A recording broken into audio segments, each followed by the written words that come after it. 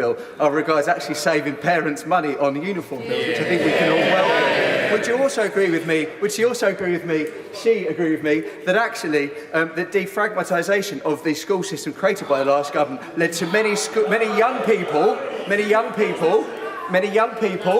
falling through the gaps, which is a huge issue.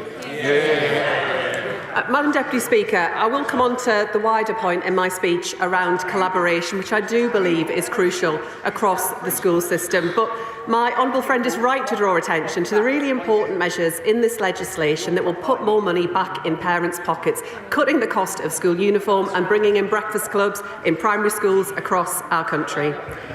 Madam Deputy Speaker, this is child-centred legislation through and through, legislation that backs parents to do the best for their children.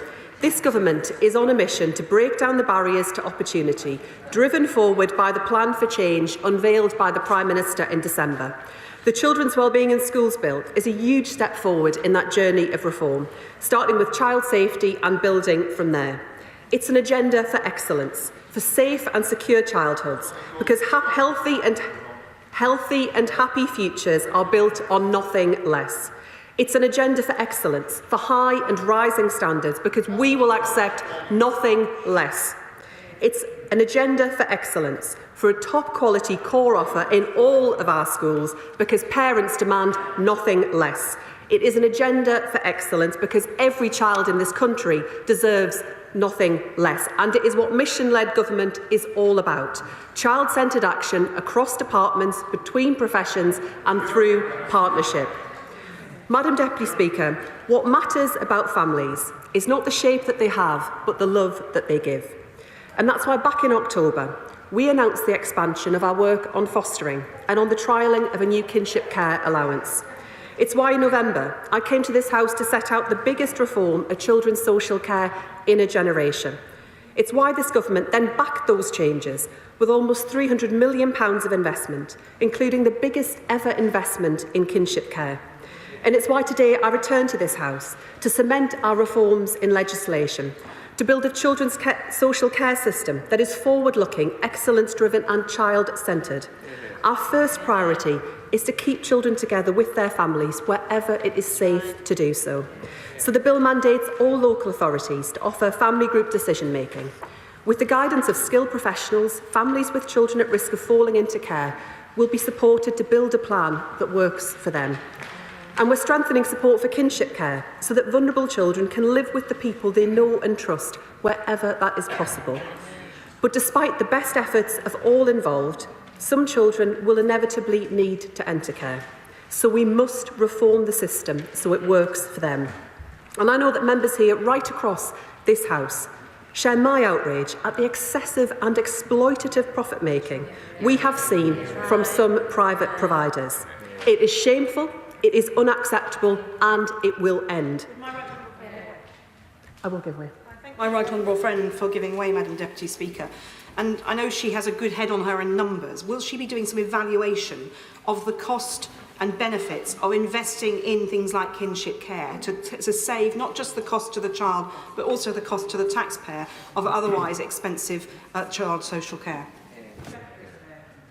My right honourable friend is absolutely right, and through my time with her on the Public Accounts Committee I learned all too well the importance of those principles. What I would say about the work that the previous government did in this area is that they did have work underway to understand not just the benefits that come to children where they can stay close to those who are able to care for them best, but also the spiralling costs and the need to take action. What we didn't, however, see from that government was action, and today that is why we are making sure we deliver better for our children.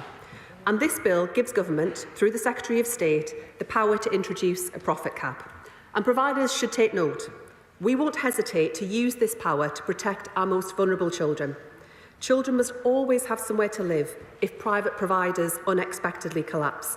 And that's why this bill introduces a new financial oversight scheme to increase transparency and strengthen forward planning. Children need support when they leave care too. So with this bill, we will require all local authorities to offer emotional and practical support through the Staying Close programme. Support to find a great place to live. Support to access the right services at the right time. Support for care leavers to go on to live healthy and happy lives.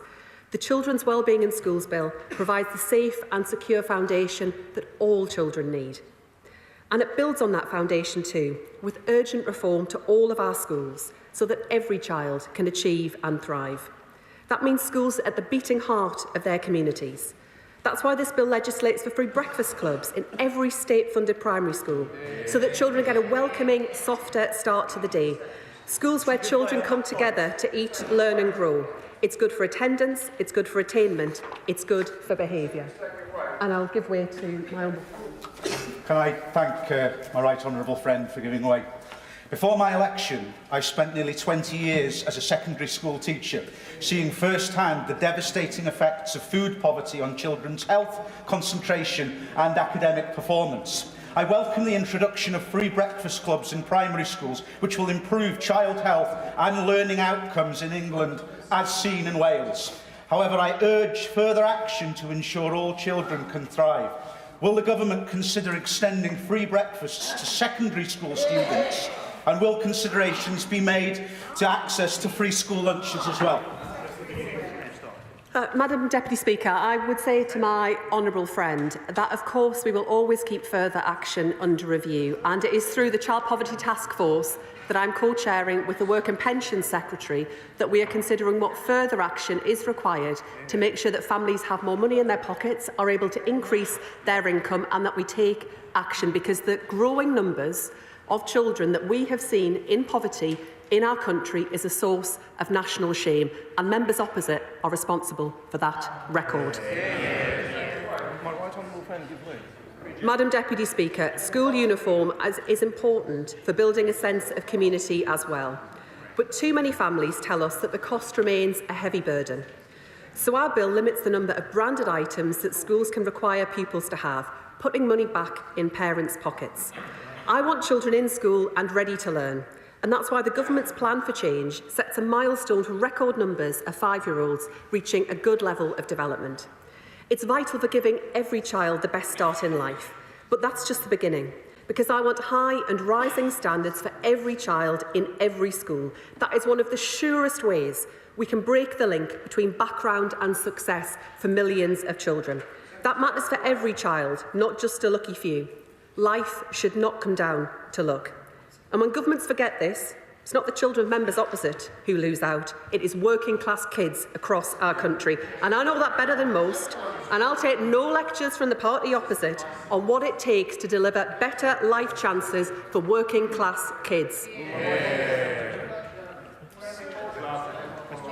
I thank my right honourable friend for giving way, Madam Deputy Speaker. Reported figures for 2022 and 2023 show an increase in the proportion of children living in low-income families and no change in the proportion of children living in absolute low-income families. Does the Minister agree that this legislation will actually improve the household finances of families and the life chances of children in my constituency of Wolverhampton West?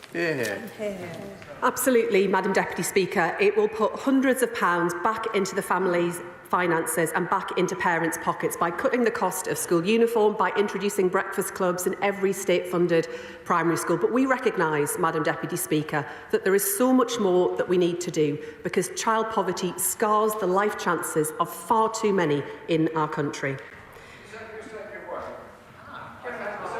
For giving way, and I'd like her to comment, if she could, on the issue of falling roles in some parts of this country at the present time, particularly in London, which means that most local authorities then take the option of unfortunately closing the school, which is very damaging to the children and to local communities. Clause 50 of the bill appears to give her powers to do some degree of intervention where we could perhaps downsize schools to keep that sense of community school, which is so important, particularly in the poorest parts of many London boroughs. Is she able to give us some hope of intervention to ensure we keep community schools?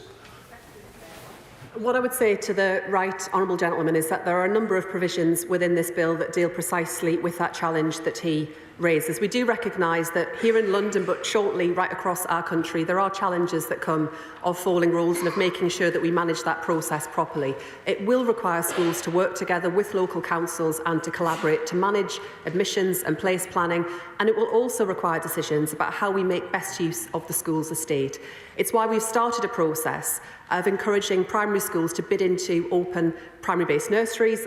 The recent pilot programme for that closed, and we were delighted to see so many applications. But I think there is also an opportunity to think about how we use that space that is opening up through falling rules to create additional provision for children with special educational needs and disabilities, so that they can go to school much closer to home and with their friends in their local communities.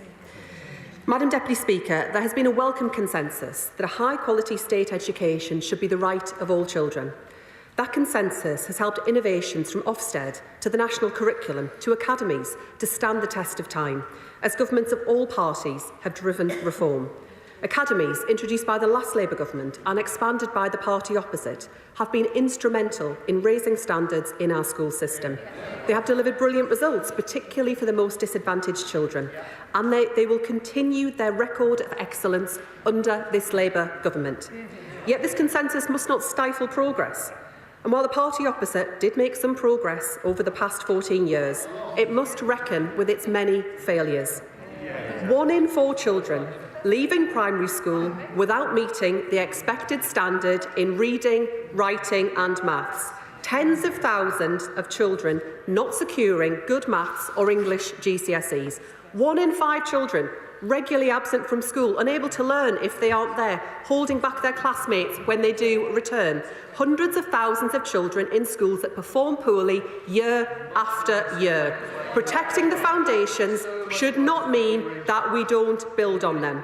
And after a decade, and I say a decade because I know members opposite will remember a time when they too had an Education Secretary determined to deliver reform, a decade of stagnation, now is the time to press on and once again deliver for our children. That is what members will see in this bill, a respect for the fundamentals, twinned with a drive to go further to deliver high and rising standards for each and every child. Because, Madam Deputy Speaker, we inherited a system that was too fragmented, that too often incentivised harmful competition over helpful collaboration. And I give way to the Honourable Lady. Thank you very much. And you talk about a lot of important statistics about how our children are developing, but also their mental health and wellbeing is very important. So would the Secretary of State consider a national wellbeing measurement to help look at those and really look at how we can improve the wellbeing of our children?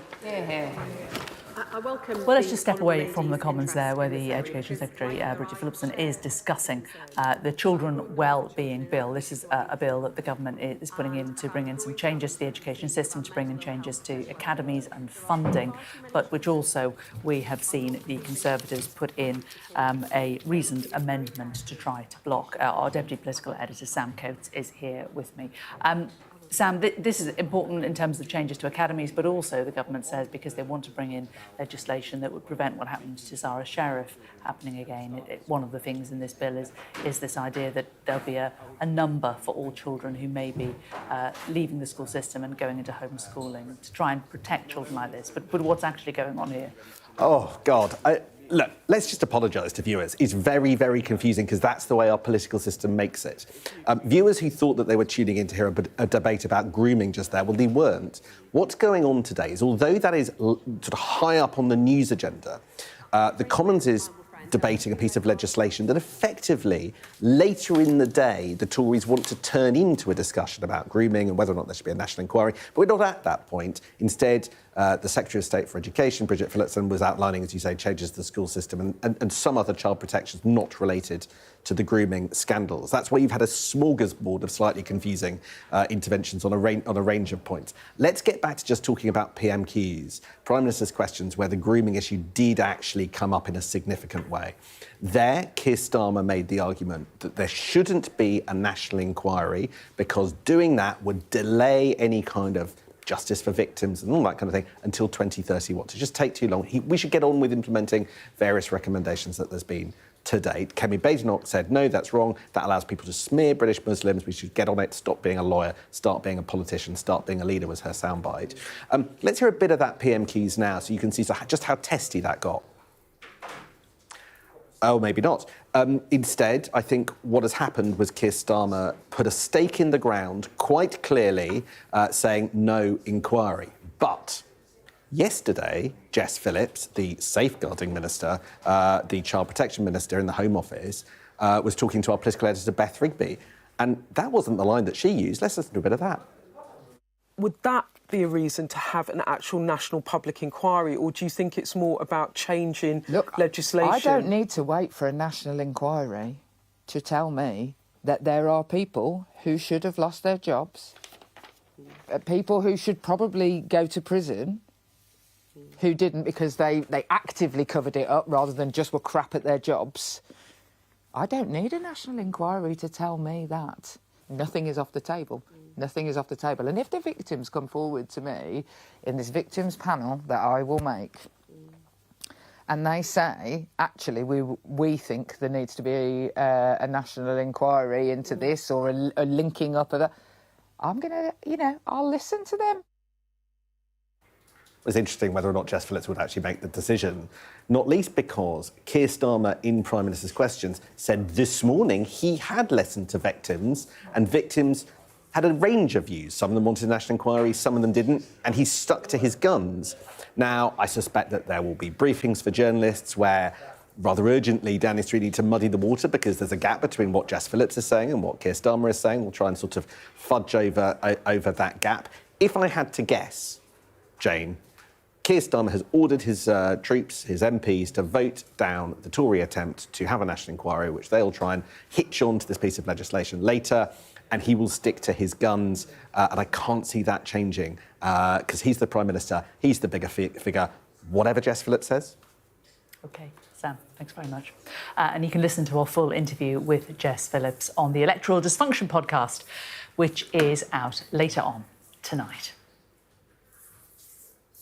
Every child, giving every parent the confidence in standards they deserve, and every child will be taught by an excellent, qualified teacher who has undertaken statutory induction, supported by giving every school the flexibility to create attractive paying conditions offers to recruit and retain excellent teachers, and backing the schools already doing this to keep it going.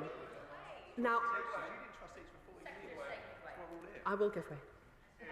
Thank you very much indeed. And I agree, as would everybody here, that we want excellent standards for all schools. So can I ask why one of the ideas this side of the House had, which is if it was a failing school, new management would go in to increase the standards, and yet the opposite sides and the Secretary of State now wants to dismantle that? I'd call that vandalism on our education system.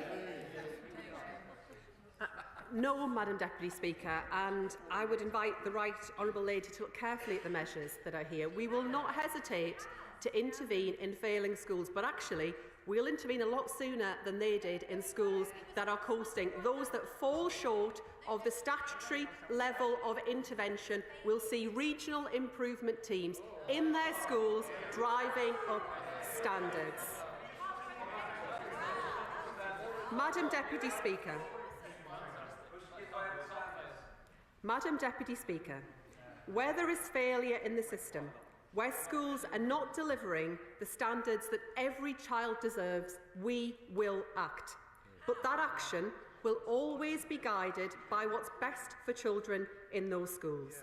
That may well be academisation. It may be targeted intervention to drive change in practice and drive up standards rather than structure.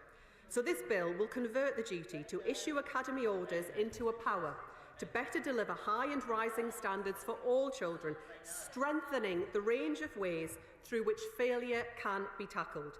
There can be no excuse for fixating on structures, not on standards, because what matters, Madam Deputy Speaker, is what works. So this bill also ends the presumption that new schools should be academies. giving local authorities the freedom to deliver the schools that their communities need.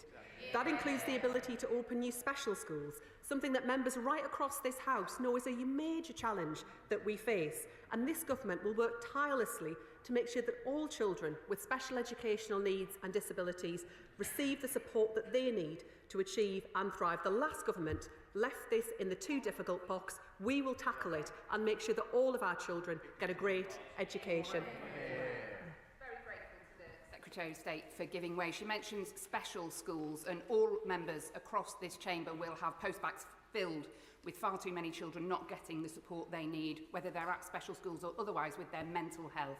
Will she agree to consider putting a mental health professional in all of our schools, including special schools, so that our children's well-being can be improved, including their mental health? I share the Honourable Lady's concern about the mental health challenges that many of our young people are experiencing, and we are committed to rolling out mental health support right across our schools. What I would also say on the wider challenge that we see around support for children with special educational needs and disabilities, I want to make clear to this House that the reform that we do need to engage in this area, the change that is required, is complex and it will take time.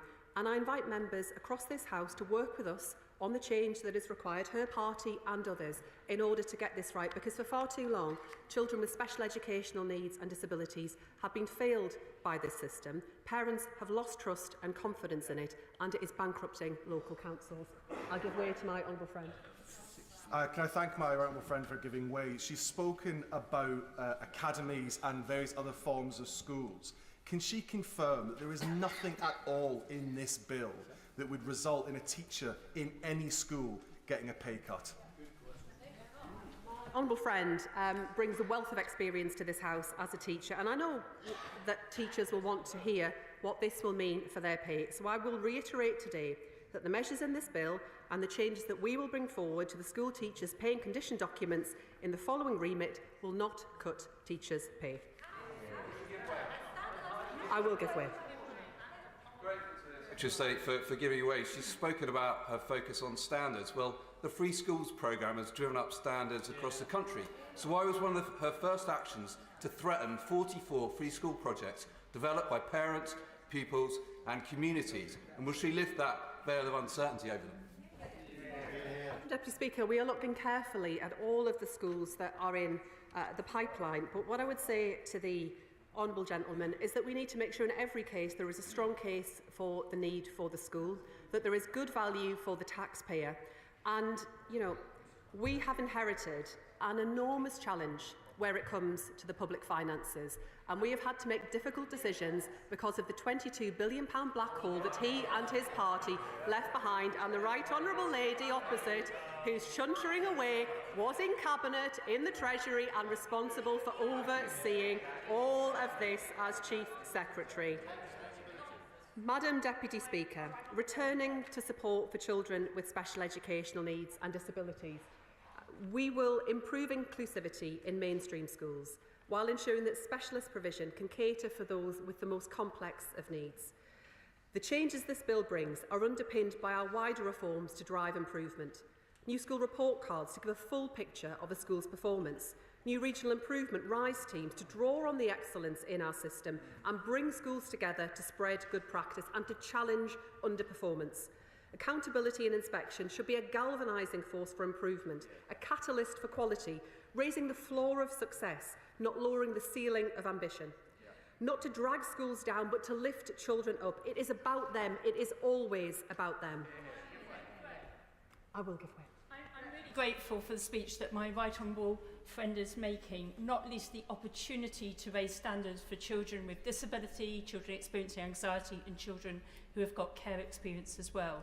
Will she look at the role that local authorities can play in building that collaboration and ensure that they've got the funding that they need, because the last government hollowed them out and yet they've got a crucial role in raising those standards and supporting schools?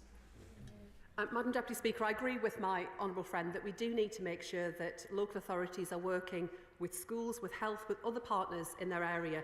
And through the last budget, we were able to deliver additional investment into our local councils, and we want to see a much greater focus and priority on early help, early support and prevention, because we know that's where we make the biggest difference to children's lives.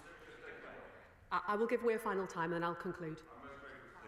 Secretary of State for giving way. I was Chair of Governors of the 15th Academy and welcomed Sir Tony Blair in 2008 to that academy in Northampton to show him the benefits of the freedoms for governors to act with regard to the national curriculum, with regard to pay and conditions, and with regard to innovation. I think Sir Tony Blair and Lord Adonis will actually be horrified by these changes that will restrict those freedoms to innovate and to improve, and I think it's a great, great shame. He's not wrong, man. Madam Deputy Speaker, that is a total misunderstanding of the bill, and he shouldn't seek to speak for others in this regard. What I would say to the honourable gentleman is that we are restoring academies to their core intended purpose, driving up standards for the most disadvantaged children in our country, with innovation spread wherever we can do that. I will give way a very final time. My right honourable friend for giving way, and I really welcome the measures in this bill to make sure that the many children we have who are being homeschooled have all the support they need to get back into mainstream education. I was extremely concerned to find out that 800 children in Hastings in the last academic year are being homeschooled. That is 1 in 16 children, or 27 classrooms of children. While there will be parents who are providing a good quality education at home, I also know from speaking to teachers, from speaking to local shops who see these children in their establishment, that they are not necessarily getting a good education, and we need to get these children back into school. Yeah. I agree with my honourable friend, and I recognise the challenge that she faces in her constituency and that we see right across our country. We have seen a big increase in the number of children being home educated, and whilst I respect the rights of parents to make that choice, I think there are a complex range of reasons why many parents are now making that decision. There are questions around how we support our children on their mental health. There are wider challenges on the SEND system. But let me be absolutely clear to the House. All children, when they are not in school, when they are being home educated, must have a good level of education. And we cannot allow the situation to continue where we do not have visibility of where children are, where they slip between the cracks. And we will ensure through this legislation that where there are child protection investigations underway or a child protection plan, local authorities will be able to decline that request from parents, because we all sadly know what can go terribly wrong when we fail to step in and protect children. I'm afraid I'm concluding now. Madam Deputy Speaker, we are bringing together the system's many parts into a collaborative, coherent whole with children at its heart. And our ambition to support children doesn't stop here. We expect to bring forward further legislation when parliamentary time allows. And our work to erase the stain of child poverty must and will continue through the Child Poverty Task Force, which I'm proud to co-chair with the Work and Pensions Secretary, reducing the burden on schools, freeing teachers to teach and children to learn. Today is about action. And so, Madam Deputy Speaker, when my colleagues from across this House read the bill in all its detail, they will find running through its 60 clauses one golden thread, one common theme, one objective, one common cause. It's not structures or ideology. They'll find no pet projects or stale dogma. They'll see that our focus, Madam Deputy Speaker, is firmly on children. Their life chances are the aim. Their protection is the objective. Their success is our common cause. This Children's Schools and Wellbeing Bill is written for them. It is introduced into this House for them. It will be implemented for them, for their safety, for their schooling and for their futures. And I commend this bill to the House. The question is that the bill be now read a second time. I call the Shadow Minister, Lord Trott. Thank you, Madam Deputy Speaker. The bill in front of us today is a bill of two halves, one of which seeks to protect children, to improve safeguarding and support for children in care. And whilst we will seek to amend various aspects of it at committee, we do see value in what is being put forward. But, Madam Deputy Speaker, the other half of this bill is the policy equivalent of a wrecking ball. It is an all-out assault on teachers, the education system and standards. It is nothing less than education vandalism, and we will oppose it with every fibre of our beings. Madam Deputy Speaker, this House must be in no doubt. This bill really matters. It destroys the consensus built over 2 decades in England on how to improve schools, a consensus that has led to English children being the best in the Western world at reading and maths. I cannot understand why they would seek to reverse this progress. What are they hoping to achieve? It seems to be policy purely built on ideology. More than that, it is wrong, and I desperately hope the members opposite will come to this. I'll do this shortly. You would think, Madam Deputy Speaker, that Labour government will feel proud of the record they had under Blair in education. It was the Labour government that innovated and made way for academies. When Blair talks about academies, he says an academy belongs not to some remote bureaucracy, not to the rulers of government, local or national, but to itself, for itself. The school is in charge of its own destiny. And it's this Blairite principle, a school in charge of its own destiny, which was built on and expanded by subsequent Conservative governments. And what has been the result of this largely cross-party consensus? A thriving education system in which English children have soared up the PISA rankings. But before me, I see a move away from all of these things that have enabled this success. This bill seeks to turn its back on Labour's history, take back those academy freedoms, on curriculum, on pay, on behaviour. You name it, they are reversing it. All the things that have done so much to improve our education system. Step by step, the very policies that saw our schools rise up the international league tables are being reversed. And I guarantee you, Madam Deputy Speaker, just as we went up, as a result of this bill, we will come down those very same rankings. And who will be the ones that will suffer? The poorest pupils in society. I will give way. I've lived the dream of the academy programme from the very beginning under London Challenge and seen Hackney children go to university when I was first elected they weren't. But what the last government did was bring a wrecking ball. It made a smorgasbord of free schools with an open chequebook from government paying over the odds for inadequate sites which children are condemned for years, and no accountability in the system as each bit of fractures away. And on the issue of standards, the reason that standards haven't notionally gone up is that some schools went 11 years without an inspection when they were outstanding, or were far from outstanding when they were next inspected. So she needs to take responsibility and accountability for what her government did and applaud the Secretary of State for what she's trying to do to put it right. I have a huge amount of respect for the Right Honourable Lady, but she will know that the Academy programme was expanded over 50 times under the last government, and that we went up in terms of educational rankings, not down, which is what happened under the previous government. This bill is abolishing academies in all but name. And for what? Because education ministers think that they know better than Catherine Birbalsingh and Sir John Coles.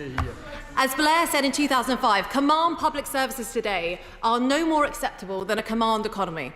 Well, somebody needs to tell the Education Secretary, because that is exactly what she is proposing in this bill. It is anti-rigour, anti-choice and anti-accountability. Will my right honourable friend give way? Absolutely. One of the most impressive aspects of the previous government was the work instituted by Michael Gove to build on the reforms of Tony Blair, carried on by successive Secretaries of State like my right honourable friend. Will my right honourable friend commit the next Conservative government to reversing these changes and ensuring that we have more choice for head teachers on curriculum, on hiring and firing, on expulsions, so that we bring competition to the school sector, not the dead hand of a Whitehall bureaucrat? My honourable friend is absolutely right. And to be clear, this bill is proposing a pay cut for nearly 20,000 teachers in future years because they are imposing national terms and conditions on teachers in academies. You have to ask, Madam Deputy Speaker, what is the problem that the government is trying to solve here? Teachers outside of national pay scales are paid more, not less. What have they got against high-paid teachers? Why on earth are the government coming here today and telling tens of thousands of teachers that their pay is too high? It is absurd. Levelling down seems to be this government's priority.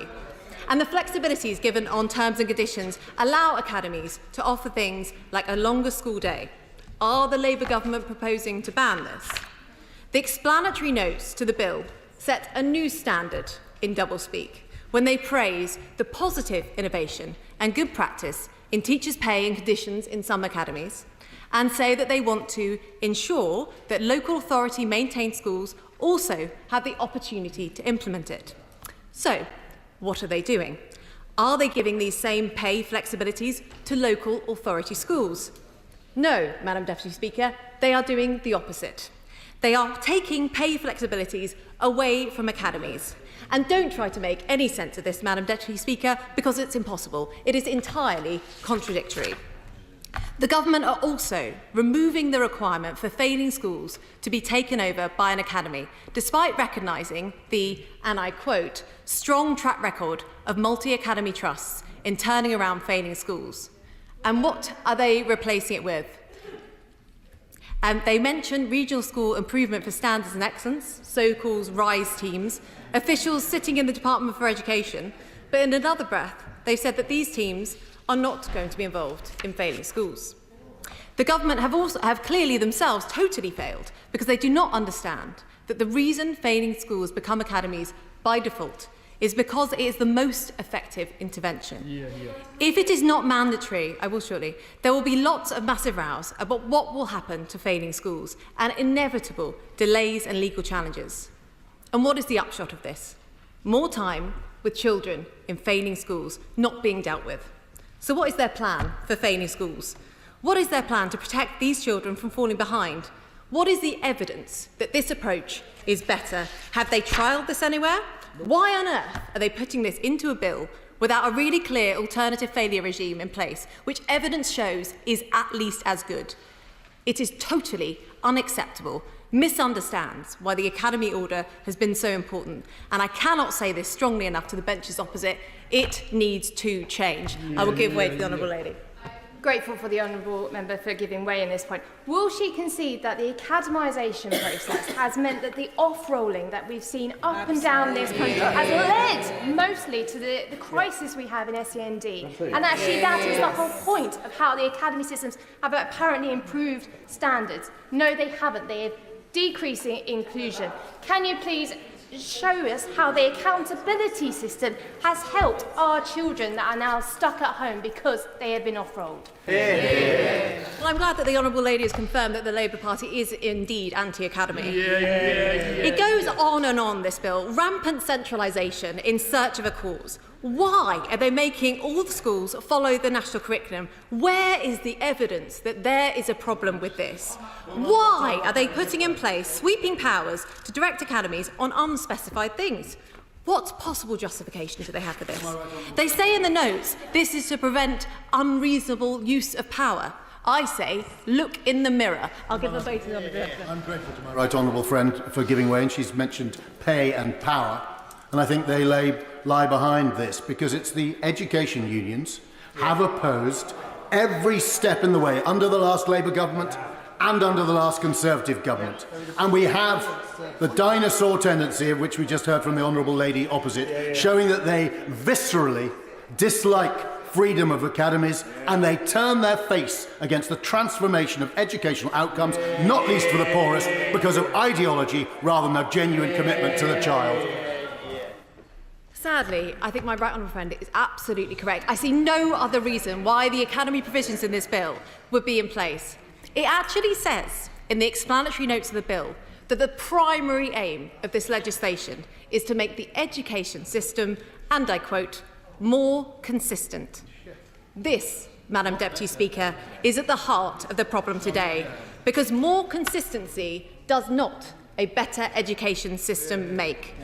This is a classic Labour argument, one size must fit all, lobbing the tops of the tallest poppies. God forbid that schools might be able to innovate and learn from each other. Teachers might have freedoms in the classroom to try new things, backed up by a regulator which rigorously inspects and identifies failure, because that is an excellent education system. A system which aims solely for consistency is not. A system of command and control, stifling teachers, suppressing innovation, everything decided in an office in Whitehall, far away from the classrooms. Same old Labour, consistency for all and excellence for none. I will give way to the Honourable Lady. He has referred repeatedly to command and control and consistency as if the latter were a problem. The Right Honourable Lady was presumably part of the government which sought to use academies as a mechanism by which to literally control individual schools from Whitehall rather than having the individual involvement of local authorities. The whole point of academies is to drive up standards by freeing it from state control. The bill undermines all of this, which is why it's abolishing academies in all but name.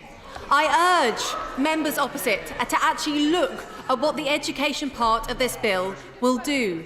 Look at the Labour history under education secretaries like Laura Donis. Don't destroy something that the Labour Party helped build.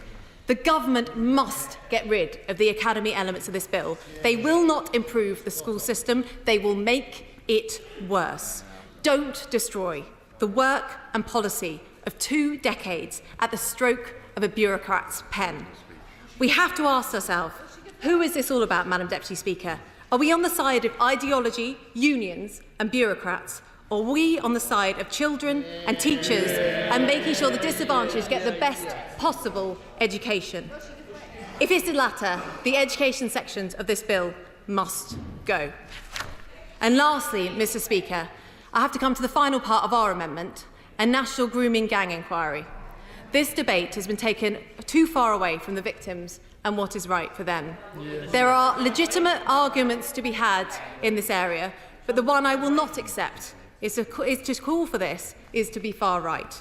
The Labour government have to understand that they must explain their actions, not just call the opposition names. Local inquiries, which the Labour government say is the answer, don't have legal powers to summon witnesses, take evidence under oath or requisition evidence. Indeed, some of the leaders in the Manchester inquiry resigned after they said they were blocked from accessing information. I'll give way to the honourable gentleman. First of all, can I commend the Shadow Minister for our amendment, but indeed for the last part in particular. My politics, Madam Deputy Speaker, is very much left of centre. Everyone in this chamber probably knows it. But in this amendment, as put forward by the Conservative Party, I fully support what they're doing, and my party will be supporting them as well in relation to it. And the reason why we're doing that is quite simple.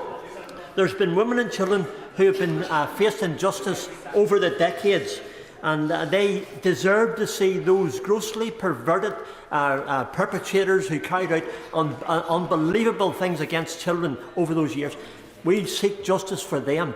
The Conservative Party seeks justice, and today the amendment, as put forward by them, encapsulates not just the feeling of this House, but the feeling of this nation. I'm enormously grateful for the Right Honourable Gentleman's support, and I completely agree with him. This is an enormous scandal, and yet we do not fully know the number of victims, the number of perpetrators, and where this has taken place. Of course. For giving way, I hope that the Right Honourable Lady and members opposite will reflect that recently we've seen a case study in disinformation turbocharged by social media, including personal smears, and today is the latest example, Madam Deputy Speaker, of how those who flirt with populism misuse sensitive and important issues, and it's exemplified by how today she is willing, and her benches are willing, to wreck a bill which is actually about improving children's well-being. She should reflect on how they chase headlines and jump on bandwagons, while my right honourable friends on the front bench take action after years of inertia. Madam Deputy Speaker, I've been very clear today that this bill destroys the education system in this country and the progress that we've made, and that is why we are opposing it. But on the broader point that he makes, I condemn this morning the language which has been used against honourable members in this House. But he will recall that there was a social media graphic which was put out by the Labour Party, which greyed out the then Prime Minister and said that he said that paedophiles should not go to prison. It is incumbent on all of us in this House to be moderate in our language.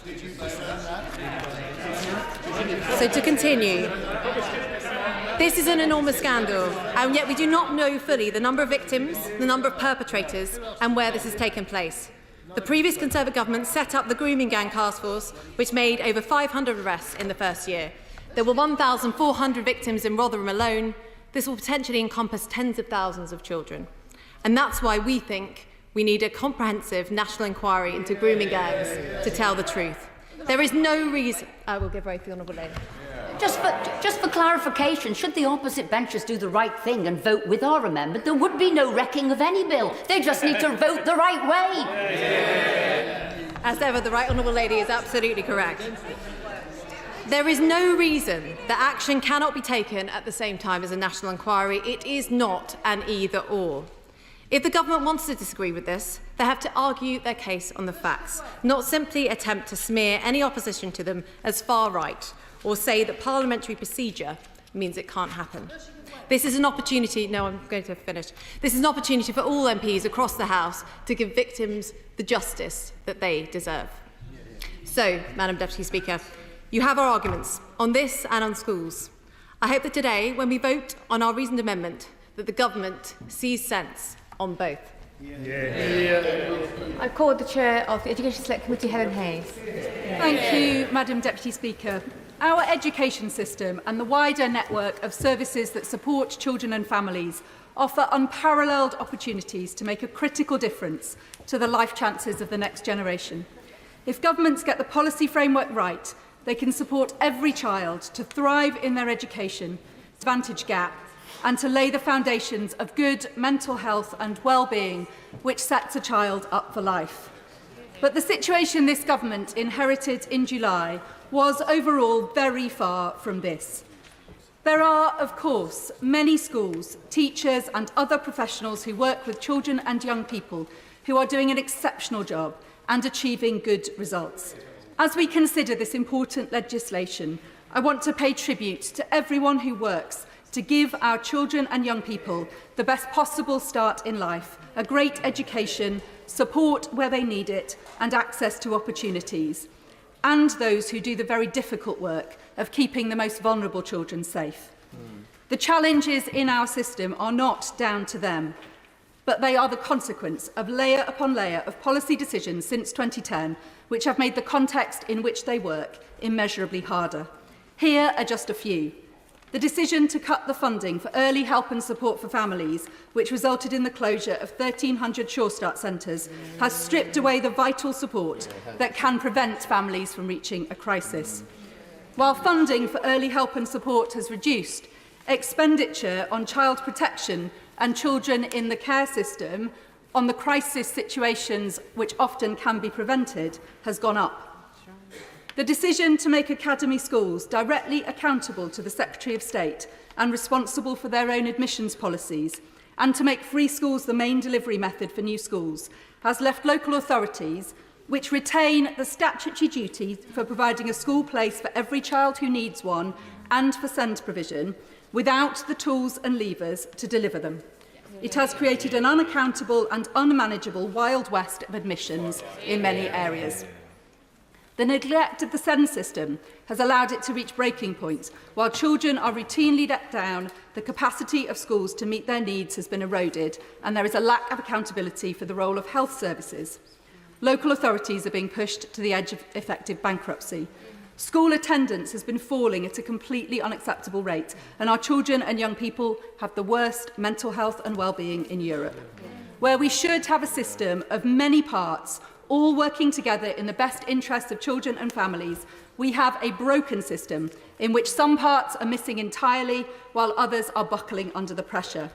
Far too many children, particularly those with SEND, are being let down, and in too many cases children are not being protected from harm as they should be, or the outcomes that result from the attempts of the system to protect them from harm are shamefully poor.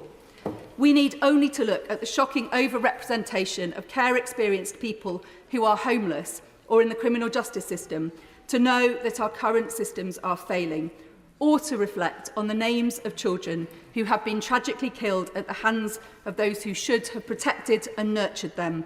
Star Hobson, Arthur Lavinia Hughes, Sarah Sharif, amongst others, to know that child protection urgently needs to be strengthened. In this context, Madam Deputy Speaker, I welcome this bill, which begins the work of stitching back together a system of support for children and families, and which places children once again at the heart of government policy.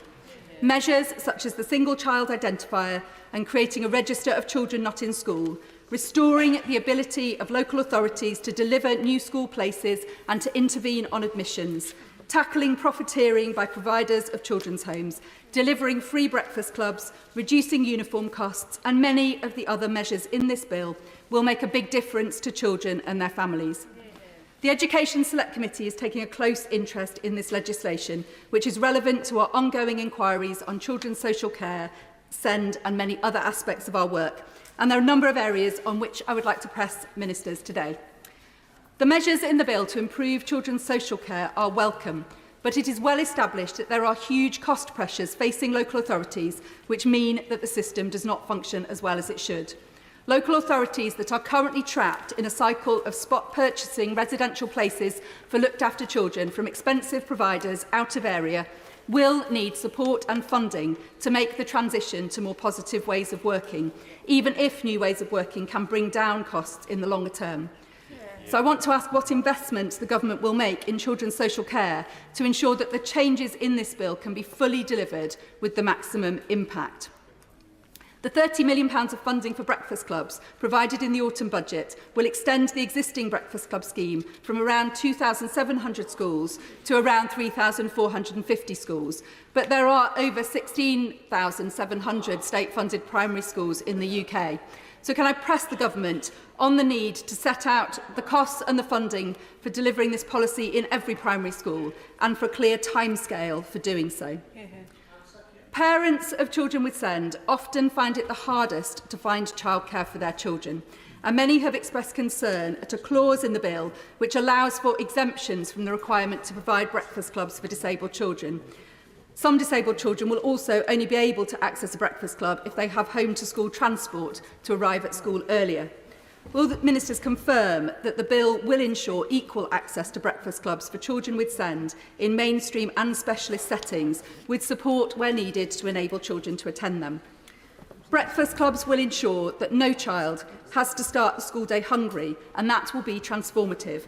But school lunches also really matter as the most effective way to ensure access to a nutritious hot meal for the most disadvantaged children. So can I ask ministers to consider whether auto-enrolment of children already eligible for free school meals can be incorporated into this bill? As a minimum, we should be ensuring that all children who are currently eligible receive a free school lunch. I'll give way. I thank the honourable member for giving way. She mentions school breakfast. Child obesity is up by 1/3 and diabetes is up by 1/5. So does the honourable member agree with me that while free breakfast clubs are a great opportunity to ensure children are fed, we must also ensure that school meals are healthy and nutritious, and that the school food standards need to be updated in line with the most recent nutritional advice alongside this bill, as well as making clear that they apply to breakfast? Hear, hear. We've got a very long speaking list. Interventions must be short.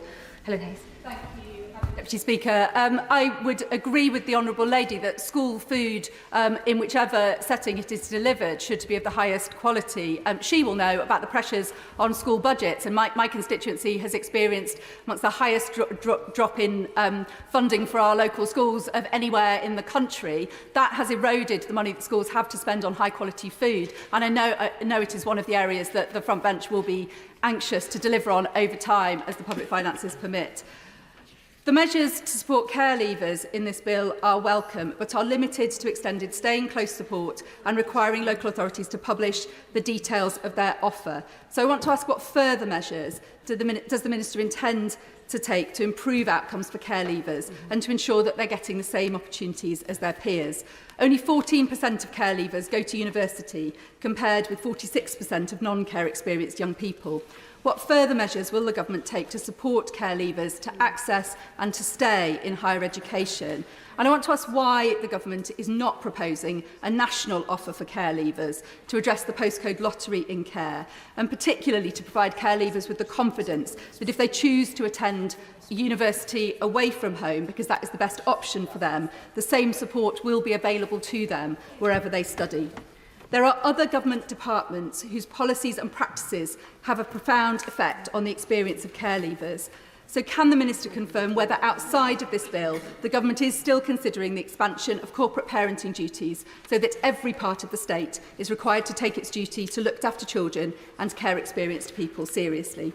Finally, Madam Deputy Speaker, in order to deliver on the commitments in this bill, those who work with children and families will need support. There are challenges in recruitment and retention across many of the professions, from social work to teaching to the early years. So I want to ask whether the Government will set out a workforce strategy to ensure that training places, CPD and effective recruitment strategies are in place to secure the staff that we need to deliver the transformation that our children deserve.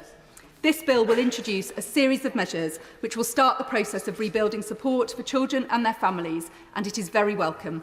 My committee will continue to take an interest in the detail of this bill and seek to ensure that it is as effective as it can be in delivering a system which can support every child to thrive and in contributing to the debate about the further steps beyond the scope of this bill, which will also be needed. Before I call the next speaker, I must put on record, the original question was that the bill, please be seated, the original question was the bill be now read a second time since when an amendment has been proposed. As on the order paper, the question is that the amendment be made. I now call the spokesperson of the Liberal Democrat Party, Millie Wilson. Thank you very much, Madam Deputy Speaker, and a Happy New Year to you as well. After 5 years in this place, I'm relieved and delighted that I and other honourable members will finally have the chance to consider a piece of legislation that focuses on children. This bill gets to the heart of our shared duty as public representatives to ensure the safety and well-being of our children.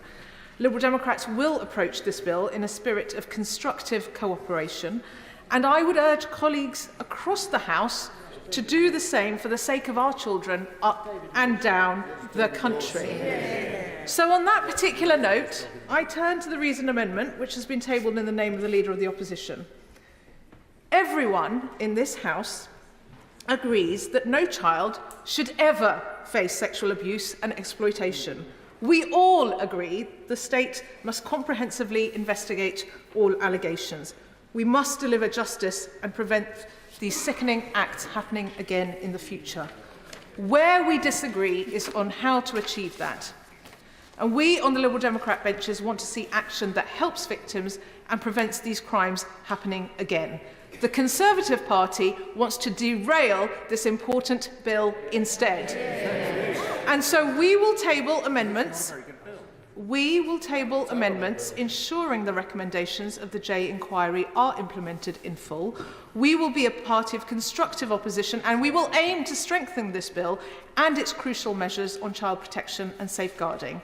And for that reason, we cannot accept this wrecking amendment. Our children's safety and well-being is simply far too important, Madam Deputy Speaker. We owe it to them all to get this right. Will the Honourable Lady give way? I will give way. I'm grateful to the Honourable Lady. Could she set out in what way exactly this amendment, which I think is entirely constructive, to accept the safeguarding elements, but challenges the educational vandalism which is being undertaken by the government? What exactly does she find so objectionable? I would humbly say to the right honourable gentleman who's been in this place much longer than I have, I understand that a reasoned amendment, if it were passed, would make this bill fall. That is why it is not a constructive amendment. That is why it is a wrecking amendment. I don't think killing a bill that seeks to improve safeguards and safety for our children is the way to get justice for innocent victims of sexual abuse. So there is much in this bill that we on these benches welcome, but of course there are areas of detail where we will seek to probe, where we will seek to strengthen, and measures where we will seek to go further. And as this bill makes its way through the House, we will provide that detailed scrutiny, challenge and improvement. Some of those important changes, Madam Deputy Speaker, are in the provisions on kinship care. The Secretary of State will be aware that this is a subject that is close to my heart and the hearts of my party colleagues. On that point, will my honourable friend give way? I will give way. Thank my honourable friend for giving way. It is an issue close to my heart as well, as I moved into the care of my grandparents as a young teenager. Does she agree with me that it's crucial we get this absolutely right first time, because it's such a rare opportunity to address kinship care, and so that ministers should keep listening to kinship organisations to fill in the gaps that they see in this bill, particularly in relation to the definition and mental health care support? Can I thank my honourable friend for his intervention? He's absolutely right, and I welcome measures that put information about the local kinship care offer on a statutory footing, recognising the crucial role of kinship carers, as is finally putting a statutory definition into law, which we have long called for. Yet a definition in and of itself will not provide the financial and indeed the practical support many families and children need, and areas where the government is taking action are limited to certain subgroups of kinship carers and their children, thus undermining the value of the proposed definition. And Kinship, the charity, have said that they hope to see future legislation and the forthcoming multi-year spending review further prioritise wider kinship care reform. So I will ask the Secretary of State and the Minister through the progress of this bill when they plan to expand the current pilot scheme to allow to provide allowances to all kinship carers, and why does the educational support in the bill not seek to extend pupil premium plus and priority admissions for children in kinship care? We welcome the bill's provisions on child safeguarding, including the register of children not in school. As Liberals, our party firmly upholds the right of parents to educate their children at home when it is the best choice for their child. In 99% of cases, a parent knows what is best for their child, but it is deeply concerning that there may be many thousands of children whose whereabouts are simply unknown. That reality can contribute, as we have seen all too recently, to tragic safeguarding failures, and that cannot continue. Will the Honourable Lady give way? I've already given way to the Honourable Gentleman once. Oh, okay. I'm grateful to the Honourable Lady. I wonder if she can give a single instance where a child who was in home education, you've got to remember that children spend about 86% of their time when they're at school, out of school. A single instance where a child who was at harm wasn't known to social services already. And there's a conflation of a failure of social services, which needs to be fixed, with home education, which is entirely separate. So I thank the Honourable Gentleman for his intervention. All the evidence points towards the fact that education and schools, and that's why it's in the bill, have to be a key safeguarding partner. So where a child is at risk and been identified as being at risk, ensuring that that child is in school, as this bill seeks to do, will help to safeguard them. But we saw too tragically in the recent case of Sarah Sharif, the fact that she was taken out of school and then being abused at home and tragically died. But the point is, this is just an additional measure to make sure that she's safe. I want to reiterate again, and to colleagues on all benches, that we absolutely support and champion the right of parents to home educate. This is not an attack on home education. This is about ensuring that all children are safe. And when the Children's Commissioner, when the NSPCC, when many other organisations, and in fact parties on all sides of the House, the Conservatives themselves started to legislate for this in the last Parliament and then binned the provision. So I think there is actually cross-party consensus on this measure.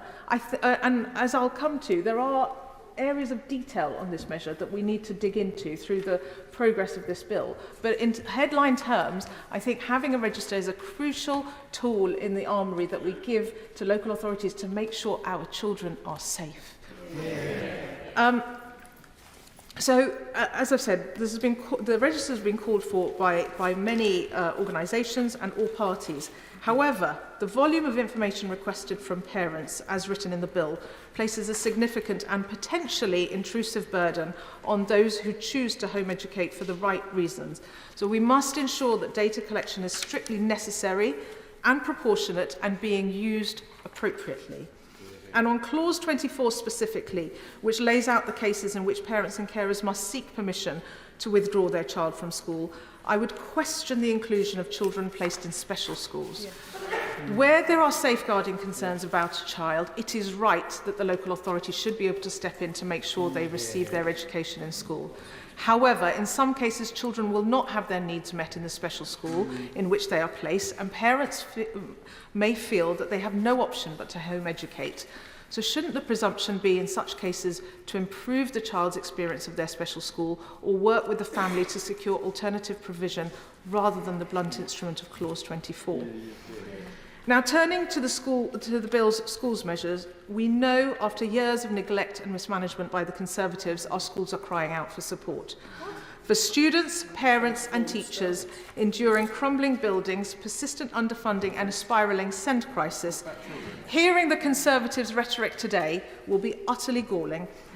This bill takes welcome steps in restoring local authorities' powers to propose new maintained schools, especially given the desperate need in many areas for new special schools, which local authorities have been regularly prevented from establishing in recent years. And it's disappointing that this bill does nothing else to start addressing the desperate reforms that we need to improve the special educational needs system. We also welcome cooperation on school admissions criteria. Together, these changes empower communities to allocate education resources locally. However, some clarifications are needed, and specifically I would like to ask what assessment the government has made, and have they spoken to the sector about the impact of requiring every single teacher to have or have worked towards qualified teacher status. We all agree we want qualified teachers in our schools, but there may be some unintended consequences where some non-qualified teachers are brought in to run certain services and extracurricular activities. Are they confident that this measure won't lead to those unintended consequences? And the provisions on pay should only seek to set a minimum floor, not a maximum ceiling on what staff can be paid. Now, I take on board what the Secretary of State said in response to an intervention, that nobody will see their pay cut. That's a retrospective reflection. Going forward, I hope that all schools, whether they're academy or otherwise, if they have the resources to do so, should be able to pay a premium to be able to attract the right staff. In a moment, from a sedentary position, the Conservatives are saying they won't be able to do that. That's why we have the committee stage of the bill, where we will seek to amend the bill to make it very clear that this should be a floor, not a ceiling. I give way. Honourable Lady for giving way. Madam Deputy Speaker, my experience as an employment lawyer is that actually academy schools produce really large amounts of employment rights litigation because they tend not to treat their staff very well. Some, of course, do, but litigation is not in the best interests of children, and ensuring that children have teachers who are adequately paid is a key consideration for this side of the House. Madam Deputy Speaker, I'm not in a position to comment on what the stats are with regards to employment law issues in different types of schools. I suspect that whichever type of school you look at, there will be cases across the board. I'm not sure that's up for debate today here. But, Madam Deputy Speaker, the title of the bill includes children's well-being. And child poverty is the key issue hindering the well-being of our children in the UK today.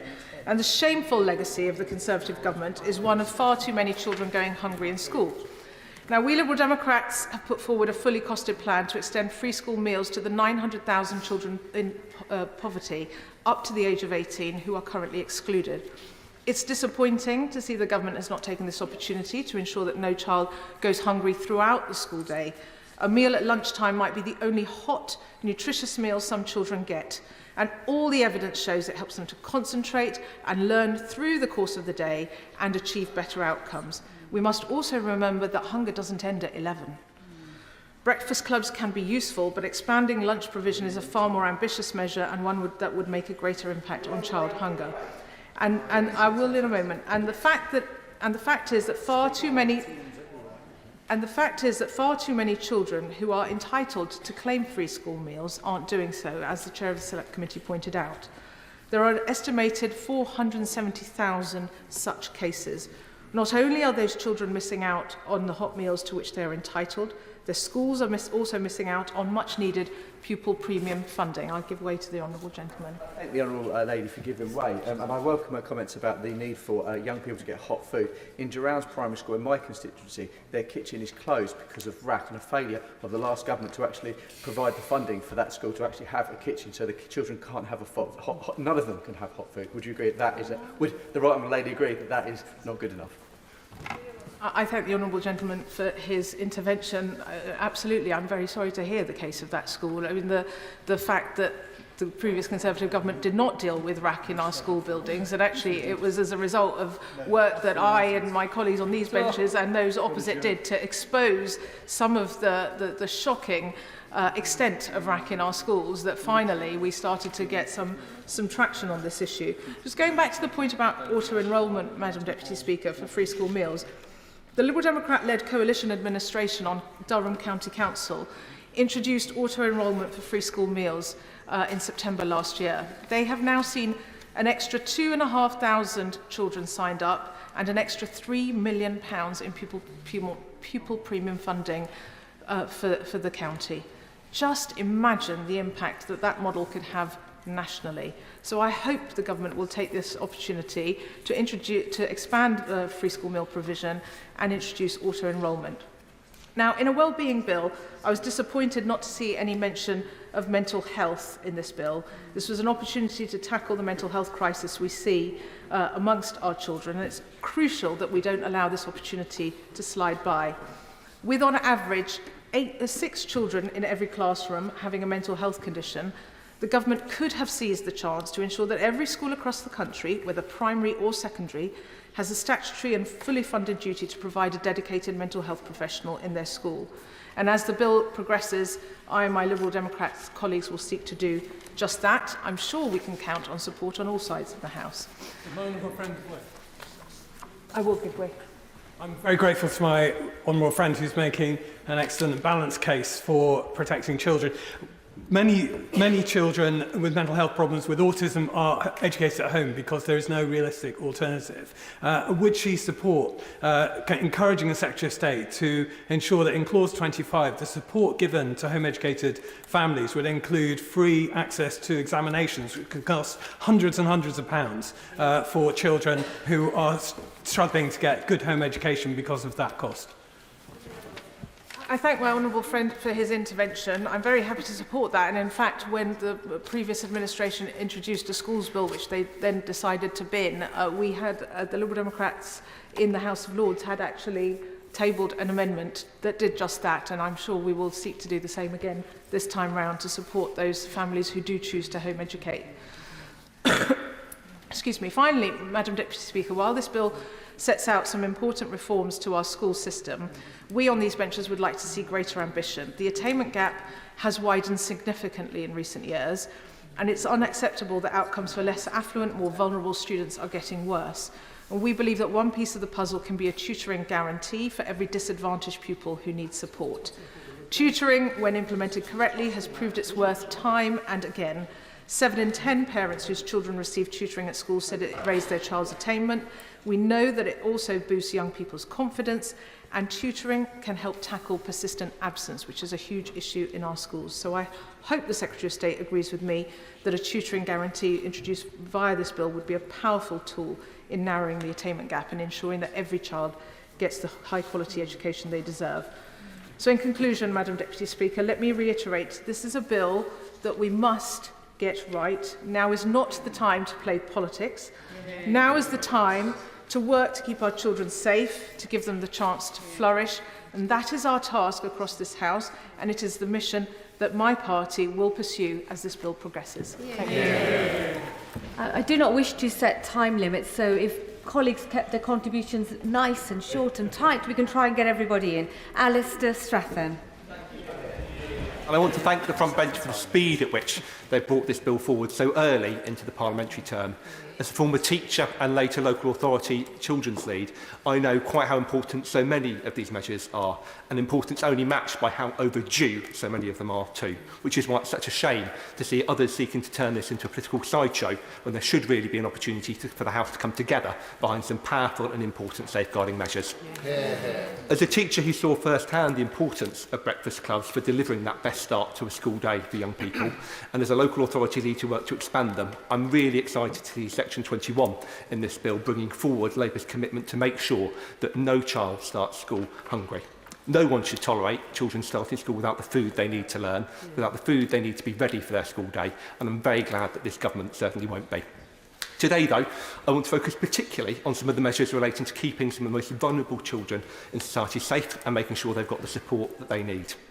I'm particularly pleased to see the clause in this bill, Section 24, which makes sure that local authorities will have an obligation to have a register and visibility of every child off school roll. As a former local authority lead, reading serious case reviews is an important part of preparation for any role, and certainly for that one. And if you've read those serious case reviews, if you've read those stories of what can happen to some young people, some of the most vulnerable young people in society, when they're allowed to fall off the radar, when they're allowed to slip between the net, and when they're left open to exploitation and abuse by some of the most evil people in our society, you can be under no illusions why this measure is quite so important. Now, I absolutely understand why at first reading those who homeschool might have some concerns about this, but this absolutely isn't and shouldn't be an attack on homeschooling. The right to homeschool is important, and certainly at a time when inclusion and support in schools is far from what it should be for some children with some of the highest needs, it's important that that's protected. But just as every parent has the right and responsibility to do what's right for their child, we all have the right and responsibility to make sure that no child can be left vulnerable and fall between that crack. This bill does that, and I'm incredibly proud to be standing here with colleagues supporting a measure that I know so many of us have called for in a variety of roles over the last decade. Alongside, absolutely. But does he have sympathy with some parents who may feel they've been let down by the local authority on support for their child with special educational needs, who recognise the historic primacy of parents in determining the education of their child, who are now seeing a piece of legislation which removes that and says the state decides whether that child can be taken out of school, not the parent? And we all accept where the safeguarding issues, action should be taken. But for the ordinary parent to have this changed after decades of it being the other way around, as the Honourable Gentleman, is he really comfortable with that? It's one of his many interventions today. I'm not sure I quite heard an apology for the state that same provision was left in by the previous government. But I absolutely recognise the point I think he's trying to make. But I think if he reads the bill, he should see a lot of assurance in there. In choosing to set the threshold as high as a Section 47 assessment, a child protection assessment, I think we have been incredibly cautious in where we've drawn this line. Some outside this House may even say too cautious in where we've drawn that line. But I think it recognises the important balance that rightly has to be struck here for exactly the reason the gentleman is alluding to. Alongside that, I think colleagues across the House recognise the fact that for far too long, children's social care and the children's social care system hasn't been doing right by some of the most vulnerable people in our society either. At great cost, the system is delivering really poor outcomes for vulnerable young people. It's not providing the support they need, it's not providing the love they need, and that love and support isn't lasting anywhere near long enough into their adult life. No parent would expect their responsibilities to end age 18. I wouldn't tolerate it for my child, I'm sure no one in this chamber would. But yet we all far too often do for those who are in our care as a society. And that's why the requirements around staying put, the requirements around making sure we've got that published care leave offer are going to be so important in this bill. I welcome the Secretary of State's leadership in making sure we've moved with pace on this. I look forward to continuing to work with her and other organisations who speak on behalf of care leavers right across the country to make sure these are implemented in the most effective and robust way possible. Those in our care would expect nothing less, and I'm sure all of us across the House will make sure we hold ourselves to that high standard. Alongside that, I think it's pretty clear and fair to say that the care system for far too long hasn't recognised the value and importance of wider family networks in delivering the best possible outcomes for vulnerable young people. That's why Section 1 of this bill, bringing forward that requirement for family group decision making, could be such a powerful tool.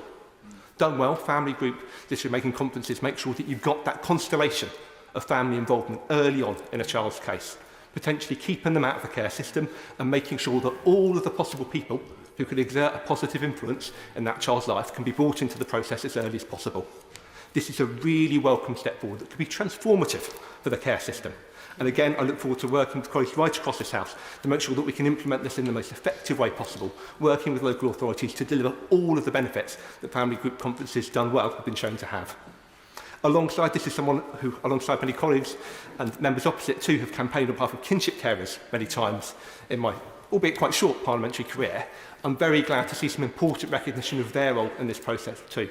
Kinship carers step up for a vulnerable young person in their care, and it cannot be right that so many of them are foisted and stalled from doing what they'd like to support young people in their care by a rigid and bureaucratic care system.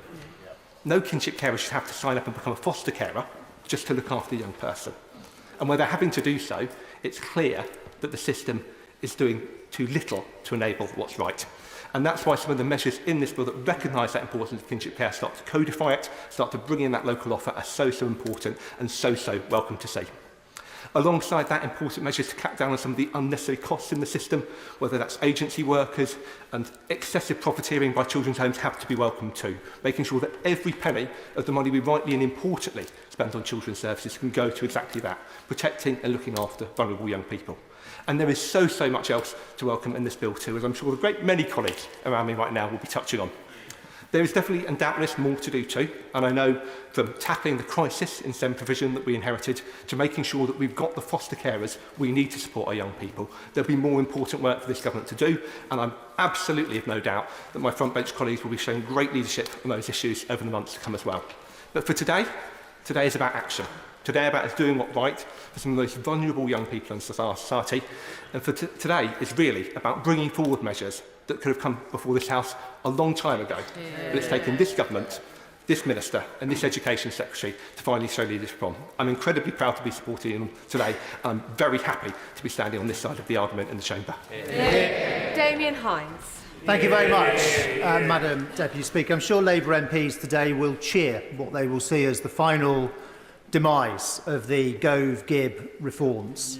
But what we have before us today reverses far further back than that. If this bill passes in anything close to its current form, it will be as if Lord Adonis was never the Schools Minister, as if Lord Blunkett had never sat in the Secretary of State's chair. It will be as if Tony Blair had never been Prime Minister and had never made central to his pledge and contract to the British people in 1997 those famous three words: education, education, education.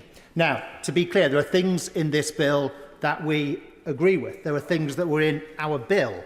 There are things that build on the work that we were doing on staying close, on virtual school heads, on kinship care and more. Of course, there are also things in this bill which are just there to be, and this is something they did learn from New Labour, to be eye-catching initiatives, retail offers in the jargon, on breakfast clubs. There are thousands of breakfast clubs already in our country.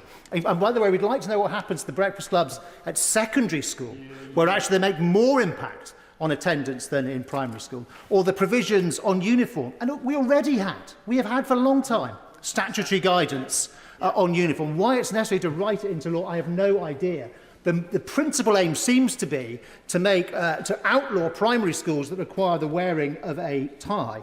But the biggest part of this bill, read the detail, the biggest part of this bill is about attacking school and trust autonomy and giving power back to Whitehall and to the LEA. Now, Madam Deputy Speaker, colleagues across the House know that there has been a dramatic transformation in educational attainment in this country, with the best primary school readers in the Western world, dramatic improvements at secondary school in maths and reading and in science, and children eligible for free school meals 50% more likely now to go to university than they were in 2010. Why has that happened? Well, in one word, teachers. It is teachers who have made that happen. But I'll tell you something, there are brilliant dedicated teachers also in Wales, and there are brilliant dedicated teachers in Scotland, and those improvements have not happened in those places. Because to be the most effective teacher, you exist in a whole ecosystem. And what has really created the potential for these improvements has been brilliant teachers supported by our reforms. And those reforms have always had two sides to them. First, a relentless focus on standards and quality with a knowledge-rich curriculum and proven methods like synthetic phonics and maths mastery, and schools learning from schools, with a hub system across the country and, critically, within academy trusts, the key vehicle for school improvements. I will in 1 second. But we've always also known that that has to go hand in hand with something else, and that is diversity and choice.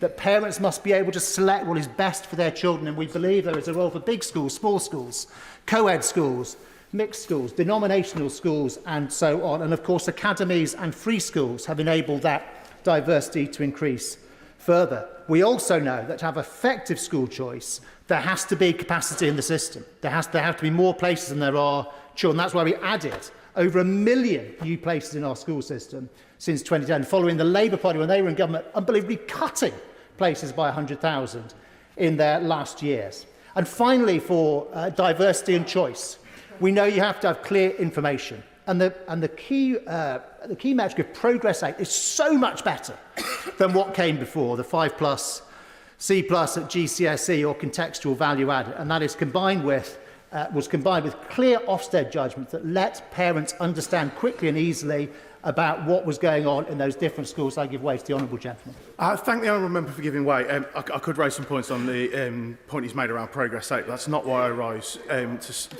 today. Just yesterday, my local paper in Lichfield, on my local news website, reported that the founding head teacher of Maple High School for Dyslexia in Lichfield, which is an award-winning school, and Dr Brown is an award-winning head teacher, in his 90th birthday message, he used that to say that the obsessive focus around synthetic phonics is actually holding back pupils. That is not me saying that. That is coming from an award-winning head teacher in an award-winning school.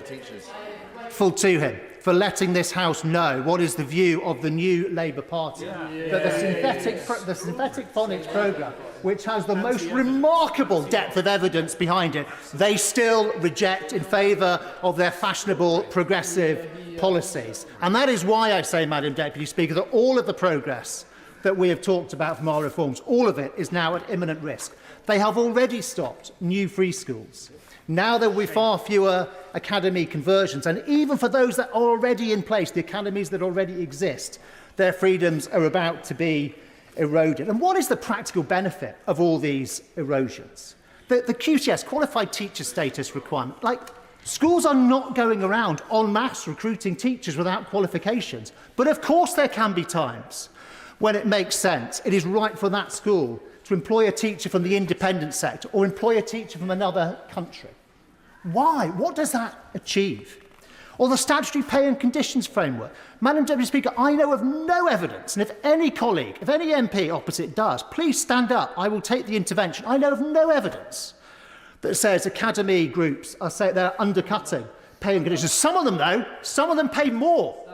And you know what that means? That means they're investing in... let's hear it.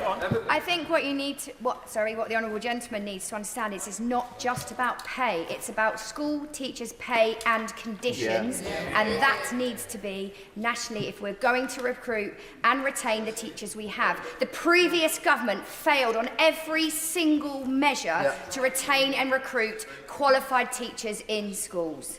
Madam Deputy Speaker, again, look, I'm very grateful to colleagues opposite for their interventions, because they tell this House, they tell the country what they need to know.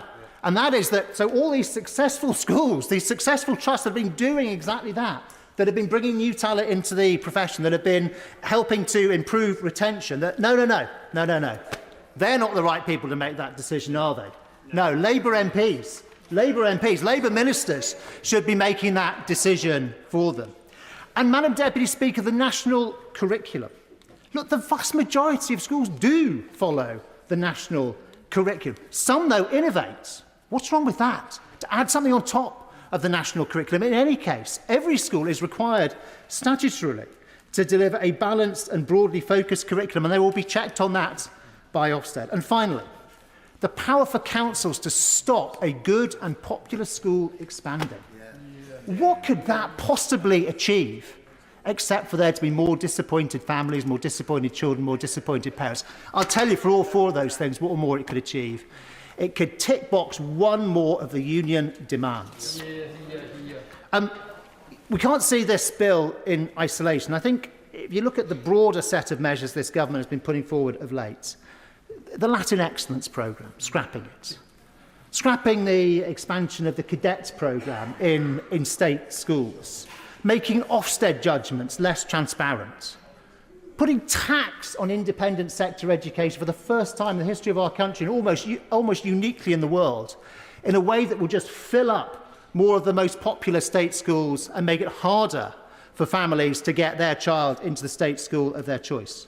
And then, of course, there is potentially the biggest thing of all, which is the curriculum review. Now, this bill says that schools must follow the national curriculum before the new national curriculum is actually set out. It preempts. And now we don't know what will be in that review, and we have to keep an open mind and see what comes forward. But I would also remind colleagues that the government is not forced to adopt what the independent reviewers come up with, nor are they obliged, of course, to stop where the independent reviewers come to. And in sensitive subjects like history, like English literature, like RE, we've always in this country, since the start of the national curriculum, taken an approach of not specifying exactly what kids will learn. Quite often people misunderstand this, but it's not actually a list of things that you learn in school. It's a broad framework, and that has helped to guard against the politicisation or the over-politicisation of our education. And I say to ministers, it would be very dangerous if they came up with instead a more prescriptive approach to the national curriculum, and especially so if this bill removes the safety valve of schools being able to deviate somewhat from it. The honourable gentleman. The honourable member for giving way. I listened with interest to the points that he's making about the national curriculum, and we know that academies don't have to follow the national curriculum should they wish at the moment. But I note that 42% of schools across this country no longer enter any pupils for GCSE music, 41% of schools no longer enter any pupils for drama at GCSE, and 84% enter no pupils for dance at GCSE. Does he think that's a factor in why we've come to that space? The GCSE numbers with the technical and vocational qualifications for things like music, because it's misleading otherwise. But we all want kids to be studying, those who wish to and can benefit from it, to be studying all those subjects. I'm not sure quite how what he just said negated what I just said, which is normally how we do things in this debate. And I should also say that this is a curriculum review, but it's also an assessment review, a curriculum and assessment review. And we've heard much, much less about what that means. But we do know that the Labour Party has form on this when they were in government with that target-rich, I might say target-obsessed approach to 5 or more GCSEs at grade C or above, including English and maths, which, of course, on the face of it, is a perfectly good target. But I remember when I was on the Right Honourable Ladies Committee back in 2012, we did an inquiry into, and in fact, my Right Honourable friend chaired at the time, into grade inflation. I counted 11 different ways the figures were massaged, such that every year it looked like things were getting better, even as, and we discovered this later when the OECD numbers come out, looked like everything was getting better domestically, even as, in all the international comparisons, we were tumbling down the table. It was naive, because what gets measured gets mangled, and I worry that is about to happen all over again. It also does children no favours. It's not only those international rankings. At the end of Labour's last term in government, we were the only country in the developed world where the literacy and numeracy of young adults was poorer than the generation about to retire. But at least in the new Labour era, at least they believed they were pursuing academic excellence. That has now gone, I'm afraid, out of fashion. And the progressive phrases that we hear from MPs opposite, they sound good. Of course they do. Accessibility, relevance, modernity. But they are beguiling, because these things rarely actually help the people, the children, whom they were thought to help. The pursuit of true excellence in state education is not elitist. Madam Deputy Speaker, it is the opposite of elitist, because it is what levels the playing field and means that people from all backgrounds can be up with those elites. And whatever attacks Labour make on the independent sector or trying to take down top-performing schools in the state sector, of course, always the advantage, the privilege, wherever they are, with parents actively involved and actively engaged, they will always do well. It wasn't them who needed our reforms, it was everyone else. And with this bill, it will be those everyone else who suffers. Sharon Hodgson. Thank you very much, Madam Deputy Speaker. After decades of campaigning for the health of children and better school food, I am so pleased to say that universal primary breakfast club provision is now being put on a statutory footing in this bill. There is no greater priority for this government than raising the healthiest generation of children ever. And the fact that the party opposite are trying to play politics with the well-being of children with this bill is a true reflection of where their priorities lie. Providing a free breakfast to all primary school pupils is yet another manifesto commitment fulfilled, which will transform the lives of children across the country.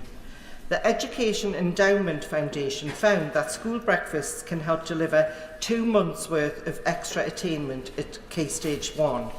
This will also have huge health outcomes. 1 in 3 children are already at risk of future food-related ill health, such as type 2 diabetes or heart disease, by the age of 10. That's 1 in 3 children. By providing a breakfast which is nutritious, we can also ensure children are starting their day at school ready to learn. However, I am concerned that this bill does not include any kind of nationwide monitoring system for the food which will be served in these breakfast clubs. This is because the school food standards set out over 10 years ago are still not being enforced. This puts children at risk, doesn't necessarily mean it'll happen, but at risk of being served poor quality breakfasts under this scheme. So we need the recommendations around Ofsted and enforcement of standards that were set out in the excellent school food plan back in 2013 to be put in place alongside this rollout. And I do hope that this will be considered at later stages and iterations of this bill. Speaking of health outcomes, it is also a missed opportunity to not include auto-enrolment for free school meals in this bill, as others have already said today. The Department for Education reported that 11% of families nationally who are entitled to claim free school meals have not applied to receive them. This means, as others have said, 470,000 children in England are missing out on their statutory right to a free school meal. And this is due to barriers like complex applications, language or literacy challenges, stigma and low awareness. And the Fix Our Food research programme has worked with 66 local authorities with huge success, but the burden must be taken off local authorities. Data sharing challenges should not prevent children from eating their entitled free school meal. Because free school meals are a statutory scheme, government funding for them should already exist to provide these 470,000 children with a school lunch, so auto-enrolment should not be seen as extra spending.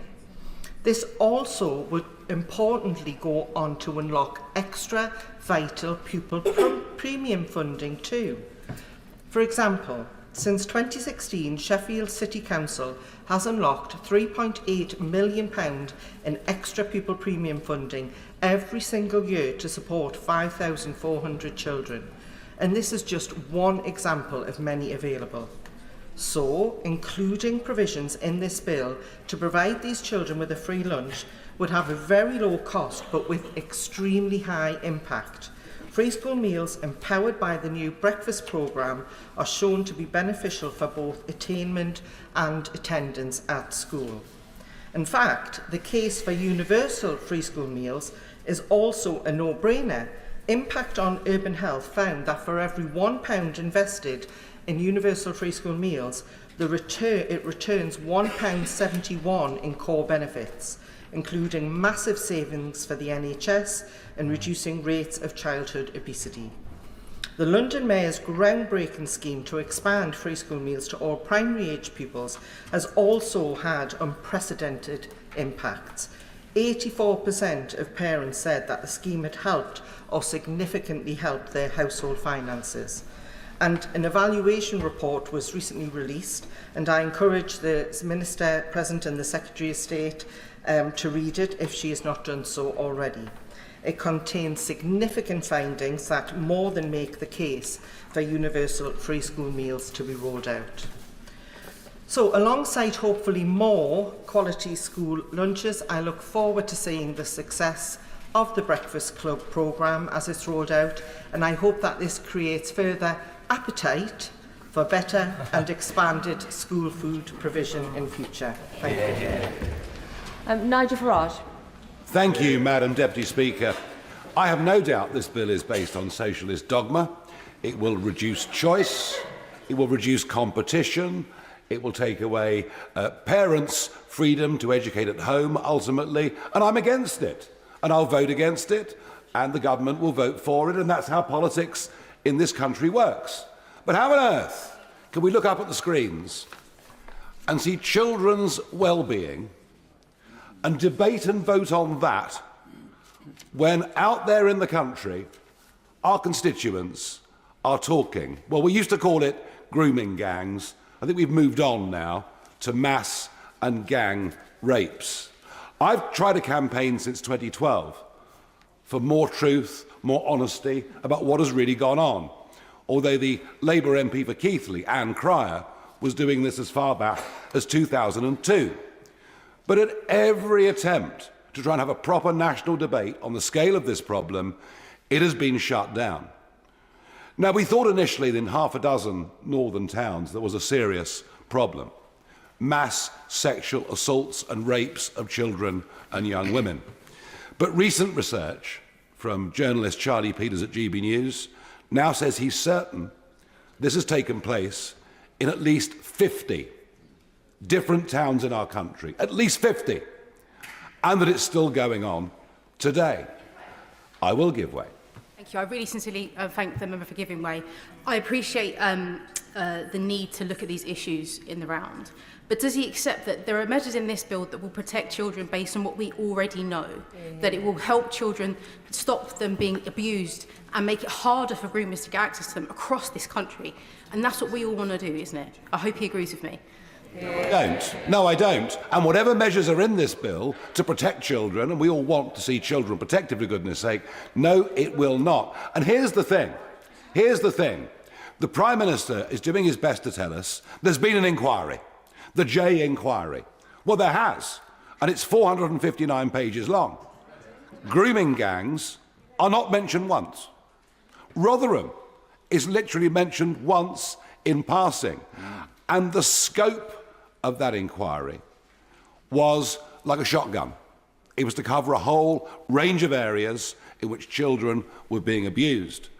What we need and what we're calling for is a rifle shot inquiry, one that looks specifically at to what extent were gangs of Pakistani men raping young white girls. Because ultimately, it seems to me there's a deep racist element behind what happened. Now, I might be right, I might be wrong, but doesn't the country deserve a full, open national inquiry? And I'll say this, if the government won't do this, and I do believe there is now overwhelming support on all sides of the political spectrum for this, and Parliament should not be in denial about this. If it doesn't, then we will raise the money at Reform UK and appoint independent arbiters, because we need the truth to be out there. Now I will vote with the amendment that's been put forward by the Leader of the Opposition, although I do note that as Women and Equalities Minister from 2022 to 2024, she didn't meet a single victim of these rapes and never raised the issue once. Insincere though it may be, I will vote for it, we will vote for it, but I beg those on the other side of the House to think, don't you believe that your constituents need to know the truth about this great evil that has happened in our country? Hear, hear. We have over 60 colleagues hoping to get in, so I will implement a 5-minute time limit. And the next speaker for 5 minutes is Nadia Whitto. Thank you, Madam Deputy Speaker. Madam Deputy Speaker, every year around 500,000 children in this country are abused. It likely could be higher because, of course, the vast majority of abuse is hidden. This bill is about safeguarding them. It's about stopping vulnerable children from falling through the cracks, such as through a homeschooled register. It's about trying to prevent horrific crimes like those committed against Sarah Sharif from ever happening again. The Children's Charities Coalition have called it a major step forward. Now, I want to be clear that no party has completely clean hands in this area. Under successive governments, vulnerable children have been systematically failed by the institutions that were supposed to protect them: the police, social services, local authorities, the CPS, their schools. They were disbelieved and their lives were devalued.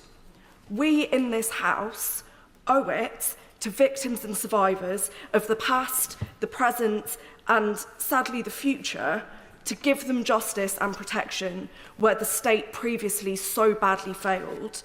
And in order to do that, we cannot turn child sexual abuse and exploitation into a political football. And I want to be clear too that it's by no means all members opposite who are guilty of this. There have been dedicated and powerful advocates for children on both sides of this House.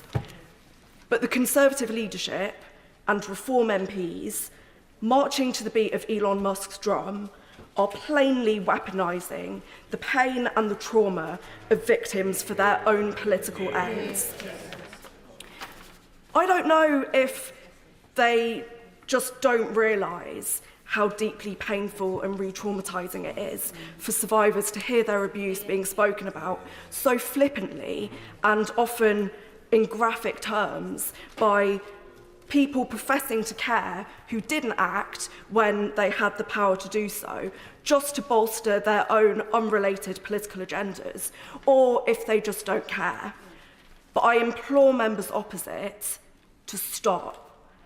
Because when you say that child sexual abuse and exploitation is the result of alien cultures or a multiculturalism project that has failed, you mask the reality, which is that child sexual abuse and exploitation is happening in every area of this country, perpetrated by members of every social class, every race and every religion. The Reform MPs are chuntering opposite. That is a fact, and when you deny that, you are failing victims and survivors. I will in a moment.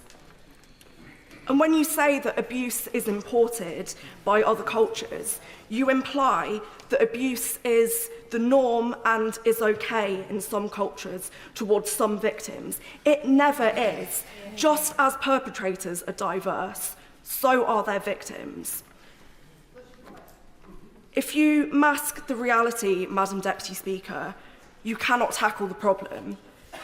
The truth is, what the vast majority of these perpetrators have in common is that they are men.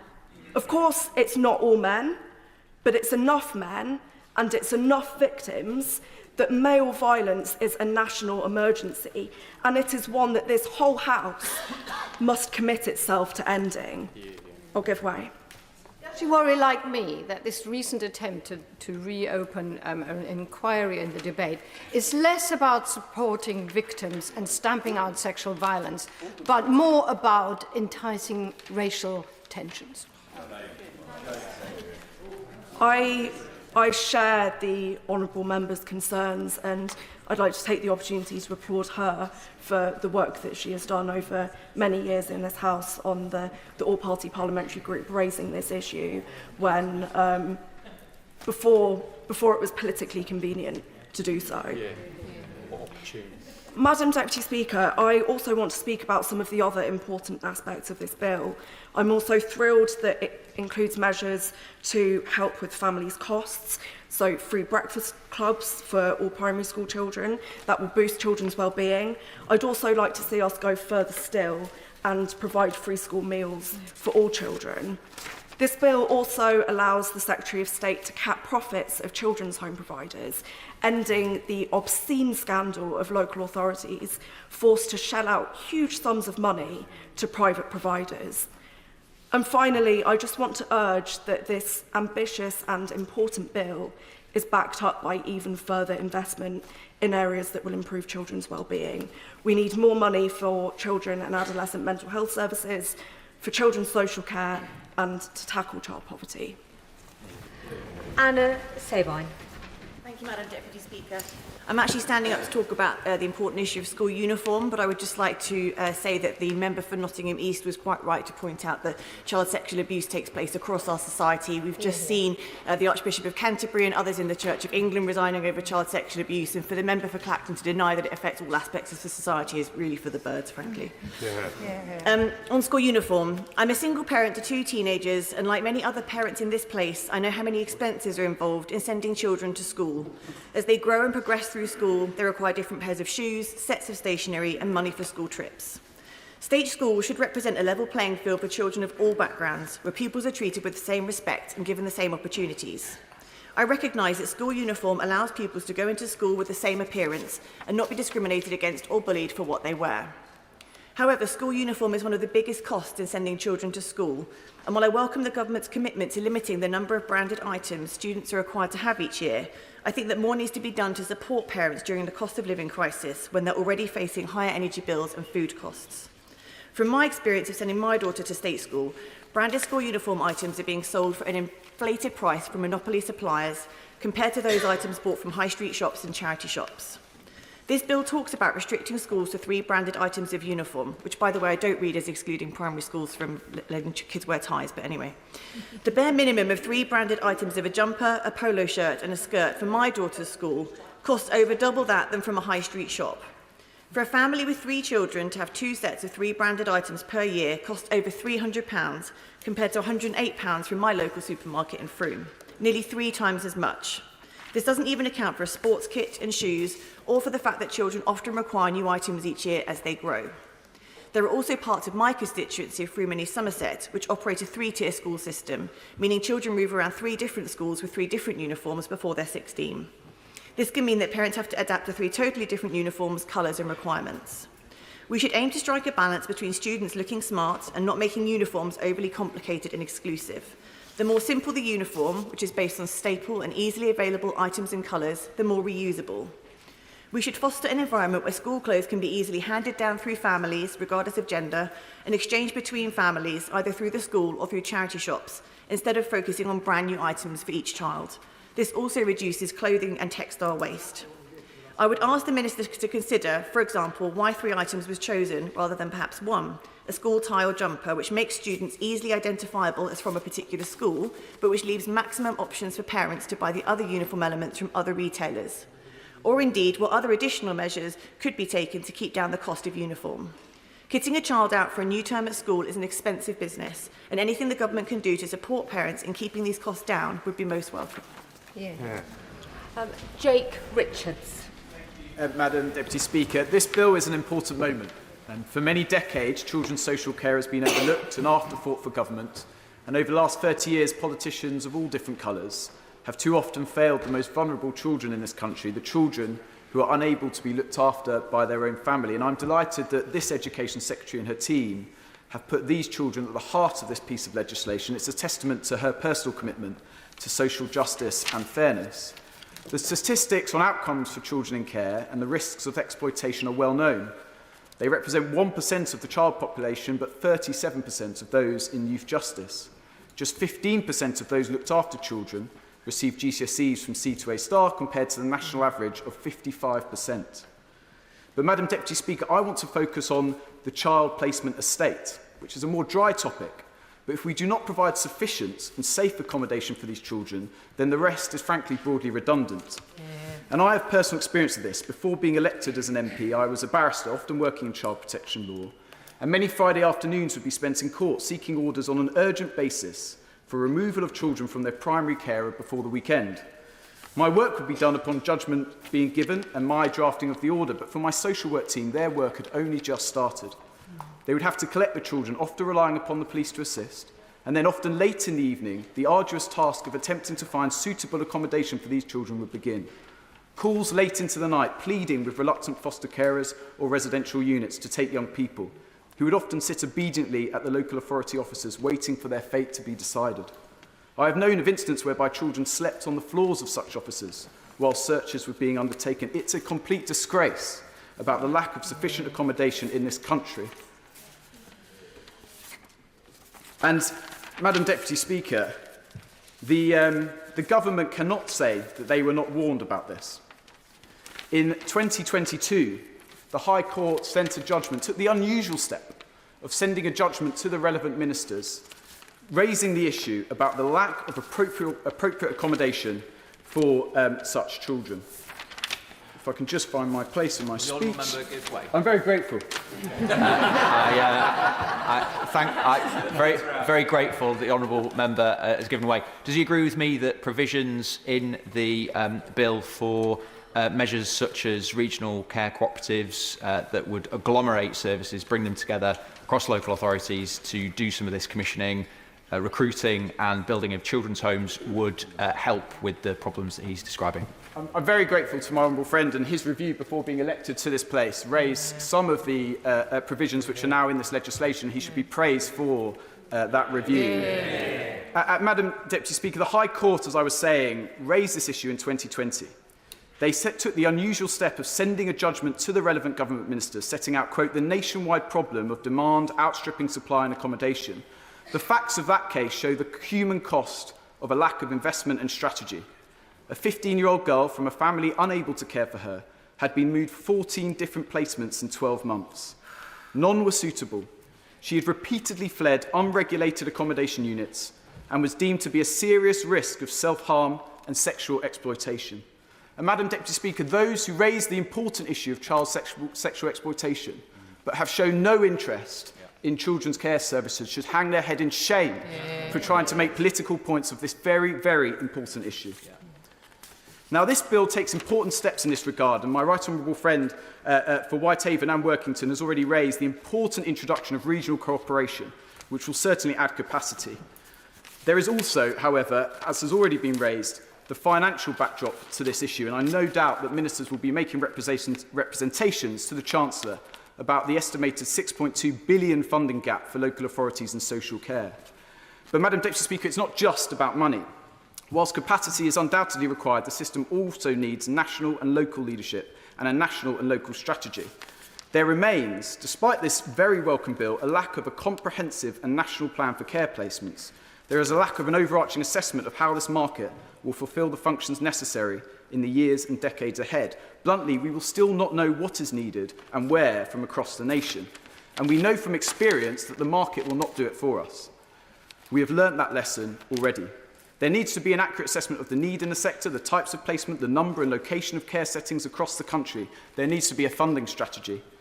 Madam Deputy Speaker, my private member's bill provides for a modest change in this area, simply requiring for all local authorities to think ahead, to have a plan for types of placements they are able to offer, and a strategy for where they will need to be based on an assessment of the need of the demand. Whilst there is a requirement in the guidance, there now needs to be a statutory responsibility for local authorities to think ahead in this area, because at the moment, the issue is not merely about capacity, but where the accommodation is. More than a fifth of children in care live more than 20 miles from their home, with one account given of a child being placed over 500 miles from her community. These are young lives, being separated from their community, their brothers and sisters, friends and teachers, with all the associated damage to their relationships and education. And this problem has increased by over 50% since 2019. So I hope that the government will properly consider the modest suggestion that local authorities should simply have a sufficiency plan for where to place these children.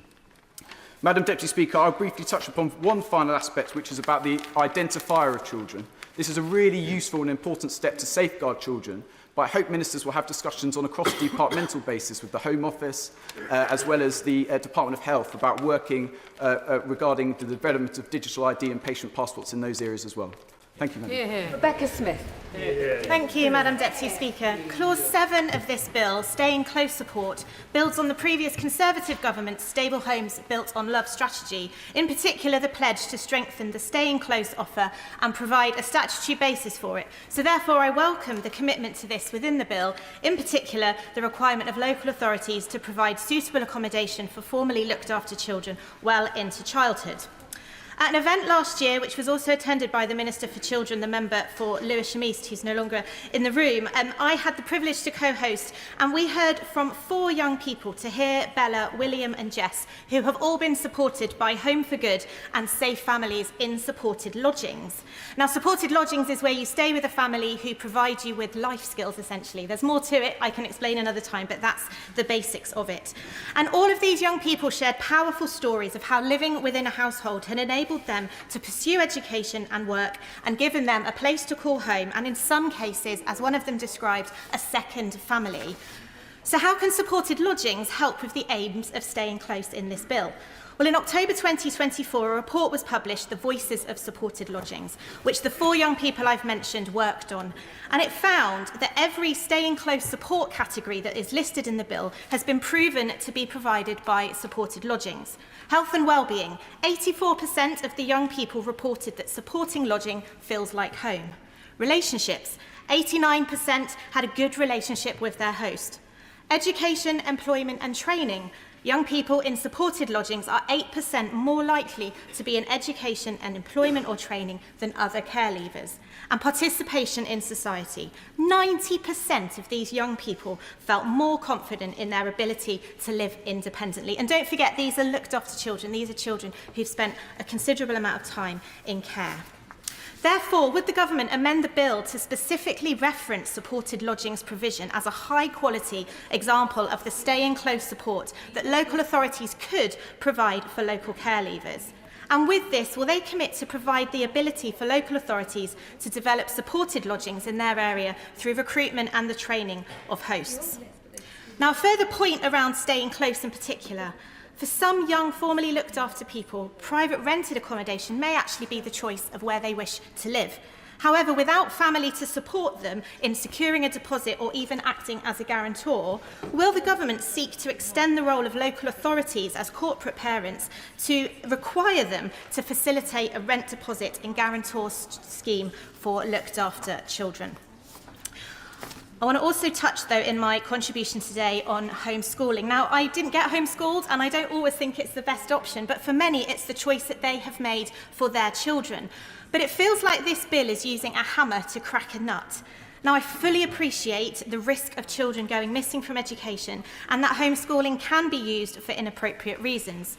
But many parents, including many in my constituency who've written to me, have opted to home educate and are doing an excellent job and are deeply concerned, though, at the proposed over-regulation that they face in this bill. Well, my honourable friend did well. Yes, I will. I'm grateful to honourable friend. I too had a number of representations from constituents who are concerned about what is the purpose behind this? What additional information does it elicit to the local authority when actually a proper education is being received? Does she agree with me that some clarity is required there? Otherwise, it just seems an unnecessary and intrusive intervention, and sometimes ask questions about what the intent is behind the local authority's intervention.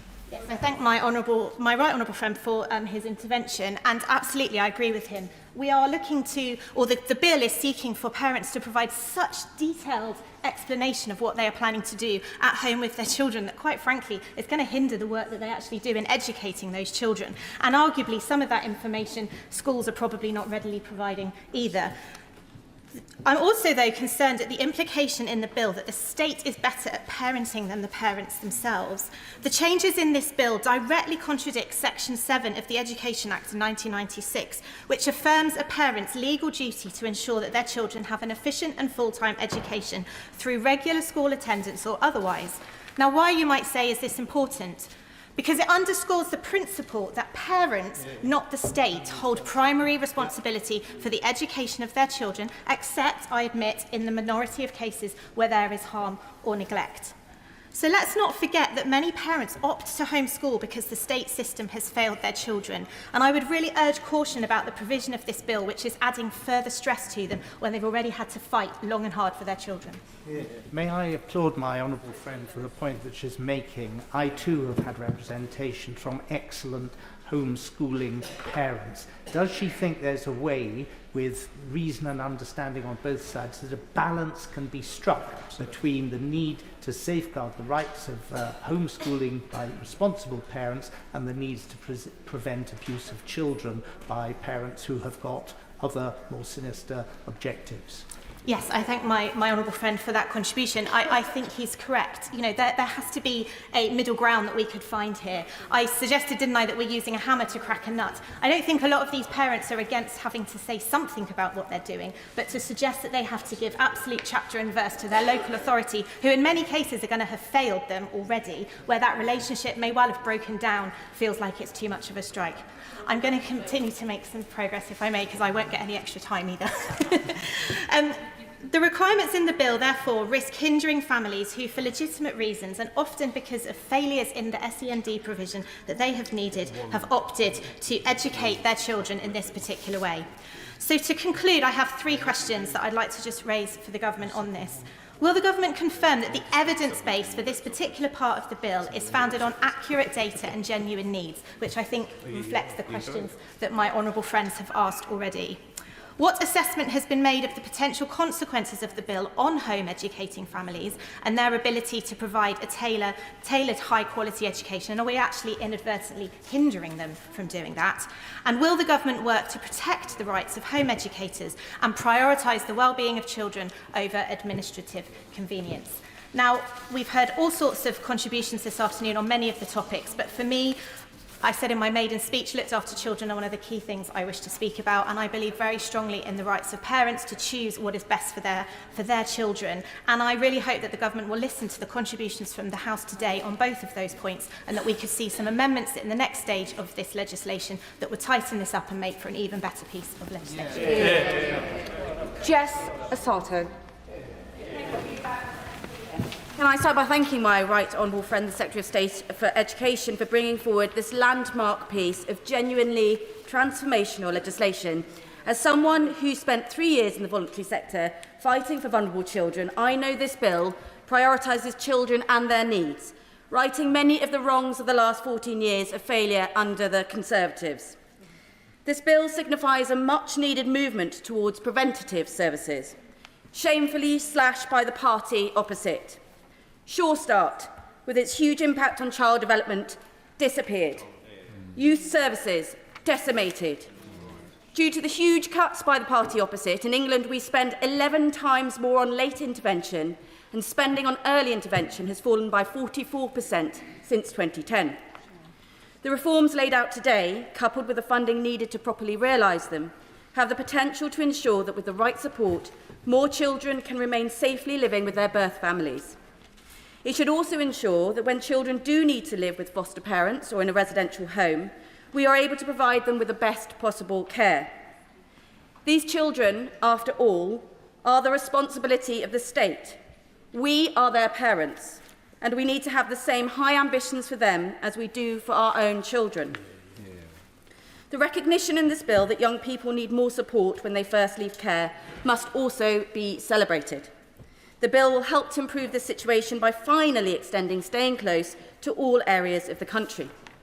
This was a key recommendation of the independent review of children's social care. However, that review also recommended extending corporate parenting principles so they applied not just to children's services, but to a greater range of public organisations. In November, the government outlined that this important reform would be implemented. So therefore, can the Secretary of State confirm that extending corporate parenting responsibilities remains part of the government's plan to improve support for care leavers? We've also heard about the postcode lottery in the help available for care leavers. The support a young person receives too often depends on where they live, not what they need. That is why I believe that we need a national offer of support. It could include things suggested by children's charity Bernardo's, such as a right to a free bus pass, free prescriptions and help with rental deposits.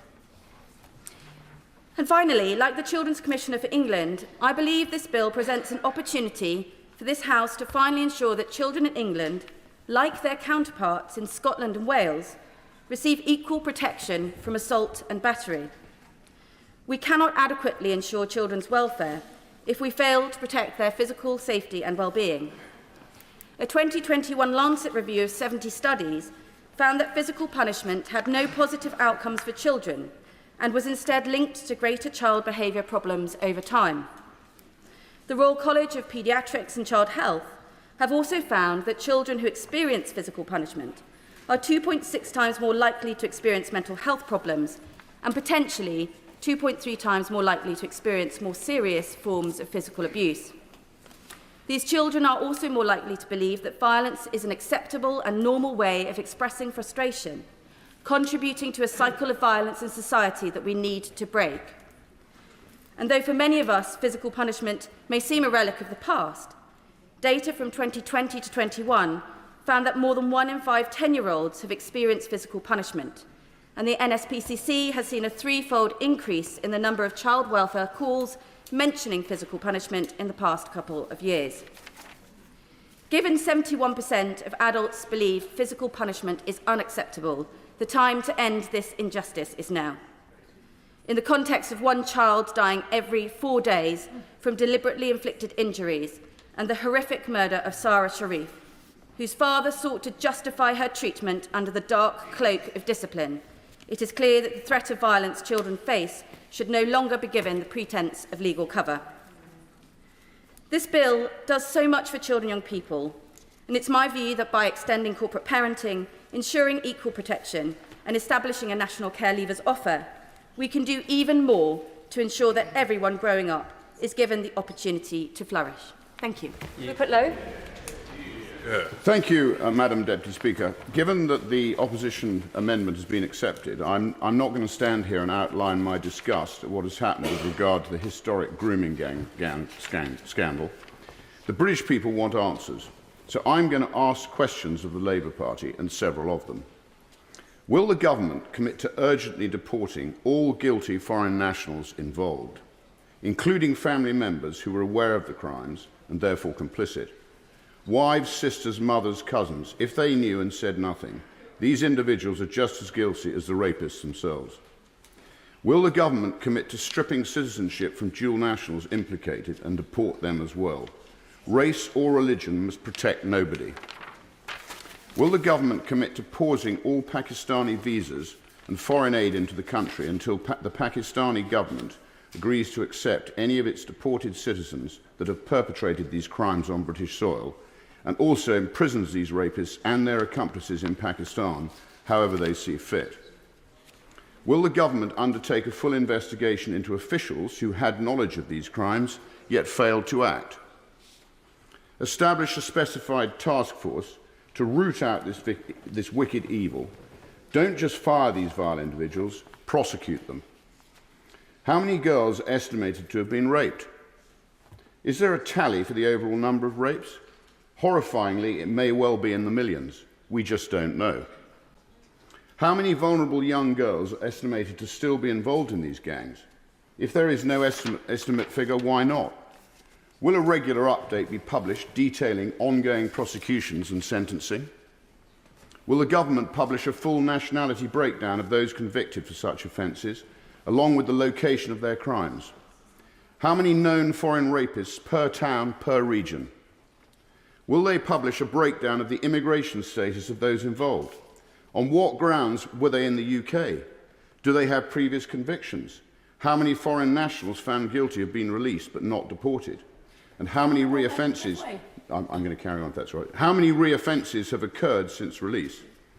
How many of these monsters are walking on the same streets as the girls they raped and abused? One report suggested a victim had come face to face with her rapist in a supermarket. Is the government comfortable with that? How many of the foreign rapists were in receipt of any form of state benefit? Would the honourable member give I'm going to carry on if that's right. How many released currently receive any state benefit?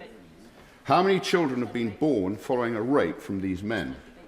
How many have been given access to the child against the mother's wishes? And how many have used the child as a route to remain in the UK? Will the government commit to preventing this in future? How many deportations have been blocked due to the rapist's right to a family life or other ECHR influences? Will the government set up a dedicated, confidential and accessible official process for whistleblowers to safely raise their concerns regarding foreign rape gangs, ensuring it is safe, secure and easy to find? Will the government release all court transcripts relating to these cases so the British people can understand just part of the horror for themselves? How many of these documents have been hidden due to the cost of release? This should not be an obstacle to transparency on these trials. Will lifelong sentences now be considered for those British citizens involved in the crimes, but also those in positions of power who acted to cover up the scale of the abuse? Which politicians, local and national, had knowledge of these events but failed to act? Again, going as far as to actively conceal what was truly happening. These are the facts that the British people want to know and the British people deserve to know. All of these questions have also been submitted in written form, and I look forward to receiving open and transparent answers.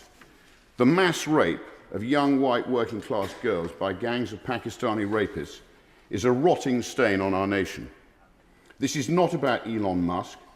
This is not a bandwagon of the far right. This is about the victims and ensuring swift and brutal justice is delivered to those demons responsible. It is about distinguishing between right and wrong. I finished. Sarah Champion. I want to start by welcoming this bill because it actually does address a lot of the underlying problems that we have within our schools, education and indeed protection of children. I welcome the Secretary of State's commitment to make this a child-centred bill. I've got to say, I feel disgusted by what the Honourable Gentleman has just said. Can you imagine if you're a victim or survivor listening to that? I'm sure his intent is to get to the truth and get justice. But the language, please think about who hears our words. Sorry, everyone. On the 26th of November 2024, in her letter to the chair of the Safeguarding Practice Review Panel, the Secretary of State for Education said, "The forthcoming Children's Wellbeing Bill is a vital mechanism for improving the lives of vulnerable children. There is a renewed government focus on tackling child sexual exploitation, which will necessarily include our response to the ICSA recommendations." I want to take this moment as an opportunity to say to the Secretary of State which of those recommendations falls squarely within this bill, and I hope with cross-party support we can encourage the Secretary of State to adopt them. ICSA actually published 20 recommendations that were trying to address the whole of child sexual abuse in this country, to get support for those victims and survivors, to get early intervention to prevent the crime, but also to get the prosecutions that we all so desperately want. Recommendation 1 was for a core data set. Currently, the bill's single-use identifier number is not the same as a core data set. There is a need for a unified set of data which allows authorities to better understand the prevalence of abuse, identifying patterns and informing evidence-based policy making. What we currently have is a patchy, fragmented data system that hinders effective prevention and intervention. ICSA asked for the creation of a single core data set that includes the characteristics of victims and alleged perpetrators of child sexual abuse, vulnerability factors and the settings and contexts in which the abuse occurs. Recommendation 2 would be for a Child Protection Authority for England and Wales. Recommendation 3, a Cabinet Minister for Child Protection, and that needs to be someone that cuts across all the different departments, because that's where we're failing children right now. We do not have a joint approach when it comes to child protection. Recommendation 4, public awareness campaign, and cultural awareness is included throughout the recommendations. We need to make children aware of the risks that they face, but we also need to tackle cultural insensitivities and much worse wherever we find them. This is one that's particularly pertinent to me because I'm very proud that I got the previous government to make sure every child from primary school had relationship education. However, in September 24, the DfE published an independent evidence review on teaching relationship education to prevent sexual abuse, and it found that still teachers were not receiving the adequate training. There are not the adequate resources for those teachers, and so I urge the Secretary of State to use this bill to do something about it. Specifically, will she ring-fence RHSE training budgets? I will, of course. Thank you for giving way. A fantastic organisation in my constituency of South Devon called Child Assault Prevention.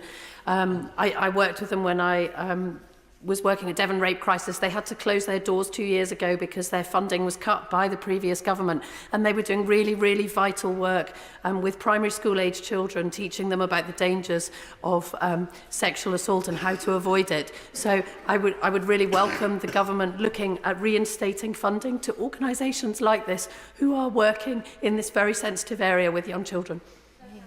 And I would absolutely recommend and echo what she's saying. It's so important. Recommendation 13 is on mandatory reporting. And I was keen to hear the Home Secretary say that this was going to be one of her objectives, but it also needs to cover those in all positions of trust. I'm very, very concerned as well that if we just have mandatory reporting without the resources for the administration to actually act on that, it becomes no more than a tick box exercise, but also the very teachers and training staff that should be protecting children get penalised, worse, prosecuted as a consequence.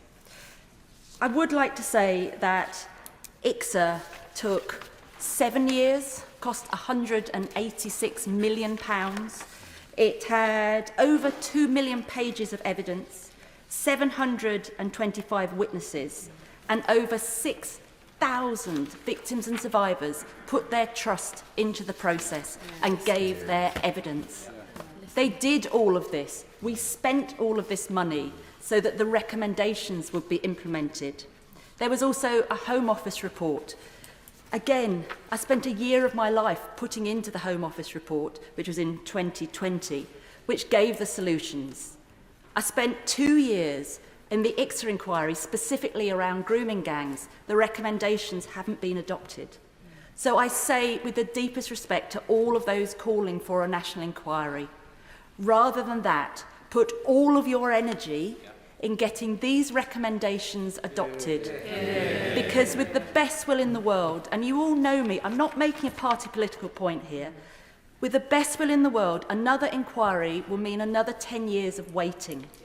And what I want to see, and I truly believe we all want to see, is child protection right now, including So I urge, please, members, consider what you're doing. Use the report as the time to make the amendments to get the changes you want. Sir Gavin Williamson. Deputy Speaker. There are two sides to this bill. Indeed, it could very easily have been two bills and would have maybe been a stronger piece of legislation if it had been dealt with as two bills. And on one aspect, I'd like to commend the government in terms of children's well-being, and so much that is part of that bill I think is very good and very commendable. It's wonderful to see the building up of work that's been done in terms of Staying Close programme that is already demonstrating positive results, and the evidence there is showing the impact that it has on people's lives. And I was delighted to see that much of the work that was undertaken by the Honourable Member for Workington and Whitehaven when he was commissioned to do the report under the last government has been embraced and taken as part of this and is being built upon. I'm also delighted to see the work that has been done in terms of fostering and kinship care. We know that this has such a positive impact on so many young people's lives, and it's good to see that as part of the bill.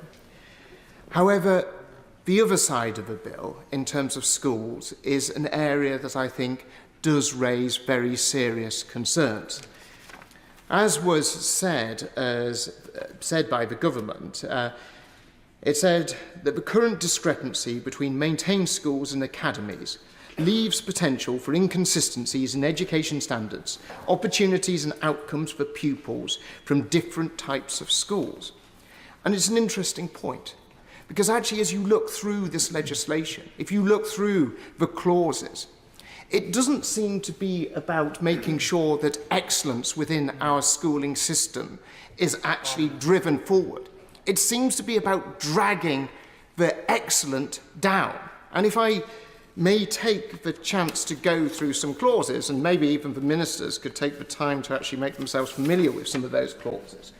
Because actually, if you look at section 45 of the bill, ending academy schools' freedom over pay. You know, the idea that academy schools are using that freedom anything other than to attract the best teachers and the specialists that they sometimes need in order to be able to get the very best for their pupils is crazy. Of course, I'll give way to the honourable gentleman. And I'm grateful to the honourable member for giving way. Is it not the case that there are some multi-academy trusts that in respect of sick pay offer terms and conditions after 6 weeks that are only a little above the statutory minimum? And if a teacher does fall seriously ill, they should have access to the same protections as are available to any other teachers. What this bill does is remove academies' ability to do more for teachers. If you take the ARC Academy Trust, on an average, they're paying 2.5% on every single national pay point for their teachers. What academies have done, where they've got areas of specialism, they've used that as an opportunity to pay more to bring the very best of teachers in.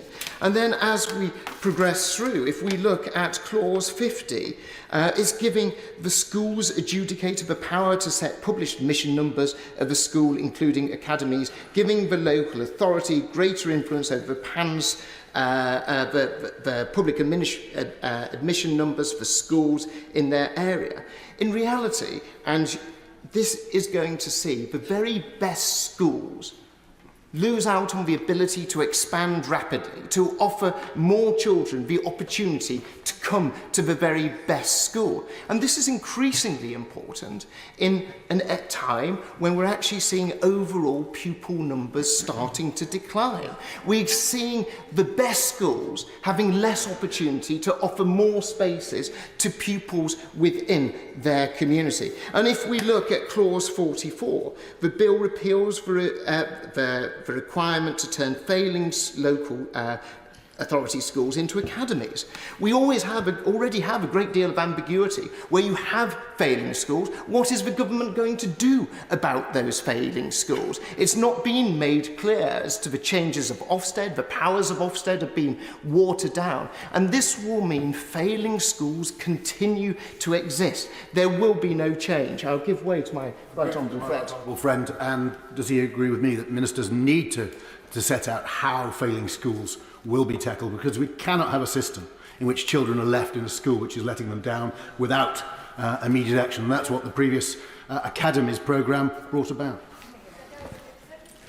My right honourable friend is absolutely correct. There is total silence as to what is going to happen. There is no sense that where you have a school that is failing, action is going to be taken to make sure that we have successful academy change taking over those schools and driving improvements in those schools. But what we have heard from the government since it's come in is about getting rid of excellence. A number of programmes that I was very proud to see introduced, whether it's the Latin Excellence Programme, whether it is rolling out the ability to have more cadet forces in schools, where the evidence points to the fact that this has a real impact in terms of children's attainment, often children from the most disadvantaged backgrounds. These programmes are just scrapped. There's a sense that what we want to do is have a homogenous school system where brilliance and excellence and freedom for teachers and for schools to deliver the very best for their pupils is stamped out, and the sense that the minister knows best, that Whitehall is the master, is what is going to drive our education system forward. There is many aspects of this bill that is positive when it comes to that children's well-being aspects of it.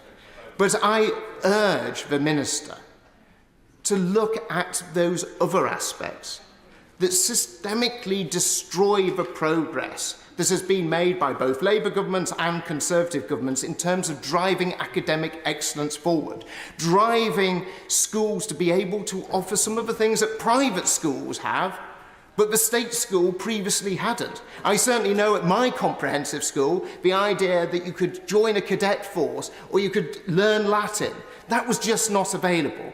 This is about dumbing down. It's not about raising aspiration. It's not about raising excellence. Minofa.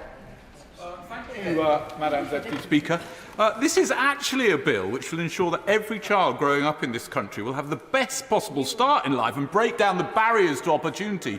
And like the honourable member opposite, I also went to a comprehensive, and also I believe in comprehensive state-run education should be excellent, and that's why I support this bill. I would also say that every teacher I spoke to before the election was cheesed off with what was happening in education, and that's one of the reasons I got involved in this, because they were so depressed about what they were doing. And also every teacher I've spoke to who has read this bill is in support of it, so surely we should be listening to those. Can I answer a couple of other quick things first? Can I just say that in terms of mental health, that was raised by a colleague, an honourable member. Actually, this government is going to bring a mental health work into every school. It's not in this bill. This is about the Department of Health. And I believe that we will transform that. Did I actually say you could give way? But look, go on then, after you. Yeah. I think he's very kind second time round. I think he just said the new government was going to bring a mental health work into each school. Could he just repeat that for the avoidance of doubt? That is our manifesto commitment. And can I also say that one of the reasons I am here is because a child in my constituency under the last Tory government had to wait 6 months following a suicide attempt at school, and that is simply not acceptable. So that's all I would say. The other thing I would also say is, in terms of the curriculum review, we need to expand the curriculum. Every teacher I spoke to has said this. We need to improve the arts, music, and this will in itself improve well-being. But I would also like to just, rather less controversially, just concentrate on clause 22 regarding the provision of free breakfast clubs. So I have been a GP for the last 30 years, and I understand that health and education are inextricably linked. We cannot learn when we are hungry, and I think free breakfast clubs will ensure that every child, irrespective of their background, has the foundation they need to start the day. And also there's a very strong evidence around obesity. Obesity is a massive problem in our children, and it's harming their well-being. 10% of children entering reception are obese, and at year 6, 22% are obese. So free breakfast clubs will reduce that as well. And the other thing I would be very keen to encourage is that, in Stroud, we've been working really closely with local primary schools, and this is about getting local food that's nutritious into the school diet and not relying on national companies doing that. And we have a commitment to try and procure 50% of that food from the local agricultural community. And I am very, very proud of this. And the other thing about breakfast clubs is that it's really important that children eat together. And that's what we used to do at our primary school, and it fosters a feeling of well-being as well. And the Long Table in Stroud is an organisation that encourages that. So can I just say one other thing about breakfast clubs? Now, something we need to be careful of is of the food industry. The food industry lobby is incredibly powerful, and they have been providing free food for these breakfast clubs. And all I would say is there's no such thing as a free breakfast. These companies are trying to promote their own products, and we must be very, very wary of them as well. I'll be very brief now as well. I want to just talk about free school meals. There's quite a lot of evidence that free school meals reduces obesity, and I would support their universal rollout, not just in Wales and in London. And in London, there has been a reduction in obesity levels and improvements in learning as well. So let's really work for that when the conditions allow. And I also think, as an interim, we should go for auto-enrolment for free school meals, because that will improve the funding for schools, and it will also enable about 400,000 children to receive free school meals. So I just want to conclude by commending the government committing to ensure every child has the opportunity to thrive. The Children's Wellbeing and School Bill is a bold step towards addressing inequalities and improving the lives of the next generation. But introducing free breakfast clubs, this government is not only tackling hunger, but also investing in health and education. So I urge my honourable friends, do not get waylaid by these political things that are going on around this bill. This is an excellent bill and we need to support it. Thank you.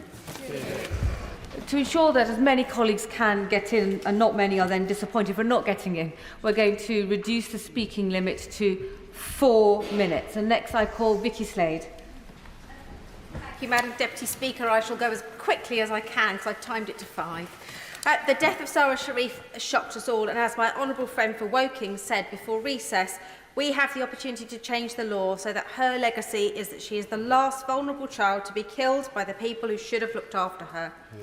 We often recall the names of Victoria Climpier and baby Peter Connolly, but there are so many more children and babies who have been the innocent victims of evil parents and family members, neglectful professionals and siloed systems, and their memories should be etched on our hearts as we consider this bill. I welcome the moves in Part 1 of the bill to strengthen the multi-agency approach, slip of the tongue, but I agree with the Children's Commissioner and the Honourable Member for Lowestoft that we should go further in protecting children from assault. Some of the injuries inflicted on children like Sarah Sharif under the reasonable punishment hide were beyond belief. But if it's not defined in law, I can imagine that it must make it very difficult for some social workers to really force what is appropriate. I've been shocked by just how many of the child deaths reported are of babies, infants who haven't reached school or nursery and whose voices are literally unheard. And I worry that the role of the health visitor in the lives of new parents is so greatly reduced. As a new mum, I would join other parents in regular weigh-in sessions and playgroups alongside health visitors right through to when my child started nursery. And GPs in my constituency of Mid Dorset and North Poole have told me that they would previously liaise with the health visitors in their surgeries to warn families that were at risk. Perhaps a mum that had come in for a smear test and they were worried about domestic abuse, or a father coming in where they were worried about alcohol abuse. They could send the health visitor in and just check up on them. And that just doesn't happen anymore, thanks to the smashing of the system under the previous government. But turning to the schools part of the bill, I'm sorely disappointed that the bill lacks anything to support children with special educational needs and disabilities. There is no requirement for schools to be inclusive of such children, and nothing about the need for teachers to be trained in autism or social and emotional health. On previous occasions challenging the Minister, I've urged for more action and have been told to wait for this bill. But if this was an Ofsted judgment, it would be requires improvement. When my child was pushed out of school, unable to cope full-time, and obvious they were not going to achieve the heady heights of 5 GCSEs and 90% attendance, we seriously considered home education. To hear your child say, "Mum, they don't want me here," breaks your heart. And the lack of accountability in the academies is just not okay, and I welcome the move to bring them under more control of local authorities. But home education is a right of parents, and it can be transformational for some children. My constituent Katie, who chooses to educate her children at home, has raised concerns about the potential for schools to refer a family to social services if they indicate their wish to move to home education. I would wish that the Minister could confirm this will not be possible for a school to refer simply because a family chooses to opt out. They're also concerned about the risk to parents fleeing domestic abuse, where one parent has no involvement, and this bill requires the register to get permission from both parents and to list both parents, which simply won't be possible. And if this means single-parent families are excluded, that's simply not okay. Finally, there is the opportunity to properly support families for whom school does not work. Page 55 talks about support but provides none. We need to see the ability for parents to access national curriculum, free resources and free examinations. Russell. Thank you, Madam Deputy Speaker. There are so many fantastic provisions in this bill, it's quite hard to know where to start. But the first thing that I want to say is that the moves to restrict the number of branded school uniform items I know will be so welcomed by parents in my Congleton constituency, so many of whom have spoken to me who are struggling, who are finding it really very difficult to make ends meet and have done for many years. I've spoken to parents who are working 2 jobs and are desperately trying to put food on the table. I know that they will also strongly welcome the provision for free breakfast clubs, and I have spoken to the Secretary of State about the importance of children with special educational needs being able to access these free breakfast clubs and also being able to access holiday provision. And I know that's something she's looked at in the pilot of the free breakfast clubs, and I do hope it's something that we'll continue to keep an emphasis on going forwards.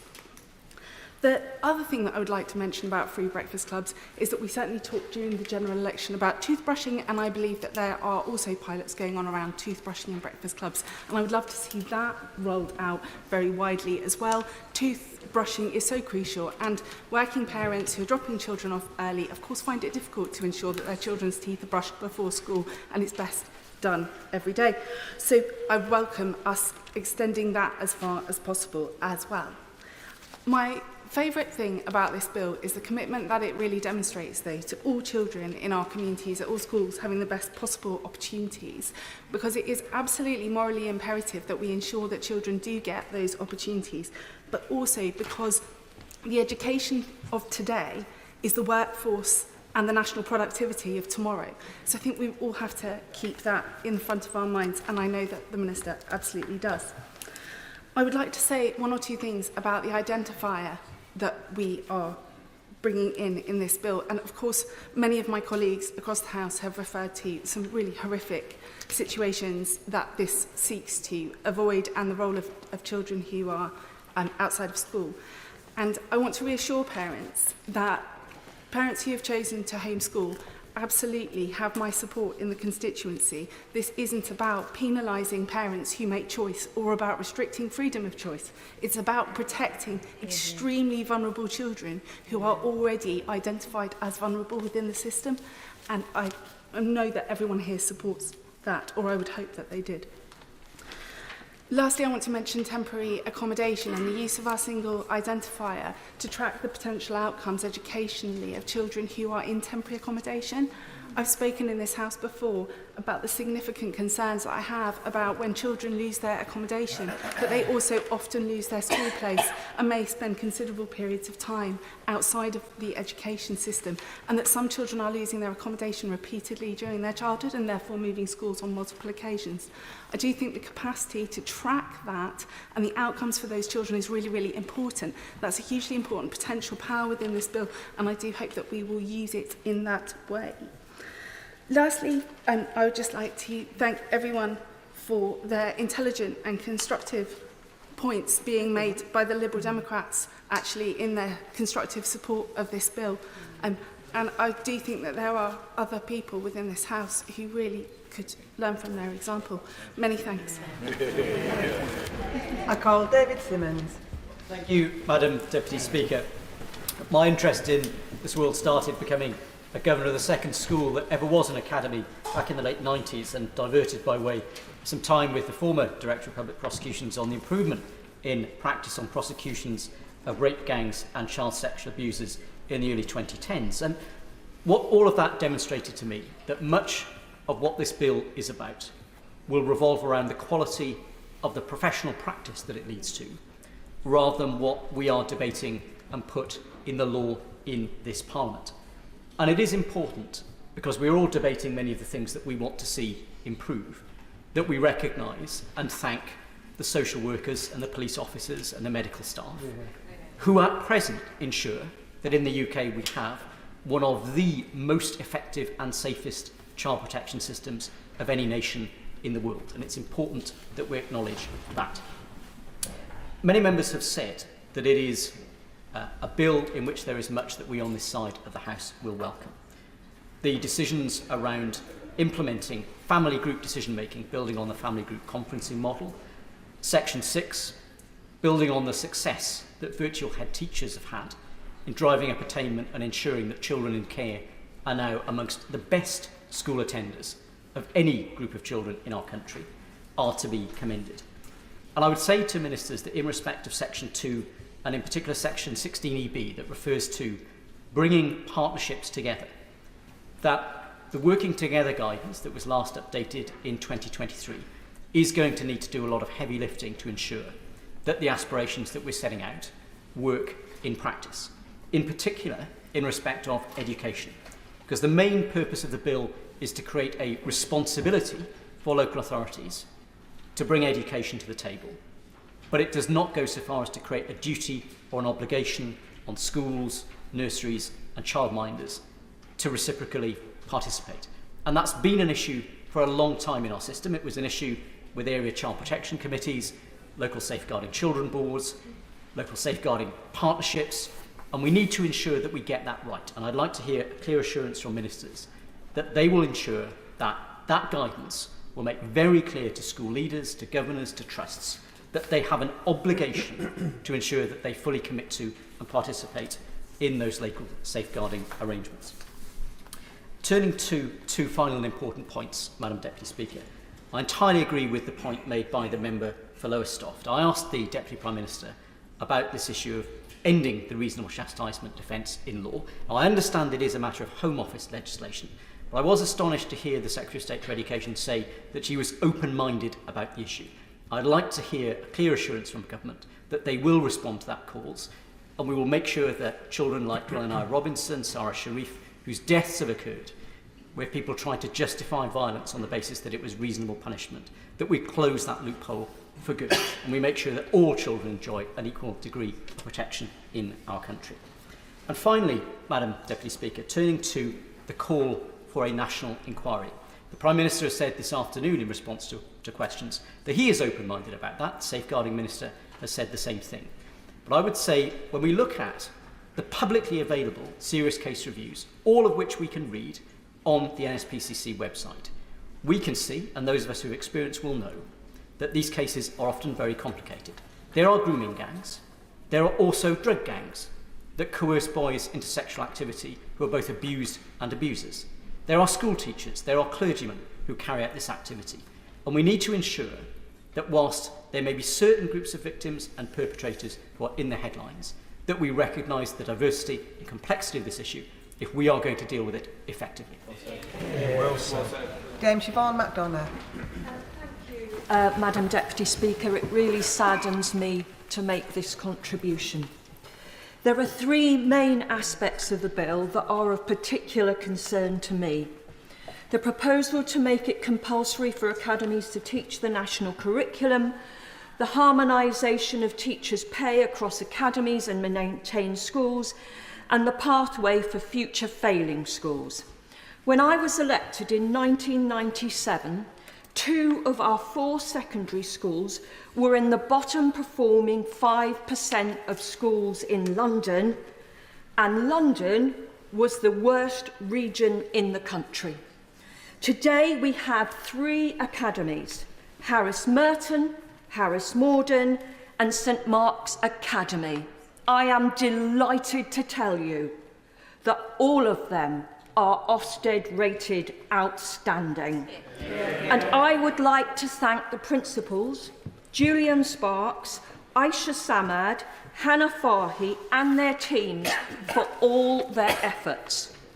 According to Ofsted's latest inspection report, one of the keys to the success of Harris Academy Merton is its aspirational curriculum. their version of our national curriculum that is flexible and tailored to pupils' individual needs. Ofsted stated that their teachers were able to carefully consider what pupils needed to learn and the right time for pupils to revisit this knowledge. This is a proven recipe for success, not just at Harris Academy Merton, but in academies across England. I struggle to see how removing this right to a carefully tailored education will benefit the students that need the additional support that this provides. Forcing schools like Harris Academy to teach the national curriculum risks undermining one of the keys to their success. I want to put on record that I have serious concerns about the proposal to change the pathway for turning around failing schools.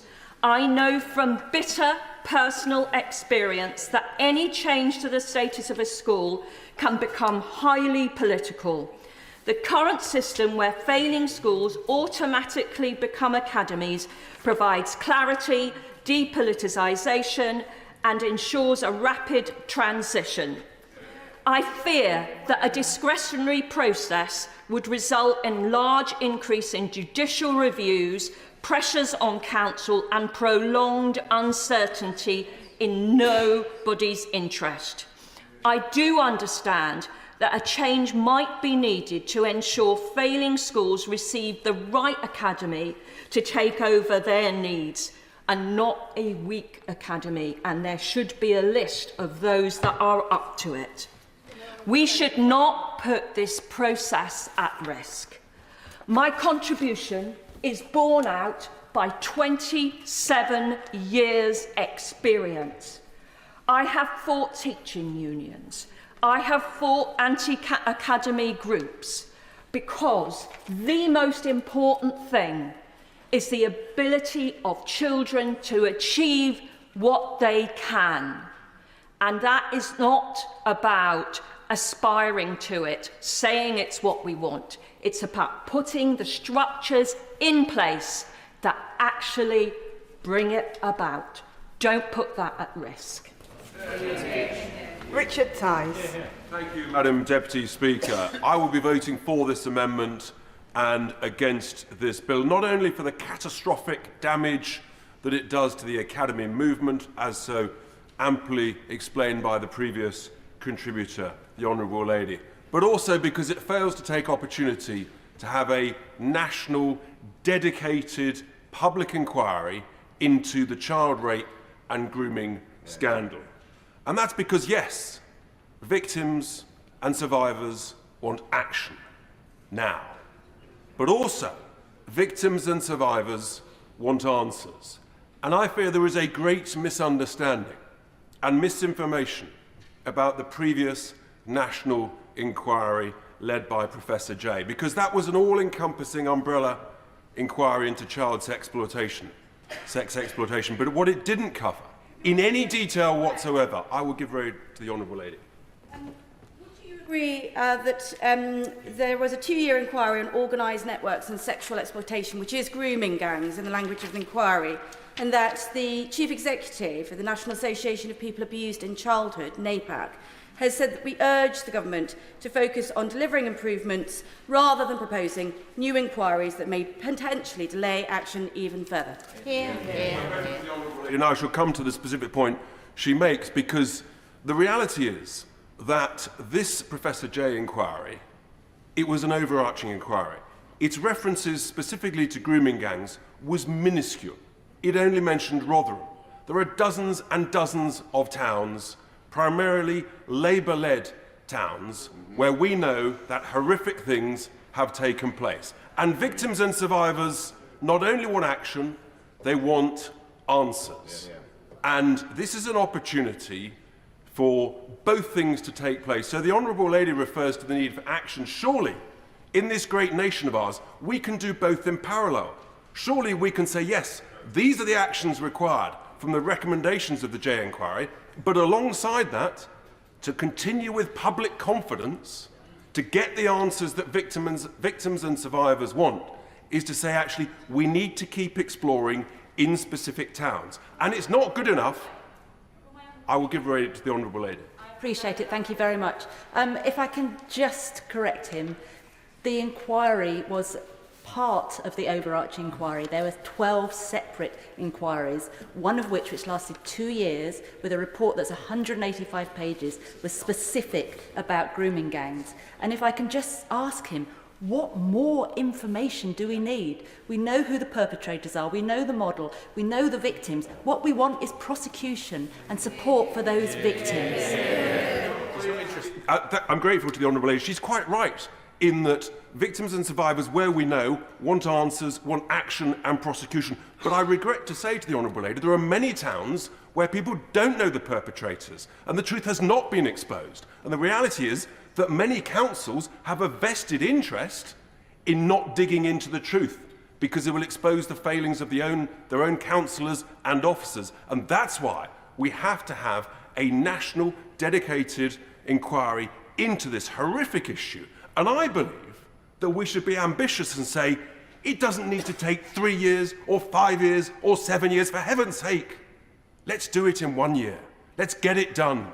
Let's have the appropriate numbers of people inquiring into it, town after town after town. Let's examine it and get the answers, because that, I think, is what will restore the confidence of the British people so that we get action immediately and answers within a year or so. Surely, as a nation, we can do this. Thank you, Madam Chair. Marie Tidball. Thank you, Madam Deputy Speaker. I first met my constituent, Claire Throssell, at a remembrance service at my old secondary school in Penistone. Every year, the head teacher marks the deaths of Claire's sons, former pupils Jack and Paul Sykes, who died at the hands of their known domestically abusive father in a house fire he set alight whilst on permitted contact visit.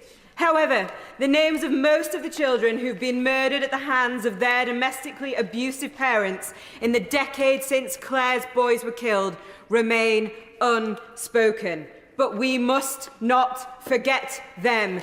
Between 2005 and 2015, Women's Aid research found 19 children, including Jack and Paul, had been killed as a result of unsafe contact with abusive parents.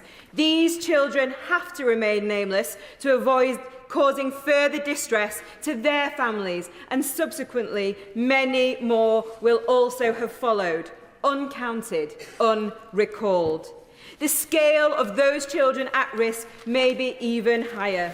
In the year up to March 2024, 215,640 assessments identified that either the child or parent were experiencing domestic abuse in child in need social care cases in England and Wales. One name is sadly known to us only too well: Sarah Sharif. Her tragic death makes the need for action on this issue all the more poignant. With the sentencing of her murderers taking place just before Christmas, the Children's Wellbeing and Schools Bill before us today will help protect children like Sarah. It creates a safer and higher quality education system for every child by introducing children not in school registers to help ensure no child falls through the gaps when home educated. Our government is taking strong action in response to Sarah's death through the bill's establishment of a single unique identifier for children and introduction of new duties which will improve information sharing and within agencies, bringing together multi-agency child protection teams from education, social work and the police. I commend the work of the Secretary of State for Education for bringing forward a bill so transformative in its work on child protection, a bill which is powerful in strengthening regulations on the use of agency workers in children's social care.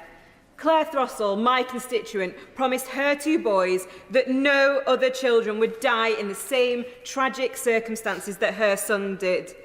I'm proud that our mission-led government includes halving violence against women and girls in a decade and recognises the need to use every government tool available to target perpetrators and address the root causes of abuse and violence.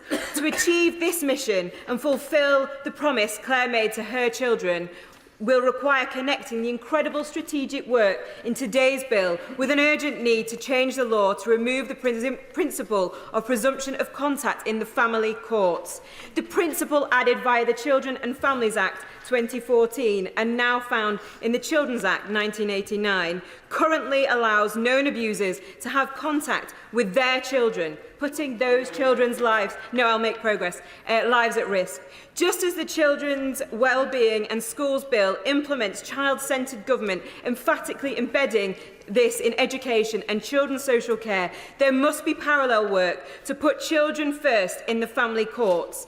This is an important piece of the jigsaw puzzle to complement the work being enacted by the bill today. I commend the bill to this House. It brings forward a landmark approach to safeguarding children at risk, and I am proud to support it. Julian Smith. Speaker, could I firstly pay tribute to the Honourable Member for Rotherham for all of the work she has done on child sexual abuse. I want to speak very briefly on two limited parts of this bill. The registration of children not at school, a positive measure building on work of the previous government, and now set in this bill on a statutory footing, and the sections on teacher training. On registers, we know from our casework that these measures are positive and will play a big role in ensuring that children are not lost or hidden in the system. But in implementing and applying these measures, I want to urge the government to consult with SEND charities and organisations, and particularly those organisations working with autistic kids and families. Ambitious About Autism makes a case for greater focus on the register to contain more data about the specific profile of children not at school, disaggregated by primary need.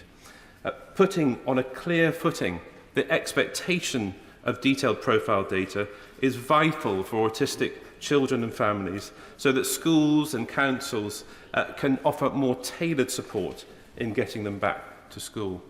For pathological demand avoidant children, these children require a completely different approach to negotiating school entry and ensuring that their needs are dealt with patience and understanding. My right honourable friend, I will. I'm grateful to my right honourable friend. He will be aware that despite the many children with autism who are home educated being known to local authorities, there is very, very poor support for them as it stands. So how will this burdensome, expensive and even more extensive, if my right honourable friend has his way, register transform the support which children need rather than just being another bureaucratic exercise which continues the woeful current level of support? Well, I thank you for that information, but I make clear my support for it. The other aspect of greater rules and regulation for families of autistic children is the inadvertent risk of penalising those families through fines or stricter rules that can obviously add to the harm and the stress that those families are often having. And I would urge ministers and civil servants to reflect on that. Why should an autistic parent be fined if they're doing all they can to get their children into school? Even more problematic are the fact that for autistic kids, the clearer and firmer and harsher rules, with all the good intent that this, I believe that there is, can add to further trauma and can make school entry even more difficult. It already happens with registration. Schools rightly are under pressure from governments to ensure children get into school on time. But if you're a parent of an autistic child, particularly with a PDA profile, you have done amazingly well to get them to the school gate at all, and the total focus on registration at all costs at a certain time of day risks school refusal and ultimately a CME. Both Ambitious About Autism and the Children's Commissioner's report on support for autism and other conditions argue that much better understanding of the different aspects of autism are key to getting children back to school. At the heart of this is parents, Madam Deputy Speaker. Time after time, parents of autistic children are judged and challenged because schools and authorities assume that behaviour is bad, this is an issue of behaviour or bad parenting, or that there's a very simple cause at root of the issue. Making sure that the measures in this bill have a deeper understanding of what these families and kids are going through is absolutely vital. The teaching measures will help, and I would again point to the work that the last government did, supported by the Autism Society, making positive strides into introducing autism training into initial teacher training. But the more that individual teacher training programs can have specific models about the different aspects of autism and the challenges on school entry that they give, and the more that can be done on continuous professional development for all staff, teachers, administration staff and receptionists, is key. Madam Deputy Speaker, autism is often at the centre of school refusal and non-attendance. As this bill progresses through the House and into implementation, looking at these measures with the autistic child front of mind will not only transform the school experience of children and families, but in my view help address the core goal of these measures to improve school attendance. Sorry. James Frith.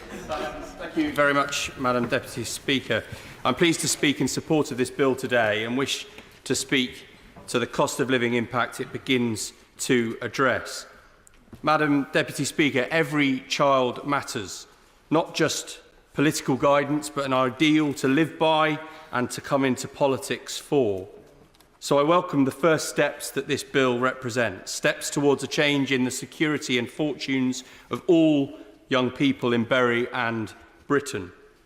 Ensuring the well-being of a child and whereabouts of a child in Bury North has been one of my main priorities as MP. It's also why I've long championed improvements to the appalling state of the special educational needs system, both in this term and in my last time in this place.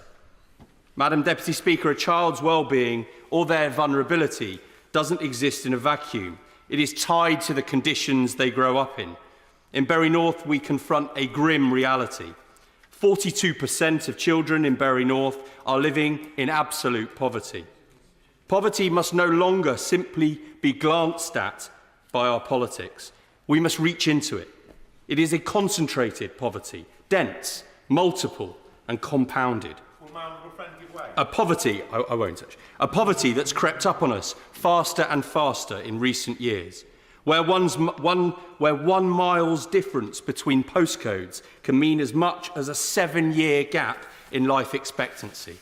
It shows itself in poor, squalid housing, in too few teachers in the schools, in a lack of accessible public or social services, an absence in quality public transport, the scourge of antisocial behaviour, victims of unpunished criminality, and even worse, streets than the better-off wards are rightly animated by. Worse still, though, is the poverty of opportunity. Children unaccounted for or not attending school at all. I strongly support the bill's first moves to ease the burdens faced by so many families, cutting the cost of children going to school. Common sense on school uniform will save parents more than £50 a child on the back-to-school shop. Free breakfast clubs for all primary school children will save hard-pressed parents up to £450 a year per child. And critically, this can help working parents make their hours. But I know the ambitions of this government go well beyond what this bill starts. Eyes and expectations will turn to the Child Poverty Task Force and its recommendations, as well as future work of this Parliament, because we need to tackle the roots of these experiences and not just symptoms. I know this government is determined to transform the lives of children with structural, strategic changes to life in Bury and Britain. It's been done before. Sure Start, Building Schools for Future, Maintenance Allowance, and the power of progressive social policies, the importance of the first 1,000 days of a child's life, of foundation learning, yes, of phonics and choice. We will not let the inheritance from the Conservative Party prevent us. This will be a period of renewal and hope. Bury North's poorest are failed by living down the road from those doing just all right. Another town overlooked and underserved by funding formulas that have only ever glanced at the place and its problems, and the failures to level up, let alone even out. Let's be clear, this bill is only the beginning, a good start. We must keep going, because every child matters. Graham Stewart. Madam Deputy Speaker, it's a pleasure to take part in the debate. Touch on, if I may, initially the issue of the need for a national inquiry into the rape grooming gangs. And given the debate so far, I would just challenge colleagues who have opposed that to say, is there one thing from the J proposals that can't be implemented if we go ahead with this inquiry? So it really is a matter of and I think we can, notwithstanding the political theatre which I think the party opposite has tried to bring to this today, the fact that the Prime Minister and the Safeguarding Minister have said they're open-minded suggests that sensibly, but from a policy point of view and politically, the Labour Party may move to the correct position. But as my one of my right honourable colleagues has already mentioned, this is a bill in two parts, which could probably most usefully have been two separate bills. But one is around safeguarding, which for the most part I and my party support, and the other is around schools, and that we most certainly cannot. So rather than accusing our amendment of being a wrecking amendment, as I think the Liberal Democrats rather disappointingly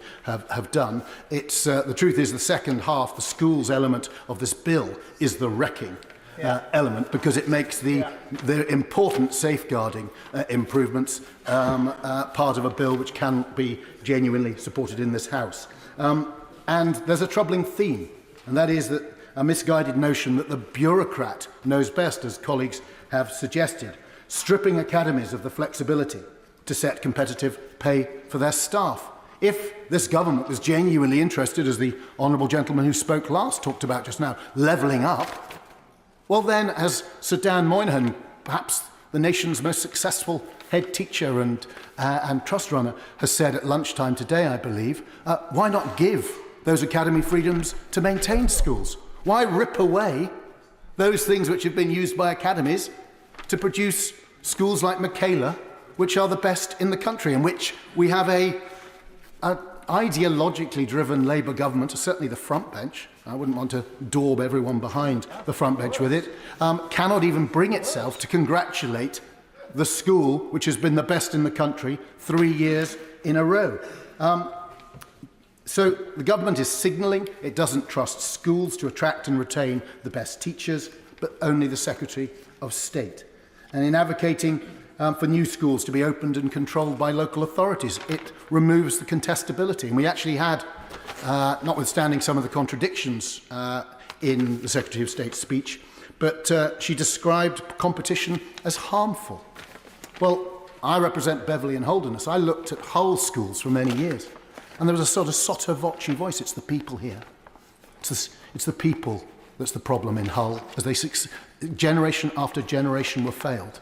And when the Academies programme was opened out in 2010, what happened? Well, you saw primary schools en masse leave local authority control. You saw it was no longer acceptable for local authority to use the democratic mandate to give a substandard education to their local population.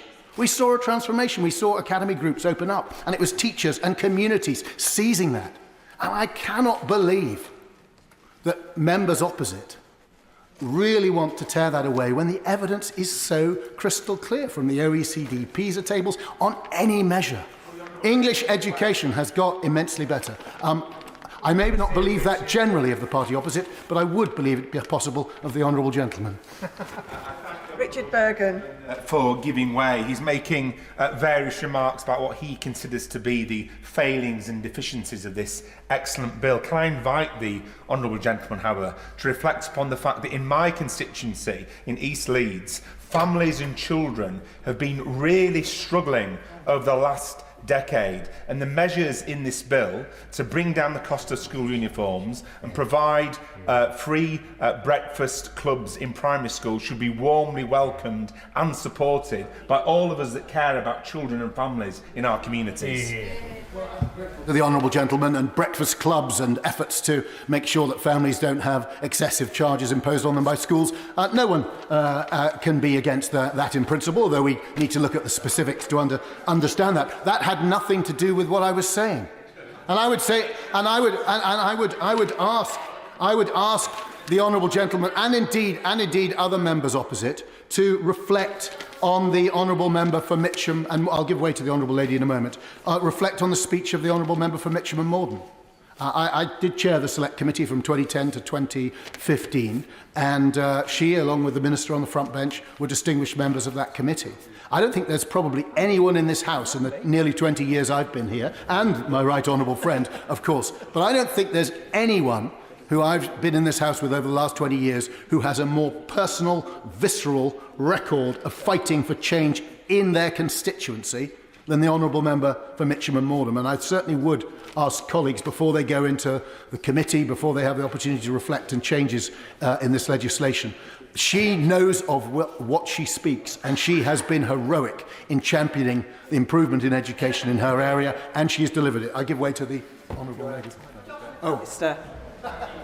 Thank you, Madam Deputy Speaker. I welcome this bill because it is a chance to make progress on resetting the children's social care system in England, and that's where I want to focus my remarks.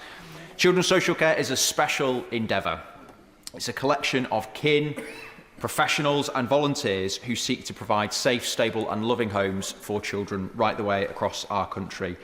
They are the most important foundations for any child growing up, the foundations of family, a tribe and a sense of identity.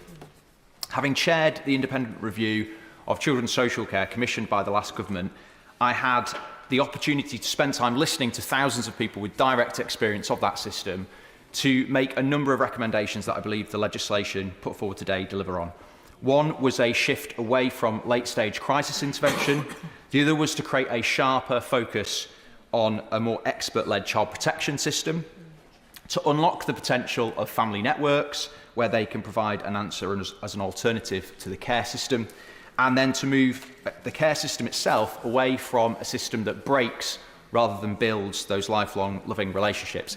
And I'd like to take this moment to also say that as somebody who has led an independent review for government, looking at a serious matter which included engaging with and speaking to those who are victims of sexual abuse and criminal abuse, I do find it extraordinary that people who are sent here to be problem solvers are using this as a moment instead to be problem exploiters. And we have got stacks of evidence. We have had thousands of victims of sexual abuse provide heartbreaking, very painful evidence and testimony over many, many years. And it is our job to listen and to act, not to exploit at moments where politics may be in our favour. I will gladly give way. I thank my honourable friend. In my constituency of Camborne, Redruth and Hale, 32% of secondary school children are persistently absent from school. Some are also homeschooled, but some are lost to the system without support. These are vulnerable children. This bill is about protecting vulnerable children. Does my honourable friend agree that voting against this bill is playing politics with the protection of vulnerable children? I completely agree, Madam Deputy Speaker. And actually, if members, like the member for Ruislip, who I've got a huge amount of respect for in his comments that he shared on this matter a moment ago, if they were serious about this matter, would be putting forward amendments to deliver the recommendation of the ICSA, not to have another go round the process. There are three measures in particular that I want to speak about briefly. The first is how welcome it is that we've got proposals for family group decision making to be made compulsory at pre-proceeding stage. There is very sound evidence that this works. A randomised control trial was undertaken and published a few years ago that shows that if family group decision making in the form of a family group conference was provided at pre-proceeding stage across England, 2,000 fewer children would enter care each year, and it would free up £150 million to go into earlier support for families. It's extremely important that as local authorities start to deliver on this new requirement, that we don't just make it a tick box exercise, but that we ensure that the evidence, the practice guidance is there to support local authorities to deliver it in a way that will be most effective. Secondly, the provisions to create multi-agency child protection teams. These teams will fuse together at an operational level, not just at a strategic level, the relevant agencies needed to share information and then act on it to protect children from significant harm. It will be important that, as well as getting the structure of this right, we also have a focus on the professional expertise that is required to do the task of child protection, which is often so challenging. We too often leave newbie social workers to that most challenging task of assessing significant harm by themselves. We don't ask the police to do that. We often send police officers out in pairs.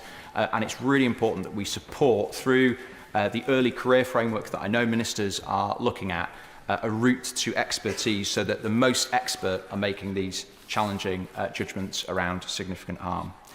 And then it is long overdue that we have a unique child identifier. That's something I called for in my review. It's an issue that a number of other reviewers have called for. Again, it's taken this government in its first 6 months with the leadership to act on it, and I welcome that so much. It may sound modest, and it may sound like a technical change, but if it's delivered well, it will blow away the fog of confused and partial information sharing.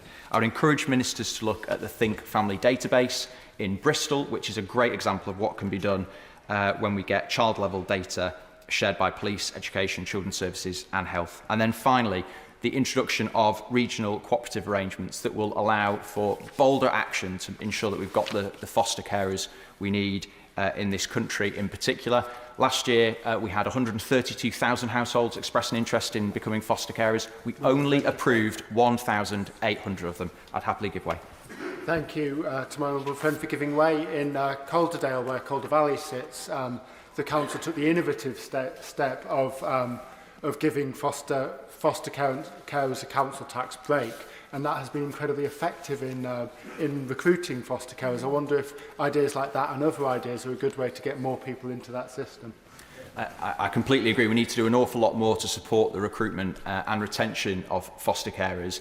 And actually, the reforming zeal that ministers have shown with this measure, which is to provide powers to the Secretary of State to create these regional care cooperatives around the country, I would urge ministers to use that new power, if this legislation is passed, at pace and with boldness, so that we can create the extra foster homes that we need. If you take examples of really effective fostering agencies in the voluntary sector, we could have 15,000 new foster carers approved each year, not 1,800, as is the case at the moment. So these are transformational changes. I really welcome them. I commend the government for bringing the legislation forward so early, and look forward to supporting its passage through the House.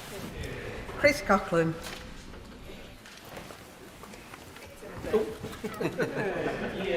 You're trying to trick me, Madam Deputy Speaker, but thank you for calling me. I start by declaring my interest that I'm a former director of the New Schools Network, which helped many... Excuse me. Nick Timothy. Thank you, Madam Deputy Speaker. I start by declaring my interest that I'm a former director of the New Schools Network, and as such worked with many great free school and academy leaders, and I'm enormously proud of the huge improvements in English schools in the last 14 years.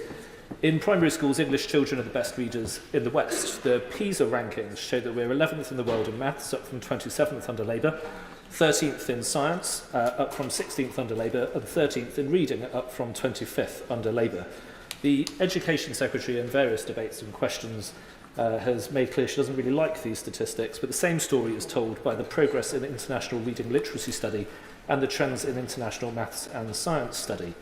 And it is a shame that ministers can't bring themselves to celebrate this success story or even congratulate the leader of the best school in the country, Catherine Berbel-Singh of Michaela. Facts are indeed very inconvenient when you are so ideological about education. The magic formula behind this success is one championed by Tony Blair, David Laws, and all of us on the Conservative benches today. The formula is freedom, accountability, and evidence of what works. The government in this bill and through other measures is unfortunately taking a sledgehammer to each of these principles.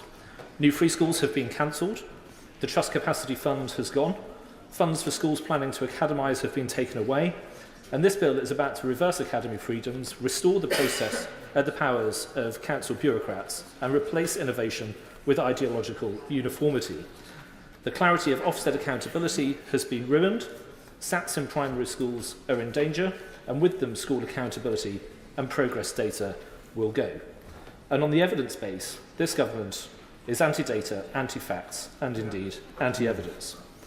And we've heard this actually through the debate today. Attacks on synthetic phonics, attacks on maths mastery, on a knowledge-rich curriculum, on teacher-led instruction, on traditional academic subjects. Indeed, the explicit rejection we've heard from some of the concept of academies and demands for state-run schools. It's a denial of the scientific evidence behind what has worked, from the neurological knowledge we now have about how children learn, to the work of E.D. Hirsch on cultural literacy, and the confirmation that higher level skills are dependent on the automatic mastery of lower level activities. This bill is based not on works, but what we know does not work. This is a deliberate... I certainly will. I'm grateful. Does he agree with me that, and hope that colleagues opposite will follow the example of the Honourable Member for Mitcham and Morden and put this bill under genuine scrutiny? I share my honourable friend's admiration for the speech given by the member for Mitcham and Morden. It was incredibly powerful, and I hope the front bench listens closely to what she said, even if they're not listening to me right now on their phones. As I say, this is a deliberate decision to dismantle everything that has worked and everything this Education Secretary... I will give way, yes. How does the Honourable Gentleman respond to the situation that actually this current system means that we've got a third of our children and young people failing to get a good GCSE in English and Maths, and we've got the most unhappy young people across the OECD? Well, I would invite the Honourable Lady to look at the comparative studies of English schools compared to other countries internationally, to other countries within the United Kingdom. In England, the most disadvantaged students in the PISA statistics have the same outcomes as the average pupils in Wales. And Wales is the system upon which it seems this government is basing its policies. So I invite her to look at the evidence, even if ministers will not. And we know that I will certainly give way. I thank him for giving way, and I admit that my interest was piqued by his description of us on this side of being anti-data. He talks about the Welsh education system. I wonder whether he has reviewed the arguments made by Professor John Jerrin, who did conduct the 2015 review of the England PISA results, who's found that there is an anomaly with the treatment of Welsh language tests, which, if corrected, would significantly boost Wales's placing on the PISA rankings.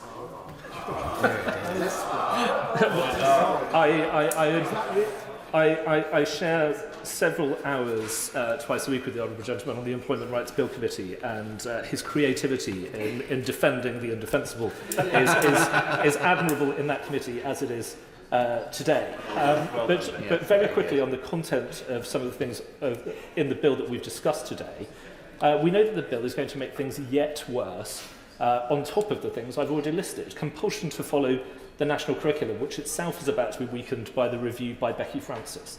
The removal of freedom on paying conditions.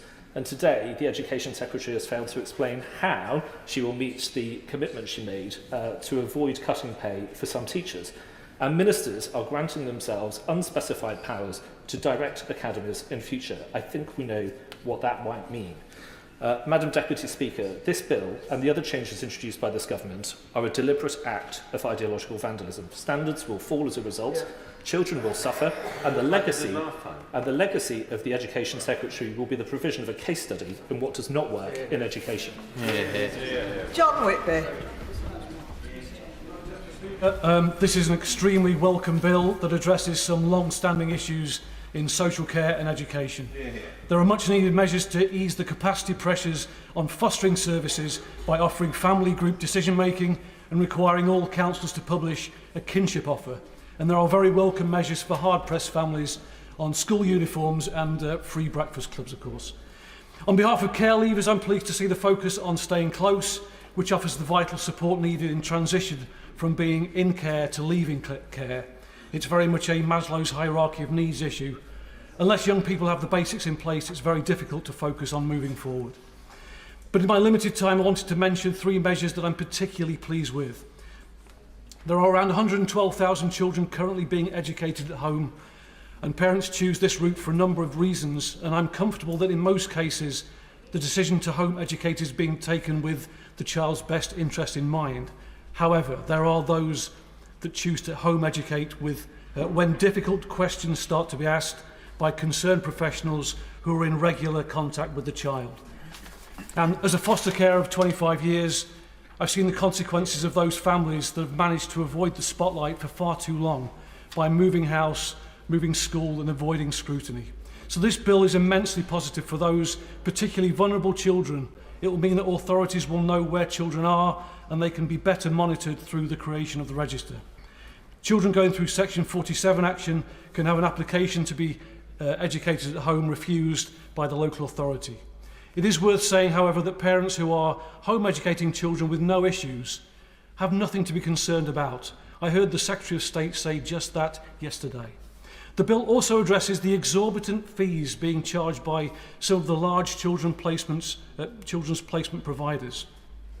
I was at the National Social Care Conference in November 2023 when at almost every plenary debate and presentation someone would mention the statistic, that being that the largest 20 providers of children's placements collectively made £310 million worth of profit in 2021-22.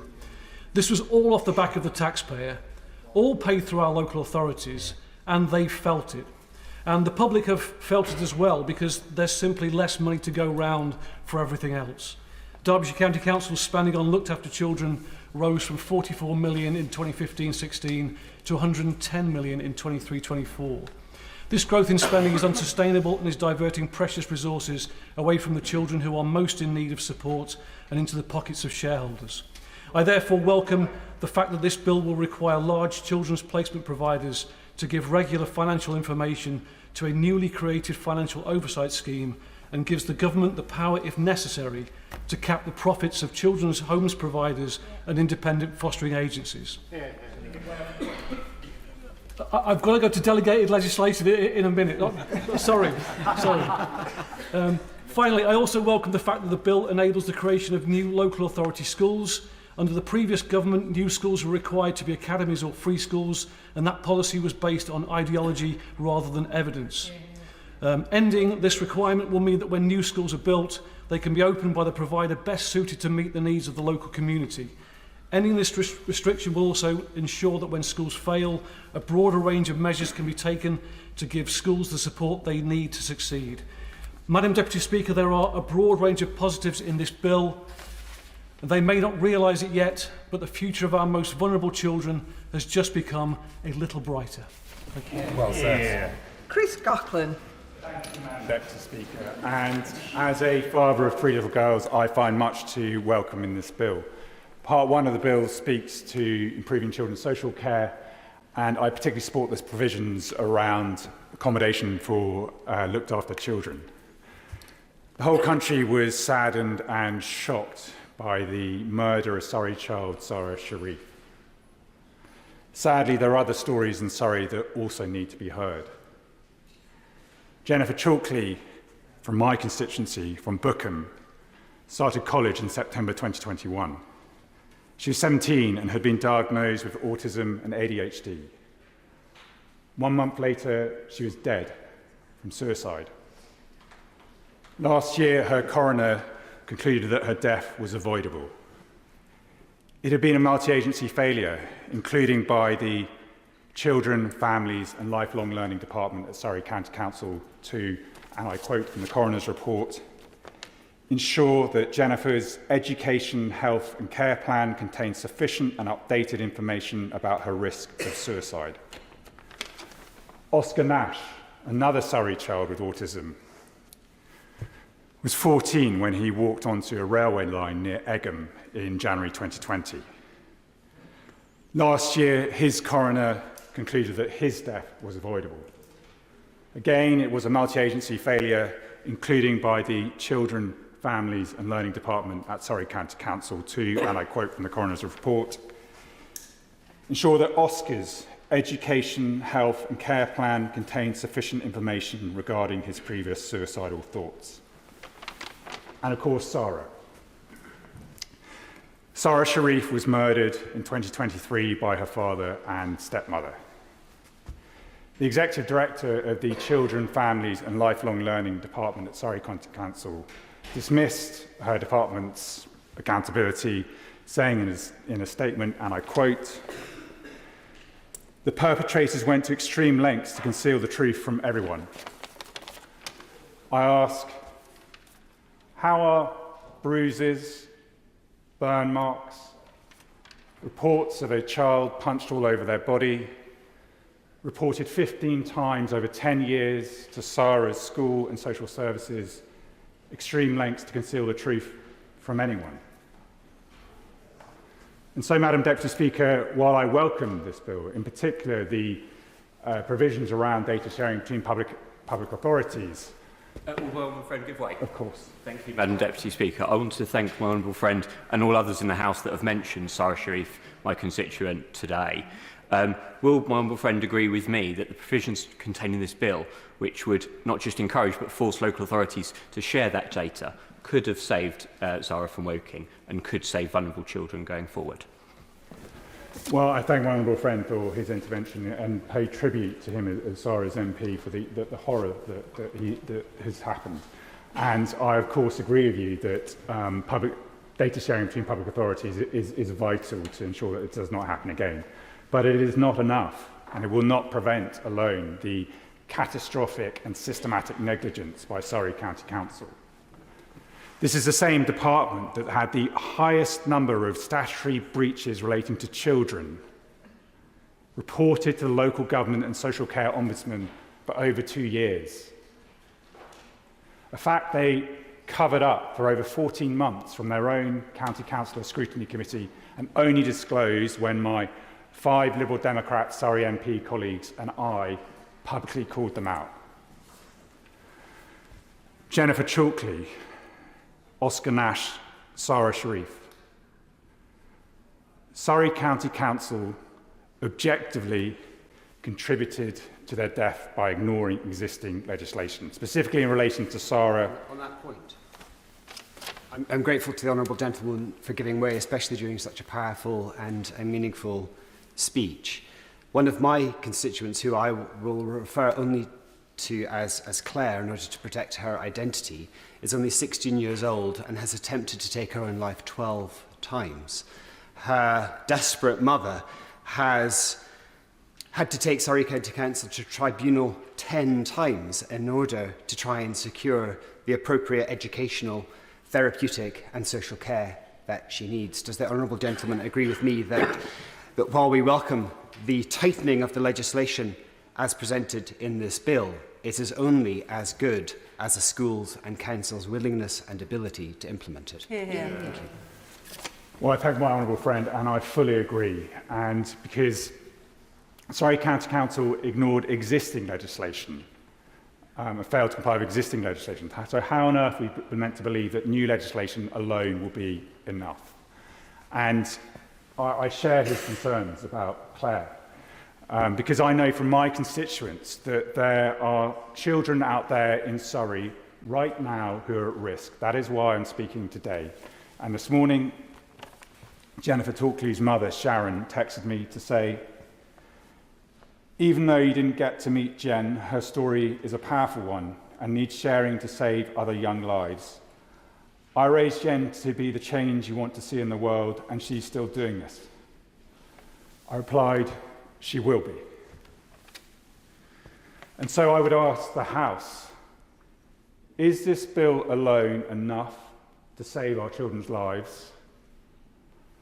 Or does the Children, Families and Lifelong Learning Department at Surrey County Council also need root and branch reform immediately? I call Sarah Smith. Thank you, Madam Speaker. Thank you to the honourable member for his moving contribution. The opposite benches should be ashamed to defend the status quo. The current system has seen, as I said a moment ago, a third of young people being failed, leaving the system feeling like failures because they have not achieved the basic qualifications of a decent GCSE in English and Maths when they leave in order to be able to progress with their lives. And we have the unhappiest young people in the OECD. And when you speak to young people, they will tell you that their experience within the education system is a significant contributor to that feeling of unhappiness and the mental health crisis that we know that they face. The legacy of the government, of the previous government, is that home education, which has only recently been properly counted year on year, has risen in the last 12 months from 92,000 up to 112,000. But we know that post-COVID, it's probably doubled to tripled over recent years, which is a reflection that for far too many parents, the system is not working for them because it is not inclusive, it does not meet their needs. The changes to the curriculum have limited young people with their different abilities to be able to prove those strengths and to be valued in the classroom, not to mention the failures and the urgent change that we know we need within SEND in order to meet the needs of the young people with more significant support needs. To my honourable friend defending the existing system, I would challenge that the huge improvements that have been made in London are not just based on the basis of the academisation. It was based, when you look at the evidence and the research that was done following the London Challenge exercise and strategy, there were multiple factors that contributed to the great gains that London has made. But when we've tried to replicate that outside of London and in genuinely the most deprived parts of this country, we have not seen the same gains. And I have seen Academy Trust after Academy Trust take on a failing school of the most vulnerable children in our country and fail to make the improvements that they desperately deserve. And that is why we need to think differently and bring forward new reforms in order to genuinely make the difference in those communities where they don't have the other advantages that somewhere like London does. My experience tackling educational disadvantage in those most disadvantaged communities is that when you take a place-based approach, the reality of competition is that it incentivises schools in some parts of an area to off-roll, to not be inclusive, because if they want to seek their Ofsted outstanding rating, the best way to do that is to get rid of the more difficult children. If you just implement the Michaela approaches, what we see is the children with autism and other, more complex needs. They don't thrive in the same way within those structures, within those requirements. And so the parents either have to take them out because they see their children, the mental health issues, or because the school forces them. And we have to see that change. And that is why I welcome the reforms this government are bringing forward. The evidence shows that education is the primary determinant of where children fall on the income distribution relative to their parents. And that is why I truly believe that education needs to be put back at the heart of our national life, as this bill demonstrates, if we are to ensure that barriers to opportunity are broken down for all. This bill takes a huge step forwards towards this, and I am proud that children's interests are being returned to the heart of government policy. And that is why I am proud to support this bill. Edward Morello. Thank you, Madam Deputy Speaker. Ensuring the safety and success of children in our schools is one of the most important responsibilities we have as policymakers. By extending regulations and inspections to include more schools, we're creating a safer environment for our children and giving them the best chance to thrive. This legislation introduces improved analysis of school facilities, particularly for children with special educational needs and disabilities, which is a much-needed measure. These changes will ensure that every child has access to an environment where they can learn and grow in safety and in comfort. However, while these measures are welcome, it's equally important that we ensure that the current system, as well as any future one, is both effective and efficient. It is vital that schools, teachers, and most importantly, children, are not left waiting for resources and support that they need.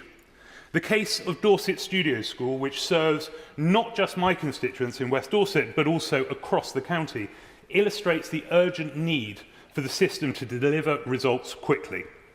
Dorset Studio School provides exceptional support for students, but especially for the 52% of its pupils with special educational needs, 3 times the national average. despite the quality of the education the pupils receive. The quality of the education the pupils receive is despite the fact that the school operates in facilities that are not fit for purpose. It has no hall, no canteen, no specialist teaching areas. The split campus layout and cramped classrooms make it impossible to provide the individualised support these children need, particularly those with physical disabilities. In February 2023, funding for the school's new campus was approved. The project was set to merge its 2 sites into one modern campus. However, since then, progress has stalled, with delays in releasing the funds from the Treasury and the Department for Education. This legislation opens checks, which are necessary for safeguarding our children, to more schools.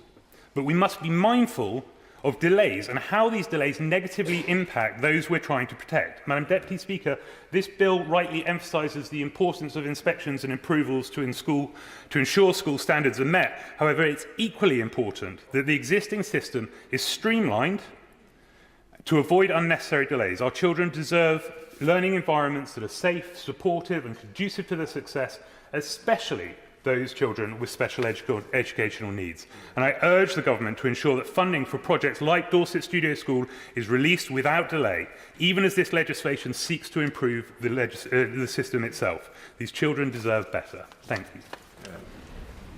Matt Bishop.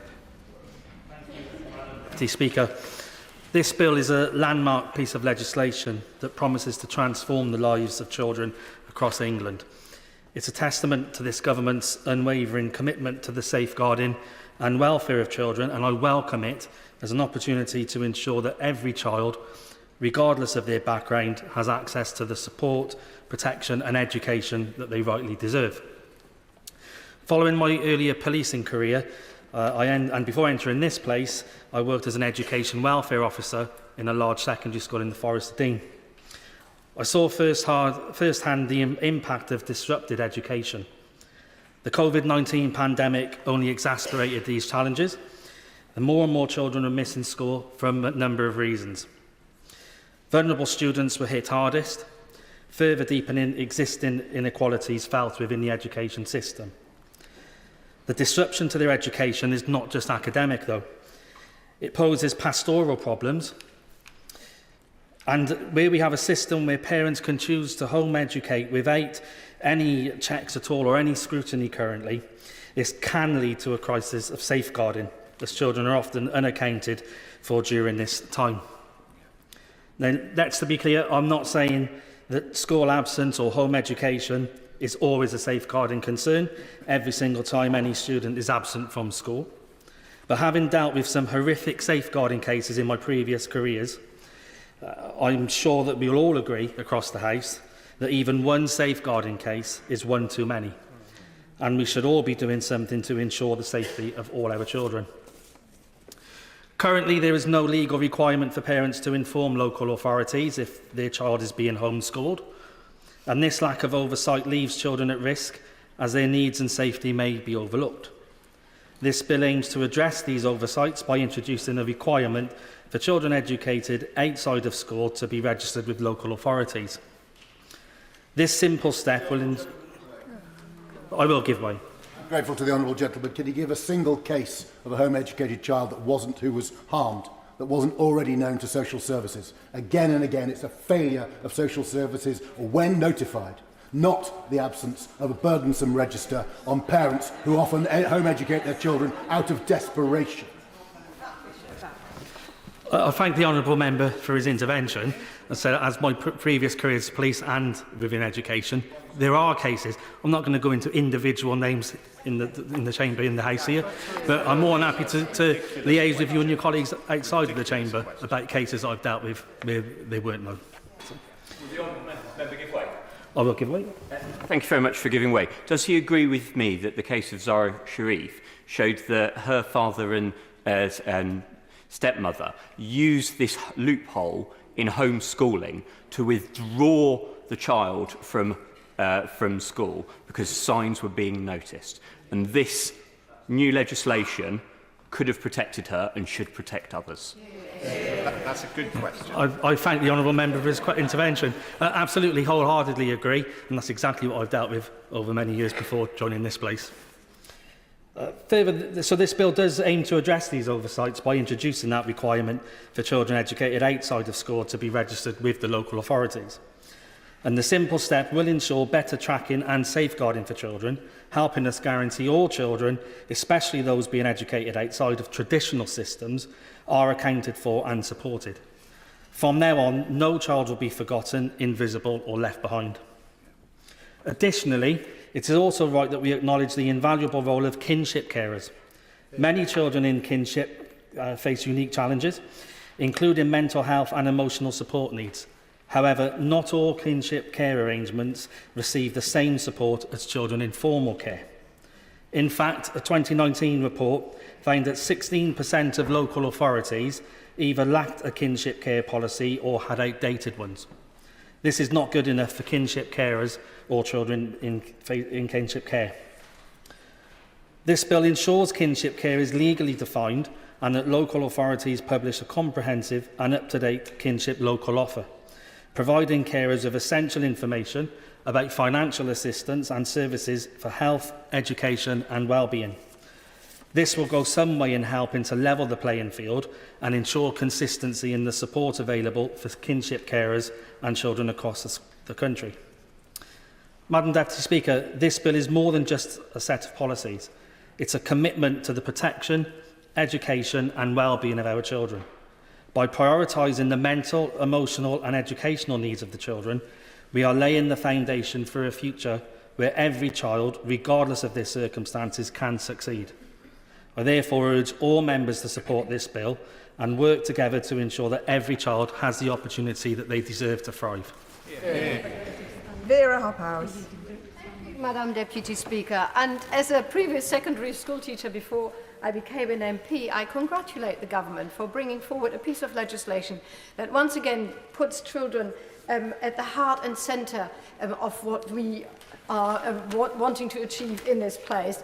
Since the Every Child Matters legislation, now nearly 2 decades ago, there are many things that my party and I welcome in this bill, but we also believe, and I do, that it can go even further. In discussions with the National Association of Head Teachers in Bath and North East Somerset, it is clear that local authorities need further responsibility for admissions. I'm pleased to see that local authorities will have greater powers when a place is needed for a child to direct their admission into both maintained schools and academies. But if the local authority has responsibility for admissions, then it should have the powers as an admission authority. I also welcome the introduction of a Children Not in Schools register, and we Liberal Democrats support that all new teachers in state-funded primary and secondary schools will have qualified teacher status or be working towards it. This is a crucial step in upholding the quality of education, and we Liberal Democrats, Madam Deputy Speaker, have been calling for this for a very long time. Where I'm a little bit more sceptical is around the core pay and conditions framework. Teachers deserve a system that values their education equally, no matter where they work. This bill promises something that we can all support, a single framework for teachers' pay and conditions, one set of rules applied consistently across both government-maintained schools and academies. It sounds fair, and most academies already follow the framework. But the Department for Education has stated that before requiring academies to comply with the framework, the school teachers' review body will consider additional flexibilities within the statutory framework to make it most effective for all schools. If academies then decide to opt out, teachers working just a few streets apart could find themselves on vastly different pay scales with different benefits and working hours, simply because their schools made different choices. This would become a postcode lottery for teachers' pay. And the impact doesn't stop here. National benefits like teachers' pensions, which rely on widespread participation to remain viable, could be put at risk. If too many academies decide the framework is too costly and leave, the system could unravel, jeopardizing the financial security of teachers across the country. We must build an education system where every teacher is treated fairly and equally, regardless of the type of school they work in. It is a critical issue of fairness, and I urge the government to ensure that it happens. Another matter, turning to the declining mental health of our children and young people, there is no mention in this bill of having a dedicated, qualified mental health professional in every school, an issue that we Liberal Democrats have been championing for a long time. Around 50% of mental illness begin to manifest before the age of 14. So support in primary and secondary schools is key. A dedicated mental health professional in every school would ensure all children and parents have somewhere they can turn to for help. So, Madam Deputy Speaker, looking at the bill in full, there are many aspects which we Liberal Democrats and I support, but I urge the government to ensure that there is a single framework for teachers' pay and conditions across both government-maintained schools and academy, and I hope the government will join the Liberal Democrats in advocating for a mental health professional in every school and to extend free schooling for children as well, as we have mentioned before. Thank you. Michelle Welsh. Deputy Speaker, I'm proud to speak in this bill today. Children growing up in our country deserve the best possible start in life. Where you're born should not determine your future. Yet after 14 years of the previous government, we know that not all children have the same opportunities to succeed. Because during the 14 years of a Conservative government, the very notion of early intervention, the very notion of diverse educational pathways, and the very notion of early years priorities were eroded away. Now, I know that because I was working in it, front line. I saw what happened and I saw the damage that was done. Children living in poverty in the UK has risen by over 8% since 2014. And in my constituency of Sherwood Forest, 1 in 5 children live in poverty. And across the East Midlands, it's almost 1 in 4. This is simply outrageous, and children deserve better. And that is why I'm pleased to support this bill today, to put children and their well-being and safety back at the heart of government's decision-making, back where it belongs. I am proud that this bill seeks to improve safeguarding and protection for children throughout the education system. So make no mistake, this is the single biggest piece of child protection legislation in a generation. And to suggest otherwise shows a total lack of understanding and no real knowledge of actually how children's services, protection services, are working today. Another element of this bill that I'm really proud to see is the rollout of free breakfast clubs in primary school. We know that a children's experience at school massively impacts their future, meaning when children go hungry at school, they will be more likely to fall behind their peers. I am a school governor and I am a mother. And I know from all my friends that are teachers that children turn up to school that have not been fed. They turn up to school with empty lunch boxes. I have friends that on a regular basis pick up meal deals from the local Tesco's to feed children in that school. That's what 14 years of a Conservative government has really done to the most poorest and vulnerable children in our country. There are so many benefits to providing free breakfast clubs at primary schools: improve literacy, numeracy, improve cognitive function, allowing children to be able to fully participate and learn during lessons. Giving all children a better start to the day and a better start in life. Because despite the talk of education being improving in the last government, it's sadly the same old story. Only 8.9% of the most deprived children reach level 3 in both reading and maths, compared to 27% of the least deprived children. And those who receive free school meals are less likely to attain a level 5 in these subjects than those who do not. 33% of students from non-selective state schools have at least 5 good GCSEs. For students attending selective state schools, this rises drastically to 92%. It is time that we close this gap for the most deprived children in our society for good, and I'll be relentless in this pursuit. for the children living in my constituency of Sherwood Forest. Robbie Marr. Thank you, Madam Deputy Speaker. As someone who has consistently advocated for victims of the rape gangs scandal in my part of West Yorkshire since raising it more than 40 times in this place since being elected, given the short time that I've been allocated to speak, I want to be focusing on that issue today. It is now over 2 decades since the Labour MP Anne Cryer, my predecessor, first brought this issue to the House. Unfortunately, we seem to be repeating the same mistakes of the past today. And it is deeply, deeply concerning to me that right honourable members and honourable members sat opposite plan to vote against the amendment for a national rape gangs inquiry in this bill before us today. Just last night, the Safeguarding Minister told the public that a national inquiry isn't needed because local inquiries are more effective at leading to change. But, Madam Deputy Speaker, I can tell the House today that just minutes after the Safeguarding Minister made these remarks, local leaders in Bradford once again rejected my long-standing calls for a full local inquiry into rape gangs across Keighley and the wider Bradford district, arguing it would be too expensive. Madam Deputy Speaker, this is the same local authority which has spent more than £40 million of public money on an empty music venue in the heart of Bradford. This is a complete and utter dereliction of duty from local leaders, but more importantly, demonstrates what I have been trying to say on this issue now for years. Every time that I have brought this issue up at a national level, it was referred back down to local government. Yet every time I brought the prospect of an inquiry down to a local level, it was blocked by local leaders and I was told that it was a national problem.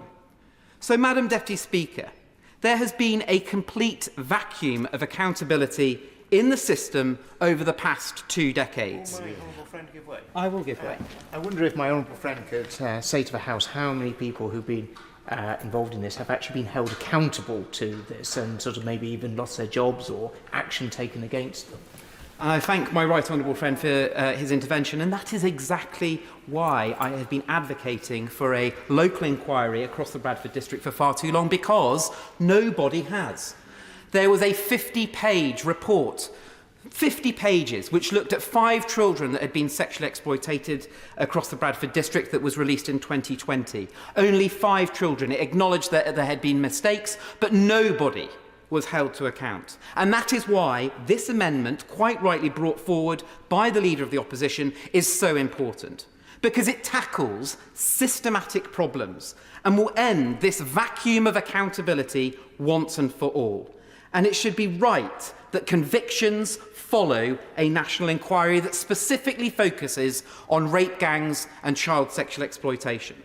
Because when local leaders refuse in their duty, when they ignore the concerns of victims at a local level, it is only right that the government steps in.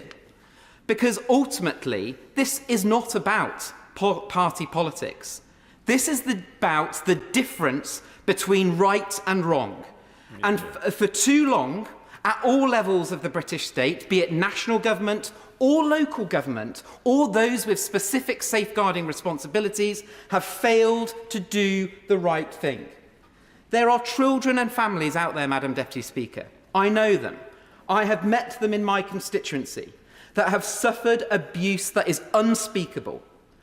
They want the world to know the depths this scandal reaches. They, as I do, fear that the scale of gang rape and child sexual exploitation across the Bradford district will dwarf that of Rotherham. They want to see an end to this vacuum of accountability. So on behalf of my constituents across Keighley, and indeed those across the wider Bradford district, I urge everyone in this House today to stand with their conscience, to stand up for what is right, to do the right thing and vote today for a national rape gang inquiry. Chris MacDonald. I do welcome this bill, and I'd like to talk about the difference that I think this will make to children living in poverty in my constituency in Stockton North. But first I'd like to remind the House of the words of Dame Rachel de Souza, the Children's Commissioner for England, who said that too many of our services are failing. And I think we heard the powerful testimony from the member for Dorking and Hawley describe the tragic consequences of those failings. But we also heard the expert words of my honourable friend, the member for Whitehaven and Workington, whose recommendations around multi-agency teams and a unique identifier will make a difference to ensure that no children fall through the cracks and that this legislation will keep children safe. This legislation will also, though, drive forward equality of opportunity. We heard from my honourable friend, the member for Bury North, the prediction that it will save families £450 as a result of the Breakfast Club measures. I can tell you that for many families in Stockton North, rather than saving £450, it will simply ensure that a child goes to school with a breakfast. And we've also heard as well from many members, including my honourable friend, the member for Washington and Gateshead South, the member for Stroud and Twickenham, around the benefits of automatic enrolment for free school meals. Speaking as someone who grew up with an eligibility for free school meals but never actually accessed them, I can say that this would definitely make a difference to children in my constituency and is something that I would encourage the government to look at. And I commend Stockton Borough Council for conducting a trial in this area as well. The scale of the challenge of child poverty in my constituency is really enormous. Figures from the North East Child Poverty Commission indicate that child poverty has increased by 20% over the last decade, so that now 1 in 3 children in my area live in poverty. It's heartbreaking to see signs in local community centres asking for donations of basic essentials such as soap or toothpaste for children who attend events there, or security tags on infant milk formula as one of the items most stolen from local supermarkets. And I can tell you, when a parent steals infant milk formula, it's because they have a hungry baby at home. Now, I admire the optimism of the Father of the House, who spoke earlier about the possibility of a future Conservative government. But I have to tell the House that babies, children and young people in my constituency don't have the time to wait for that. And so I really encourage members to support this bill, which will benefit children and families. Families in Stockton North, where recently I've met with young men, young fathers, who are striving for the dignity of stable employment and the opportunity to earn a decent wage to support their families. They will have heard today that this government is on the side of working class families. And I've made clear my commitment to every child and young person in Stockton North. Together, we can break the link between background and opportunity, creating a better future for all children in Stockton, Billingham and Norton. Sammy Wilson. Madam Speaker. This bill doesn't, very little of it applies to Northern Ireland. There is one section, Section 56, and perhaps the Minister, when summing up, could explain just what legislation will be subject to regulation in this House if the Minister so decides. But having said that, I wish to make comment on this bill because having the privilege of representing a part of the United Kingdom which consistently registers high educational standards, I want to see the same for the rest of the country to which I belong. I understand that, of course, there will always be people who fall through the bars and don't do as well in the educational system, but it is important that we have a structure in place which ensures the best for everyone. And one of my concerns about this bill is a structure which has been in place for 2 decades now, has been used under successive governments of different hues, is now going to be dismantled because of some ideological reasons which the government has. And whilst I don't have time in this short speech to go into those issues, nevertheless, I hope that they will be teased out and will be properly looked at during the scrutiny of this bill. Secondly, on homeschooling, I think that there has been limited consultation, and there are real fears from people who do educate their children at home of the impact it might have. Much has been made that this bill will, if not doesn't go through, children will not be safeguarded. The fact of the matter is, there has always been legislation to safeguard children. And as the member for Dorking and Hawley pointed out, even with legislation there, There were still failures by the police, by the local authorities, by social services, by local councils to do the safeguarding which in legislation was available to them. And that brings me to the last point I want to make, because we can't have a children well-being bill and at the same time ignore the controversy which is going out there in the public as a result of the way in which we have had a renewed exposure of the terrible events where Pakistani rape gangs have tortured, intimidated and abused young girls, and yet we have turned a blind eye to it. Thank my honourable friend for giving way. Would my honourable friend agree a national inquiry into child sexual exploitation focused on grooming gangs is not only essential for justice for the innocent victims affected, but also plays a crucial role in societal healing of the UK? Failing to initiate such an inquiry will leave a stain on this government, hindering transparency and obstructing the full truth. And of course the member is absolutely right. And of course we'll be accused, and we have been accused, of having our own political agenda, wanting to stir up racism, marching to Musk's drum and everything else. The fact of the matter is, the demand at the end of this amendment is a demand which every decent person should wish to support, because it restores, and it will restore, the trust that people have lost because of the way they have seen the way this issue has been handled. I will give way, yeah.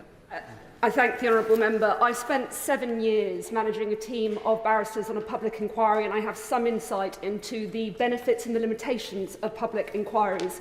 Does the honourable member really think that wrecking this bill will lead to a single perpetrator being brought to justice or protect a single child from these despicable crimes? I mean, first of all, supporting the amendment does not wreck this bill. And secondly, and there's this misconception that if we don't support this bill, then no action is taken.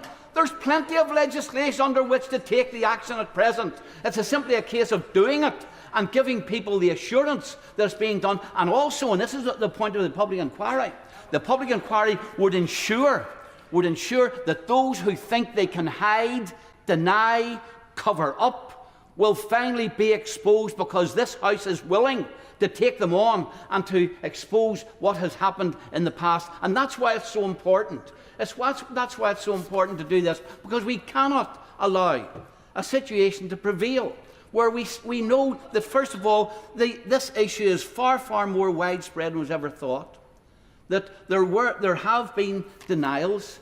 And indeed, I mean, I can remember the member for Telford in the last Parliament raising this time and time again and being shouted down. And of course, at that stage, and this is what we need to expose. At that stage, the leader of the Telford Council was, although she was providing the evidence, was actually saying there's no need, and telling the Home Office no need for an inquiry. And now we know, of course, what happened in Telford. Now, it's restoring trust in politicians and the system that a public inquiry will do, and it doesn't have to lead to no action being taken in the meantime. I listened to the member for Rotherham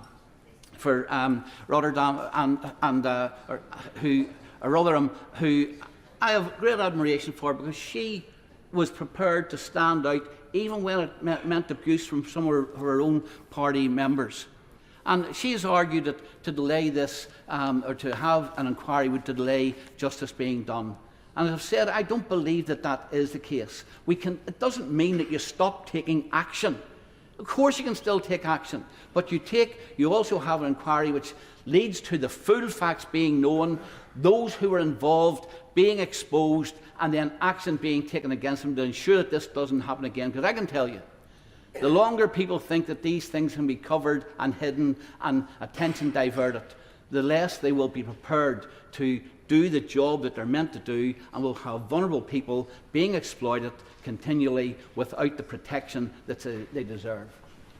Darren Paffey. Thank you, Madam Deputy Speaker. The very real and transformational merits of this bill are clear. Measures on branded uniforms and free breakfast clubs will help families in Southampton itching and put money back in their pockets. Registering children who are not in school and having a unique number for every child will help multiple agencies to safeguard our children and work better together, more importantly.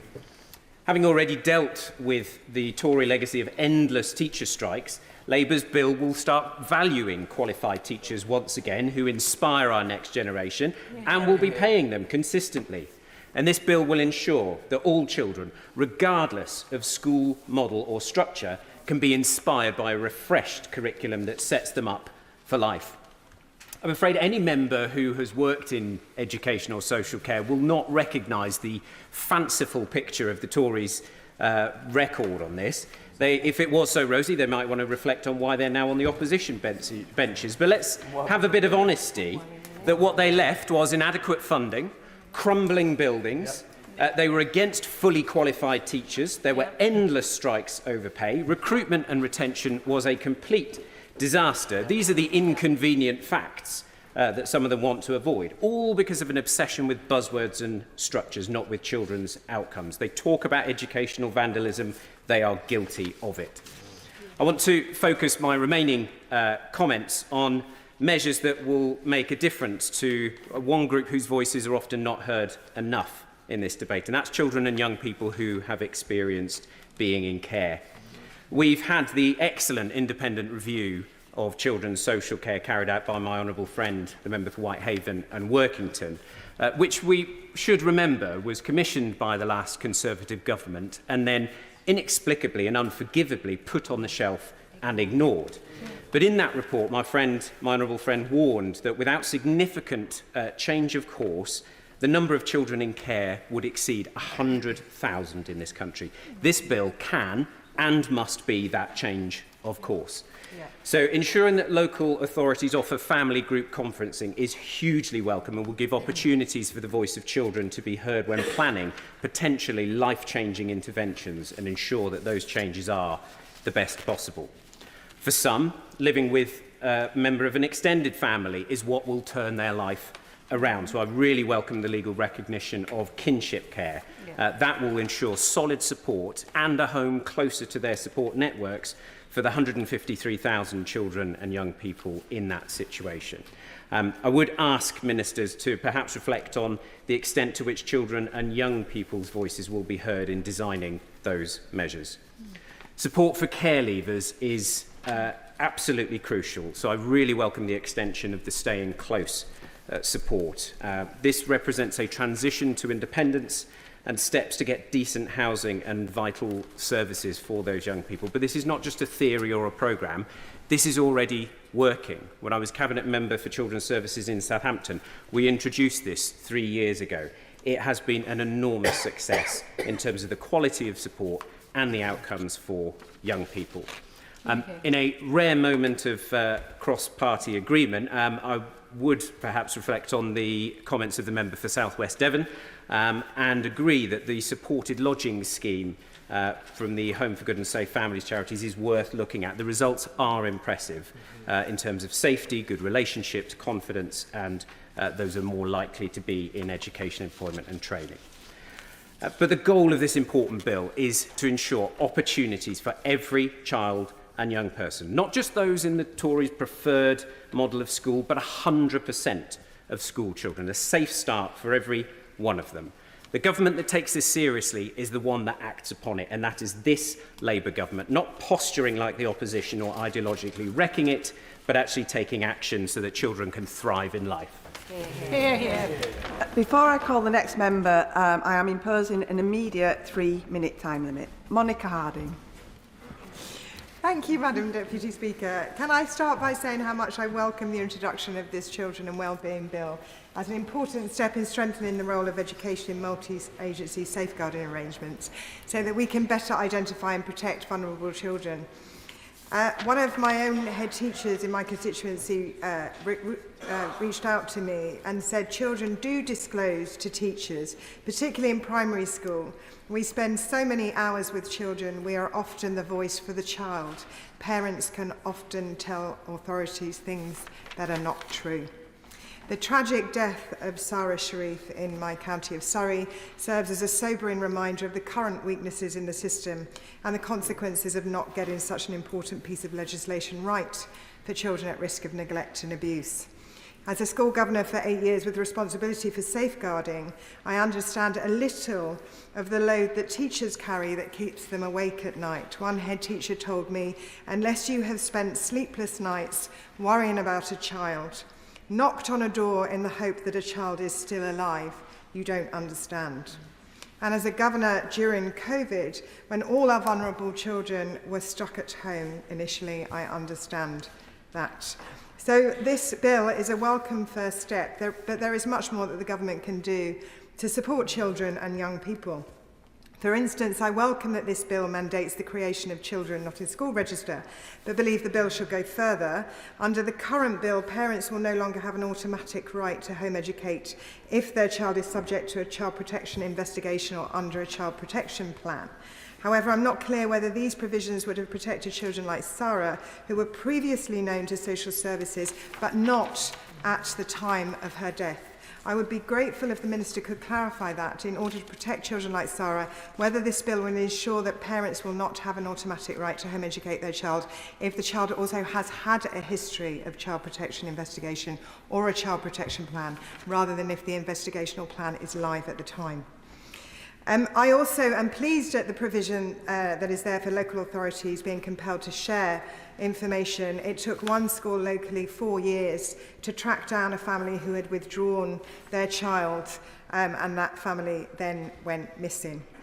I also support the calls that this bill should make a provision for a dedicated qualified mental health professional in every school, making sure that all children and parents have someone they can turn to for help. In Surrey, there are almost 7,000 children waiting for an average of 8 months on mental health waiting lists. So putting a dedicated mental health practitioner in these schools would be highly effective in reaching large numbers of children and young people too. And I'm disappointed finally that this bill falls short of tackling the problem of SEND education in England, as these children are particularly at risk of being forced out of the school system and potentially into much more vulnerable situations. There are 1,800 children in Surrey missing school because of a lack of provision. Order, thank you. I call Sally Jameson.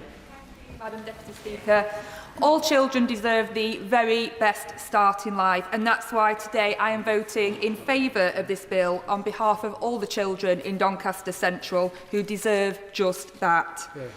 But along with the many measures it contains, I am pleased that it acknowledges the immense challenges faced by care leavers and care experienced children, and that it will set a higher bar for councils to support young people who have left care. In Doncaster in 2023, there were 542 children who were looked after, and the success of this bill will be measured by their outcomes, which have long been ignored. As a former prison officer, I worked with many care leavers in the prison system and heard of their experiences, some of which were harrowing. And I think the statistics speak for themselves, because it's estimated around 50% of young offenders in custody and around 29% of all the prison population are care experienced. And I think that that fact is the most sobering when highlighting the significant failures in the current system. And it's a reminder to us all that change must come. It signifies a consistent and enduring failure to support young people in the care system. This figure tells our young people that if you need to be cared for by the state, then you are less likely to lead a positive and stable adult life. And frankly, it's the taxpayer that have been picking up the bill. Research from Become has shown that the number of young care leavers aged between 18 and 20 approaching local authorities as homeless has increased 54% in the last 5 years, and they are 9 times more likely to face homelessness than other young people. I wholeheartedly welcome the measures within the bill that strengthens arrangements to support and assist care leavers in their transition to adulthood, and I hope that legislating local authorities to publish a full and local care offer for care leavers will offer the much needed clarity and direction, which can often be uncertain. Going forward, I hope the Government will consider the recommendations from Bernardo's, which suggests the bill should extend corporate parenting principles to a greater range of public bodies, including the Home Office and the police and healthcare.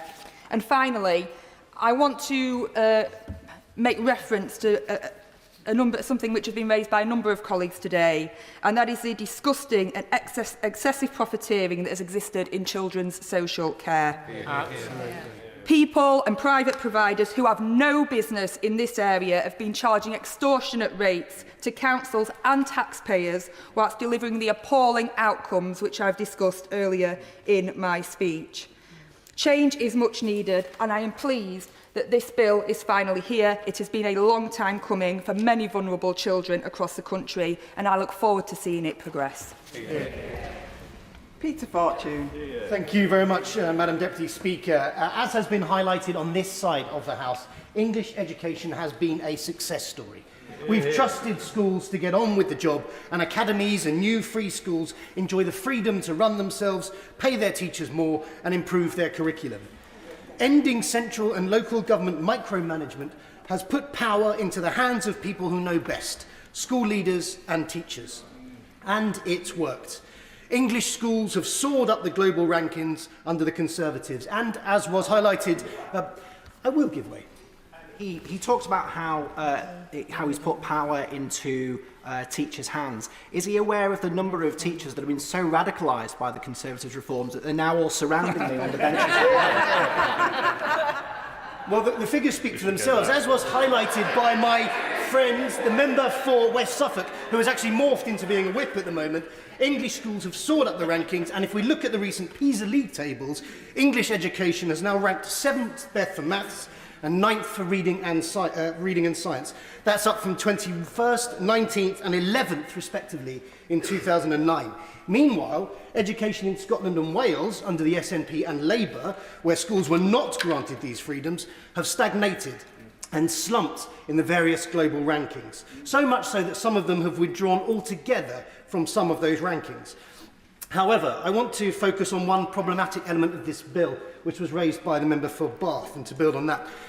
The government's proposals would strip academies of the power to pay teachers more, award performance and attract and retain talented people. I understand at least 2 schools in my constituency pay teachers more than the national pay scales. That's Oakland's Primary in Biggin Hill and Pickhurst Primary in Hayes. And nearby, the Harris Primary Academy in Shortlands and many more other schools in Bromley choose to pay teachers more. This bill will scrap academies of this power, cutting teachers' pay and weakening schools. In any other industry, pay reflects performance. And when vacancies cannot be filled, pay rises to attract talent. That's why schools should be able to vary from the national pay scales. School leaders should be able to pay good teachers more and respond to the local job market. Instead, the government wants to wind the clocks back and empower Whitehall and not the schools.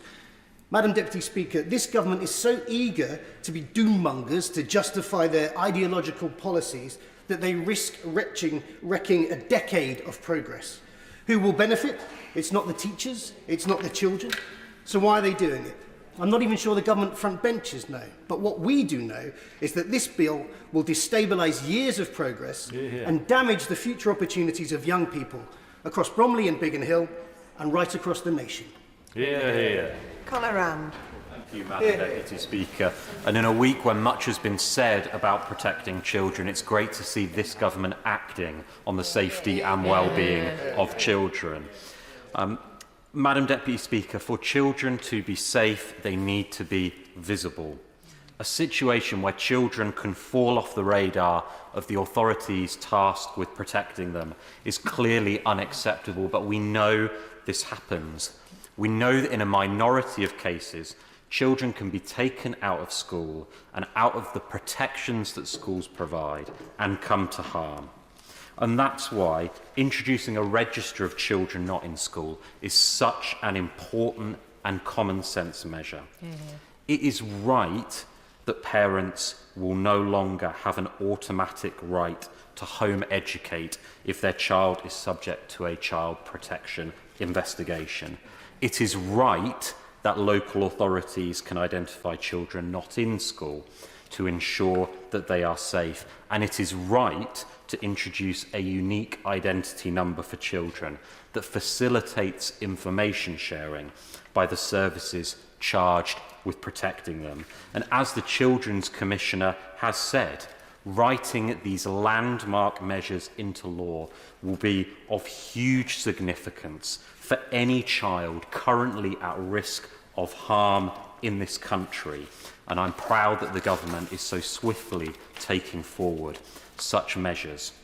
The final point I wanted to make on home education is that it's important to recognise that some of the steep increases in homeschooling we have seen is because parents of special educational needs children feel that their needs are not met in mainstream education, and therefore it is vital that this bill runs parallel to the important work the government has already started at the budget to reform and invest in a SEND system that has been severely neglected for too many years.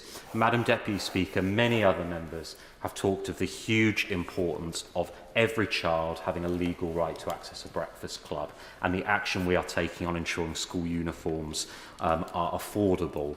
Because, Madam Deputy Speaker, nothing damages child well-being more than child poverty. And of course there is much more to do. But coming alongside this government's child poverty strategy, these are concrete steps that will make a real difference to families in Altrincham and Sale West and across the country. Taking action to make a difference, changing things instead of calling for yet another review, serious work instead of parroting nonsense on social media, passing legislation instead of scoring points, serious work from a government that gets the importance of ensuring all our children have the best start in life. Steve Yam. Thank you, Madam Deputy Speaker, and it's a pleasure to stand here today to talk about this bill which delivers on this government's mission to break down barriers to opportunity. And there are two aspects that I particularly welcome. The first being the potential profit cap, which will enable the Secretary of State to cap the profits of non-local authority Ofsted registered providers of children's homes and foster agencies in supported accommodation. There are certainly examples across the country and in my own area where the cost of placing children in residential social care with the private sector is currently eye-wateringly high. I meet regularly with officers of my local authority, Nottinghamshire County Council, and the cost that they are incurring to ensure the needs of children's welfare are, to repeat their description, and the former Conservative leader of that authority, Ben Bradley, who described that cost as rinsing local authority finances. I think it's therefore important that we ensure that private companies are not making large and excessive profits at the expense of other public sector services. And so I welcome the numerous measures in this bill which aim to rebalance the children's social care placements markets and drive down those excessive profits made by some unscrupulous private providers, together with demand for full financial transparency of those organisations and the potential for creation of regional care cooperatives. Yes, I will. I thank him for giving way. And on that particular point, I previously oversaw children's social care in local government. And does he agree with me that the introduction of these regional care cooperatives will make a huge difference, not only to local government finances, but also to making sure that children grow up safe and happy into the future? Steve Young. Indeed, and I welcome the honourable member's intervention. I see actually the positive benefit in both of those respects. It means that we can actually rebalance that spending across local authority budgets and provide a significantly better and measurable standard of care at the same time. And so the second aspect of the bill, which I particularly welcome, is the introduction of free breakfast clubs in every primary school. I think that measure will have a very significant and positive impact for families in Mansfield, particularly helping with the cost of living. and helping and supporting parents who have to juggle work commitments. But I'm especially motivated to support this bill because of some of the harrowing stories that I have heard from constituents and certainly numerous teachers in Mansfield, some visibly distressed and upset, have told me how they've used their own money to buy food for children who have turned up at school with empty stomachs, young children who are so hungry that they cannot concentrate on their studies. And it's not that these children are unloved or willfully neglected. Most and many of them come from loving families with both parents working all hours to provide for them, which leads to precious little time to provide a meal before school and work simultaneously. And so this bill clearly drives home Labour's mission to break down barriers to opportunity, and I'll be voting for it proudly on behalf of all those children and families in my area that will benefit from these measures. Andrew Cooper. Thank you, Madam Deputy Speaker. This bill is a landmark piece of legislation that not only demonstrates ambition, but will take tangible action to keep children safe, improve educational standards and make families better off. Like many of us here, I got into politics to improve the life chances of children in my community, to make it a reality that regardless of your background or your circumstances, the only ceiling on your potential is your talent and your determination. So I'm delighted to see the government bring forward this bill that begins the work of breaking down barriers to opportunity for our children. As anyone who has been involved in our schools or has read any of the academic evidence on the subject will know, that starts with the full stomach at the start of the day that breakfast clubs will deliver. It helps with attention span, it helps with cognitive performance, and it will give parents greater flexibility in their working hours to earn. And strengthening the law to set out the specific number of branded school uniform items is an important step in the right direction, and I hope we'll go further in due course. Honourable friend, get round that. Yeah, go for it. I thank my honourable friend for giving way. He mentions the free breakfast clubs and also the removal of some branded items of the school uniform. And we talk about it being £50, £500. But would he agree with me that actually it's bigger than that for parents who have multiple children in the same school? I absolutely would agree with that, and particularly for primary school children, where typically they're wearing polo shirts and you need 5 days' worth plus PE kit, it'll make an enormous difference. Whilst it's been great to see organisations like Winsford Uniform Exchange in my constituency grow and provide people with lower cost and greener alternatives, bringing these costs down for families is absolutely the right priority. These may be the two most visible measures in this bill, and I hope that they will be part of a lasting legacy of this government that we have supported all children to achieve and thrive. The bill covers a vast array of measures across the spectrum of children's social care and schools policy, as we've discussed this afternoon. But I want to focus my comments today predominantly on the schools side, although I do want to take a moment and say something about the single unique identifier for children. In Lord Laming's report into the death of Victoria Climbié in 2000, he recommended the government explore the safeguarding benefits of a national children's database, effectively a single unique identifier, to address poor communication, poor data sharing between agencies. And in report after case after report after case, the issue of weak multidisciplinary working continues to arise. The measure proposed in this bill, alongside the measures clarifying the legal basis for information sharing and the creation of multi-agency child protection teams, will undoubtedly help, but they're the start of the story, not the end. The success of this measure will be in ensuring that the single unique identifier is consistently captured, in reforming working practices so that information sharing is part of the culture, and in making clear to local authority boundaries, health authority boundaries, police authority boundaries, or in my part of the world, national boundaries, are not a barrier to good safeguarding practice, something that has become more important as children travel further for appropriate education or care settings. Now, in the main, I want to cover the reforms the bill makes to academies in the minute or so I've got left. And I'm not someone who's ideological about the academy system. I've seen MATs that provide an outstanding level of support for their schools, and equally I've seen MATs that haven't worked and have provided local leaders with few levers to push for improvements on behalf of their communities. The reality is the previous government has left us with a school system that has become increasingly fragmented and lacks coherence at local, regional and national level. The governance model is rarely the key determinant of whether a school will provide good outcomes for children. As someone once said, this is about standards, not structures.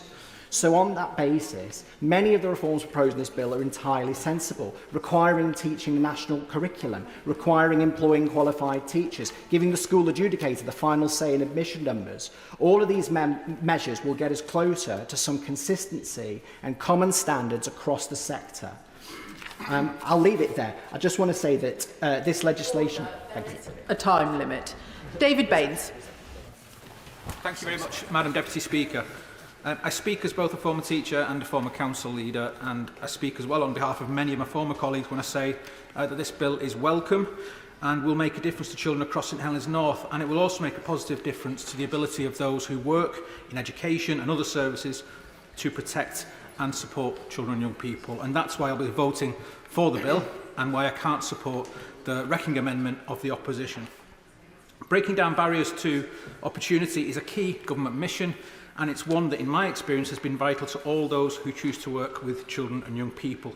When I was council leader in St Helens, we made giving every child the best possible start in life the council's #1 priority. And in my experience, I learned that partnership working is key. Together, we were able to take children's services from inadequate when I became leader to good and outstanding. And so I warmly welcome the measures proposed in the bill to encourage data sharing and multi-agency work in all councils right across the country. Madam Deputy Speaker, members from all sides of the House should welcome the measures in this bill to help improve child protection and safeguarding, to improve support for children in care and care leavers, and to introduce better regulation of the children's home sector.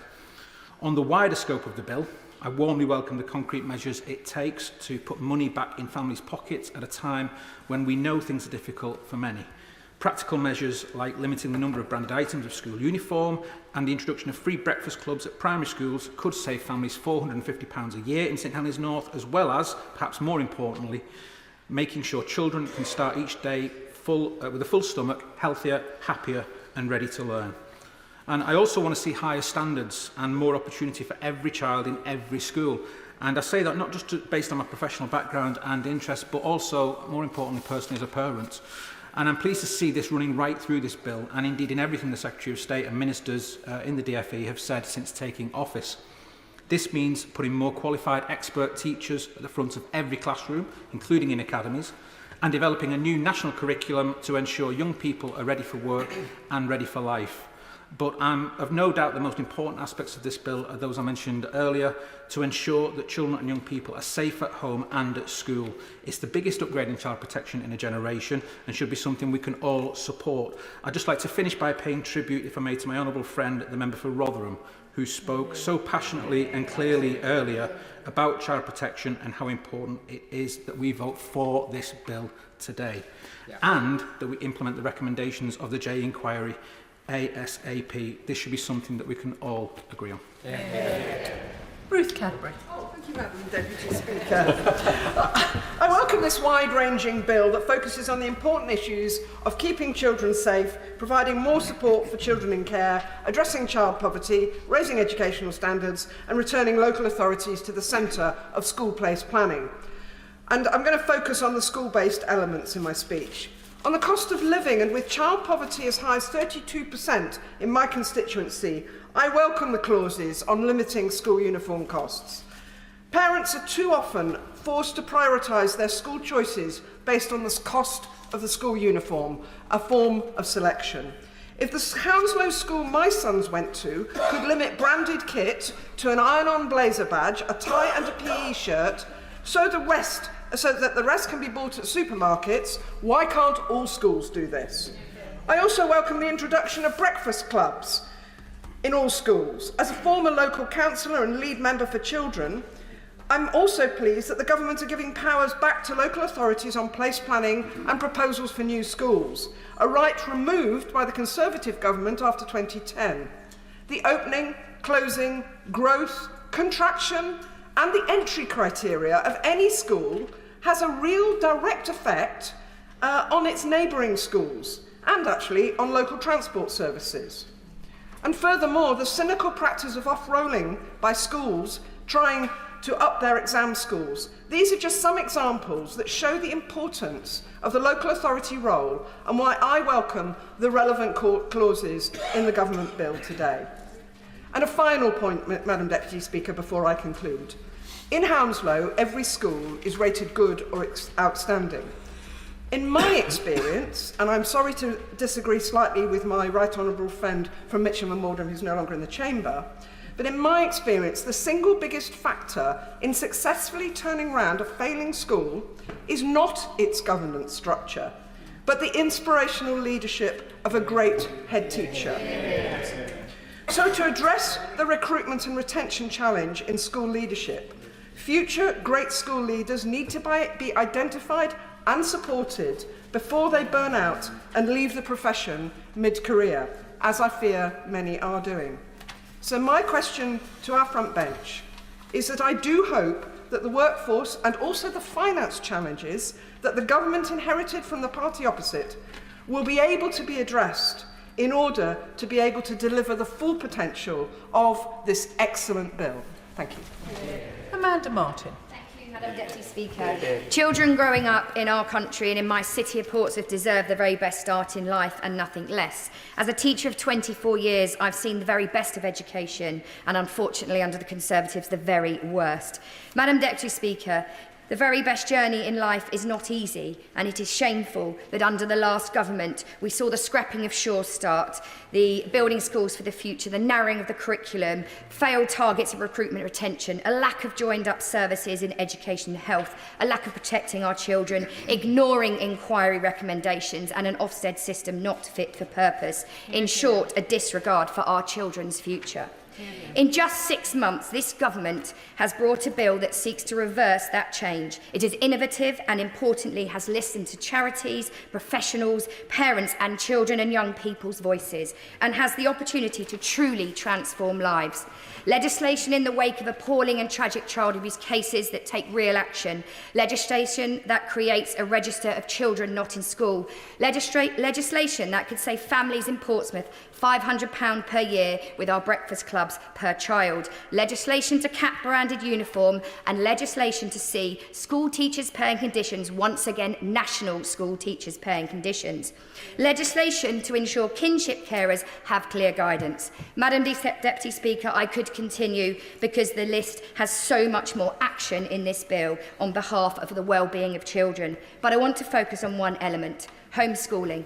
Madam Deputy Speaker, when it comes to homeschooling, the relationship between many families and local authorities is adversarial and characterised by mistrust. This must be reset. The register is vital to stop children slipping through the cracks, and it is crucial that homeschooling is a clear choice, and when chosen is not a battle between parents and local authorities, and when chosen it is not because the previous government dismantled SEND provision in our school and parents feel they have no choice but to homeschool, and not because in some schools children are offloaded by those and children and parents have to teach at home. We must ensure that every family making the decisions to homeschool is doing so freely and with the best interest of their children at the forefront. I believe the children's register will help data understanding, and the new duty for mainstream and alternative provision schools to cooperate with local authorities on place planning will help ensure a plan for adequate school places, something I know will be welcomed in my constituency. Madam Deputy Speaker, this bill is the single biggest piece of child protection legislation, and it is what the children in my city and our country deserve. Joe White. Thank you, Madam Deputy Speaker. I welcome the announcement from the Chancellor that the money raised from VAT on private schools will fund breakfast clubs for pupils in my constituency to give them the best start of the day. I want to highlight Mattersey Primary School in my constituency, a rural school, one of the smallest in the whole country, with only 38 pupils, and shockingly, 51% are on pupil premium funding. Mattersey currently runs a breakfast club at £1 a day. They've applied to be an early adopter of the Free Breakfast Club scheme, and I would urge the Secretary of State to learn from them how they run their club as the policy is rolled out across the country, and I would like to take this opportunity to invite her to visit the school. For some children, homeschooling has been valuable, enabling them to be educated in surroundings where they feel safe, achieving their very best. However, there are huge dangers that has become a vehicle that has put vulnerable children at greater risk. I am concerned to see too many children out on the streets during school hours with parents caught up in a generational cycle of benefit dependency. Their children missing out from school, supposedly being homeschooled but at an early age, are already facing a future living on benefits in a black economy culture. The concern is amplified where children are being hidden, whether it's Sharif or whether extreme religious groups controlling children's lives, their welfare, and whether victims of abuse are silenced. The government's recommendations for oversight and registration in this growing sector can and should be supported by all of us. The previous MP, Lord Mann, gave evidence on behalf of more than 30 people to the Best Professor J inquiry. He and the Member of Parliament for Rotherham were the only MPs who did this. In Bassetlaw, I sat and listened to victims of child abuse. This is a crisis in all communities. The idea that one kind of child abuse should have priority in government is obscene and dangerous. And anyone who does not understand this, then they should read the ICSA report. There is a lot of unfinished business, and this is not just about legislation. My office has been working since the moment I've been elected to get my constituent Terry Lodge, who was enslaved as a child in a foundry, the compensation that Notts County Council have accepted that they will pay for his loss of childhood and still to be paid out. This was in our country, in white, rural England. Child abuse is every corner of our country. I'm not prepared to wait 3 or 4 more years for action, and neither should the victims or the survivors be required to wait any longer. And I just want to read out this message that I've received whilst I'm sitting in this chamber, and this comes from a survivor. I'm guessing victims of abuse want to be believed, to see justice served, and to hold the people who knew and didn't help accountable, not listened to by another multi-million-pound inquiry lasting 7 years, which points out the obvious. I will end by saying, by making this issue into political football, I will listen to my constituents to stop. Dave Robertson. Thank you, Madam Deputy Speaker. I am still quite a new member to this House, and I think over the last months we've been privileged to see really the best of the House. The House's support for the fight in Ukraine, the assisted dying bill really spring to mind. And even in this afternoon's debate, the speeches from the member for Dorking and Hawley and for Skipton and Ripon I thought were excellent contributions and show the House in an exceptional light. Unfortunately, I am concerned that I may yet this evening see a disappointing spectacle of members choosing to vote against measures to protect children solely so that they can make a political statement. And that is a significant concern to me. So to any of the members opposite who are thinking of supporting this amendment tonight, I'd just like to reconfirm that if you support this amendment, you are voting to block this bill. You are voting to decline to give a second reading to this bill, which blocks it. In blocking it, you are blocking the single child identifier. You are blocking the register of children not in school. They are steps that this government is taking to protect vulnerable children. Now, I'm aware of, we've heard from some people that they want to call for an inquiry on in certain places. You can still do that. If this bill goes through, and I do hope it goes through second reading today, you can still call for that. There is nothing in this bill that stops that inquiry happening. There is nothing in this bill that prevents people continuing to campaign for it. By voting against this and supporting the amendment, which is voting against the bill, you are choosing to vote against measures to protect children to make a political point. That is not Parliament acting in the great traditions of this place.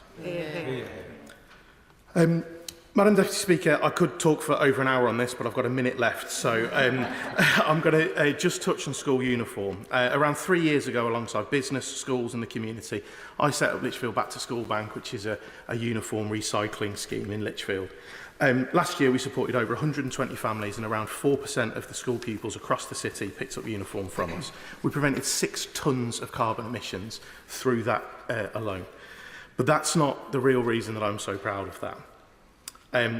There's many parents that you speak to in there who will talk to you about the weight that gets lifted off their shoulders when they're able to access school uniform because the costs are so high and so much of a concern for people. And in one case, I spoke to a parent who came over to me at the end, a couple of bags of things to take away to put on their kids and to help them out with the costs of that, who was reduced to tears because of the pressure that they've been feeling, looking ahead at this cost and not knowing how they could meet it, and being able to come and get that stuff at no cost. Released that pressure valve, and I really hope that that story stays with me for a very, very, very long time, because it's those stories that we need to focus on, and it's those stories that have a real world impact on constituencies like mine and like everybody else in this chamber. Thank you. Lawrence Turner. Thank you very much, Madam Deputy Speaker, and I wish to make the House aware that my partner works for a teacher training provider.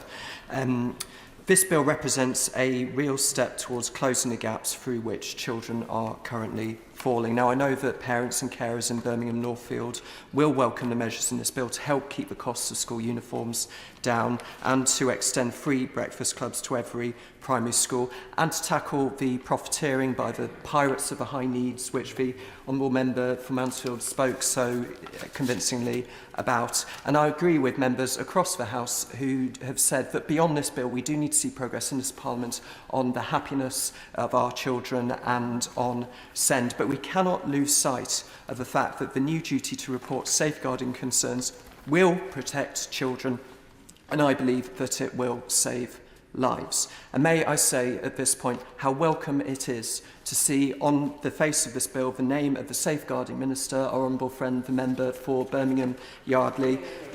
Child abuse is the cruelest and most cowardly of crimes, and few have done as much to champion victims as her. And the public hounding that we have seen in the last week, which some members of this House have failed to condemn, represents a threat to public safety, a disgrace to public life, and an insult to survivors of grooming and abuse. Now, I know that some of my constituents will take an interest in the vote on the Conservative amendment as well as on the bill itself.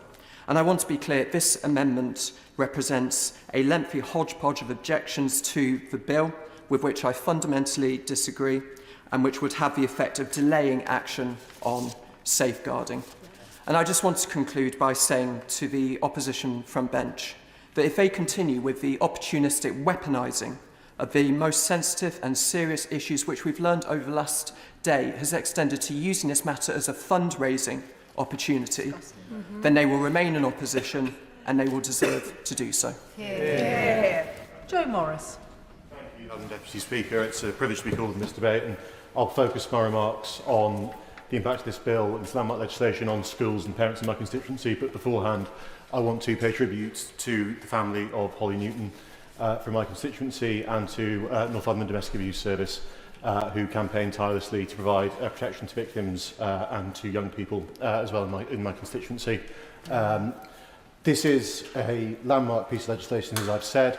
It's a return to grown-up, sensible, solution-based politics and policy making, which I think for 14 years this country was denied.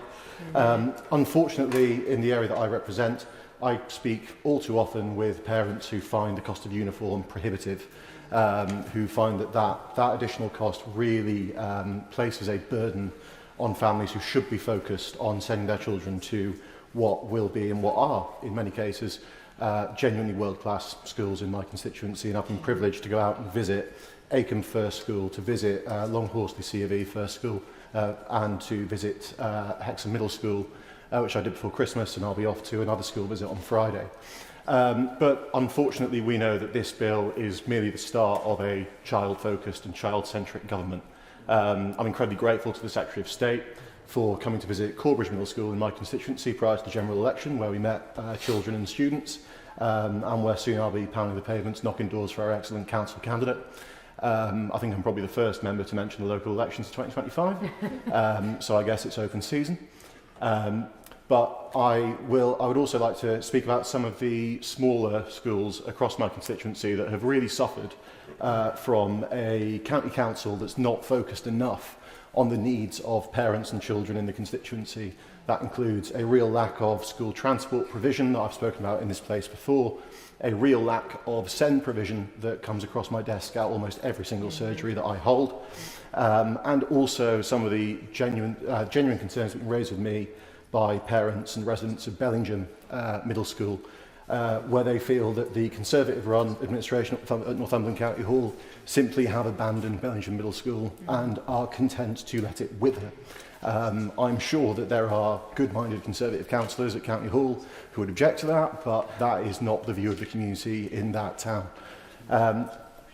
Ultimately, in the 30 seconds I've got left, I'd like to pay tribute to the front bench for their relentless focus on tackling the practical needs of my constituents, to thank both the Secretary of State and the ministerial team for the time they've given to myself and to other members from the North East in terms of their focus on improving the outcomes for schools, and for the time they've spent speaking about the particular challenges of the smaller schools in Northumberland in my constituency. And I'll come in 5 seconds short.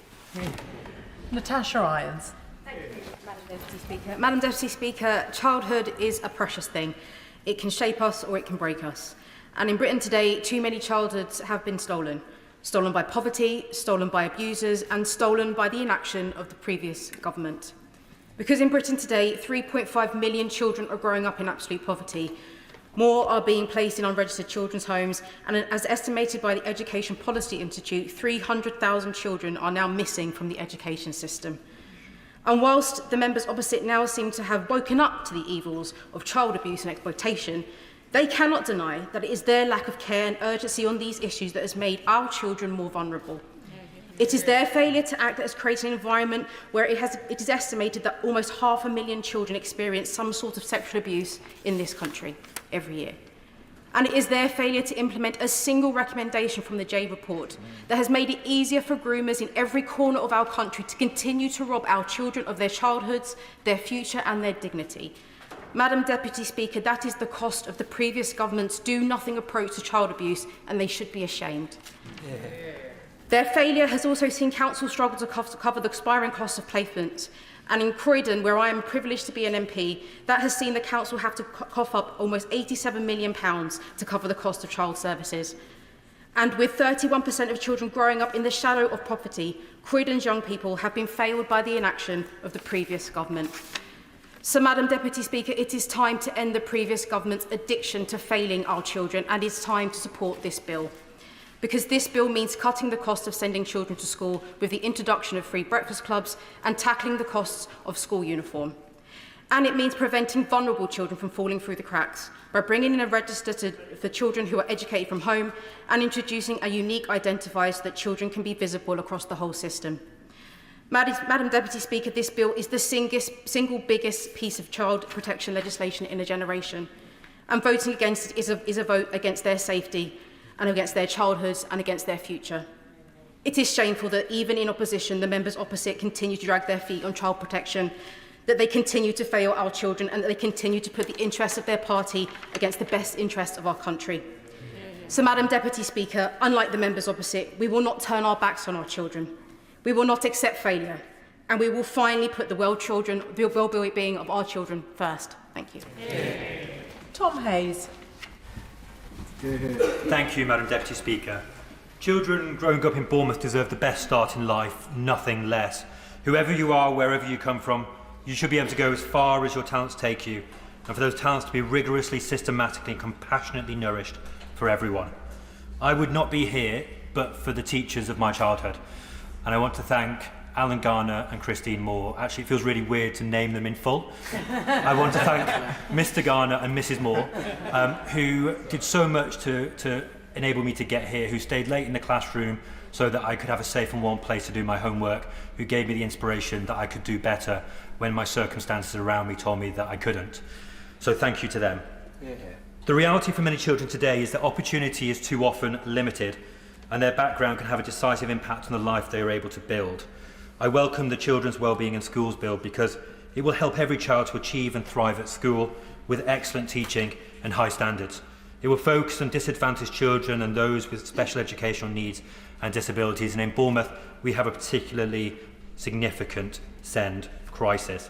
It will get children ready for the school day with free breakfast clubs in primary schools, and here I want to do another shout out for Folkestone Community Primary School, Chef Russ, Ali Bayliss, two fantastic leaders providing nutritious breakfasts for young children. And it will ease the financial burden on parents by limiting the number of branded uniform items. And I'm particularly pleased that this is going to be something that the government are doing, because only this week I've been contacted by a constituent, Richard Magani, based in Southbourne, who has raised concerns about the cost of school uniforms. I welcome the government's proposal, with estimates showing that it could save parents over £50 per child on the back to school shop. I particularly want to bring into this debate the voice of constituents and local educational experts. I'm thinking of David Naylor, who has been the head teacher at Stowfield Junior School for 11 years. I'm thinking of Lynn Godrow, who has been a senior principal advisor to Dorset Local Authority Educational Authority. Simon Adorian, a former head teacher. Patrick Connolly, a former educational professional. And Caroline Ellis, a nursery manager. People who have informed everything that I would have said had I longer than 4 minutes, but everything that I will contribute as this bill develops in the Commons. And I want to thank them for their expertise and what they contribute, because really we should be listening to them, not the Conservative Party, who, in my view, have disgraced themselves in this debate and in recent days. I want to thank the front bench for bringing forward this bill. I want to thank the front bench for prioritising children so early in the life of this Labour government. It feels like unfinished business. The last Labour government did so much to improve the lot of children and young people. We're just picking up where they left off. And I look forward to seeing this bill progress and the future of all of our children being so much brighter. Serena Brackenridge. Thank you, Madam Deputy Speaker. There are a few reasons why I entered the parapet of frontline politics, why I stepped from the benches of the classroom as a former deputy head teacher to the green benches of this House to represent families in Wolverhampton North East. But none are closer to my heart than this. Under the previous Conservative government, we lost sight. We lost sight of what's most important, that children are happy, healthy and safe. I've seen the very best of what education can offer. I've worked with brilliant teachers, hard-working, dedicated support staff, worked in schools where 50% of students were disadvantaged, schools that exceeded expectations despite the odds. But I've also seen the deep and growing divides in our education system, divides that do not stop at the school gate but spill out into the wider society, divides that this Children's Wellbeing and Schools Bill will take important steps to address. Education inequality is the defining challenge of our time. Disadvantaged students have always faced hurdles, but in recent years those hurdles have become insurmountable for many and inflamed by the pandemic and the cost of living crisis. Meanwhile, schools in Wolverhampton and Willenhall and across the country are battling a worrying rise in school absences. 1 in 5 children are now regularly absent, and that figure is rising to 1 in 4.